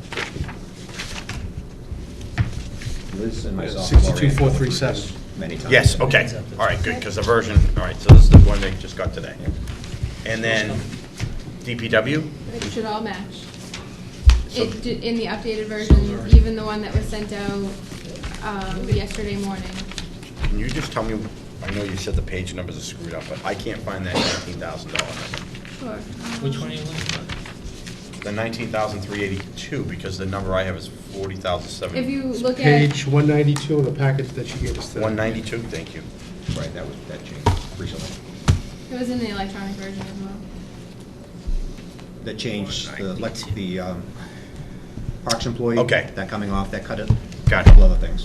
Excellent. I'm up to date. I told you that I was gonna miss a few. All these new versions. Okay. Any other Thank you, questions? very nice. Any Thank you, questions? thank your men that work for the department under such I have- trying I have- circumstances and seasonal demands. So far, so good. See if you can find some salt somewhere. That's all I could find is at Walmart. You can collect some salt and pepper shakers from everybody in the Dick, neighborhood. I don't know. Question regarding Chapter 90 and the roads and the road program. Are you going to be presenting what you plan on doing based on? Right now, March 6th or 12th, we're presenting at the committee, capital committee. We can come back here and present. Okay. I haven't seen All right. from them the sidewalk one yet, so I'll probably do both of them sometime. All right, and April. then you'll come back to the board on that. Would April make sense to you guys? I'm not sure your schedules. And I was just looking in the Beacon that I got today. There's some article here on Chapter 90. Right. Is The that governor it? wants to fund X amount, the legislature says X. They could do this every year. So we're still back on the same. Yeah. Yeah, they still also have $1 million. From last year. Well, actually, the governor was on it. So I'd recommend we go with, if we budget it and appropriate it, we don't need it, fine, you don't have to touch it.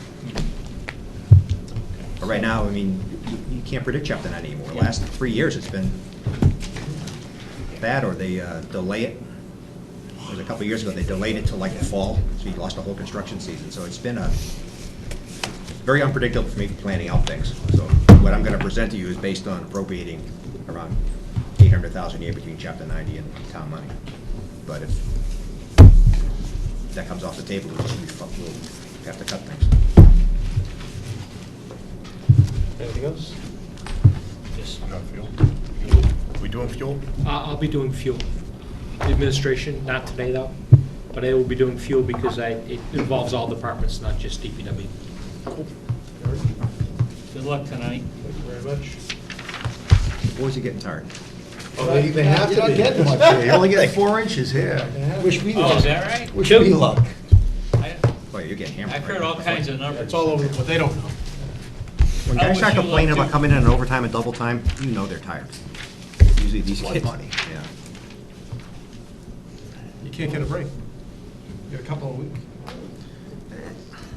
When you're young, you can work 24 hours straight. When you're in your 30s and 40s, it's not fun anymore. Imagine it's your age. And you just, thank you for re-emphasizing that. You just don't bounce back. I meant hours. And I meant it's tough It is. to keep those kind of hours up. They've done a great job though so far, I gotta say. The town's, It runs out of That's a salt, good- though. good crew. Don't plow, don't put salt on Bishop Way. I don't care. I got a four-wheel drive, I go right over. I got a tractor. I have to get out. you know, it's kind of surprising. A lot of people in Massachusetts that four-wheel drive vehicles don't know how to drive four-wheel. A lot of people that are very, and you go there and, oh, what's that button? I see them on the 4x4. highway as much as anything else. Automatic. All right, motion to adjourn? So moved. Second. All in favor? Four-wheel drive vehicles, I can assure you. I think it's record set, it's 1 o'clock.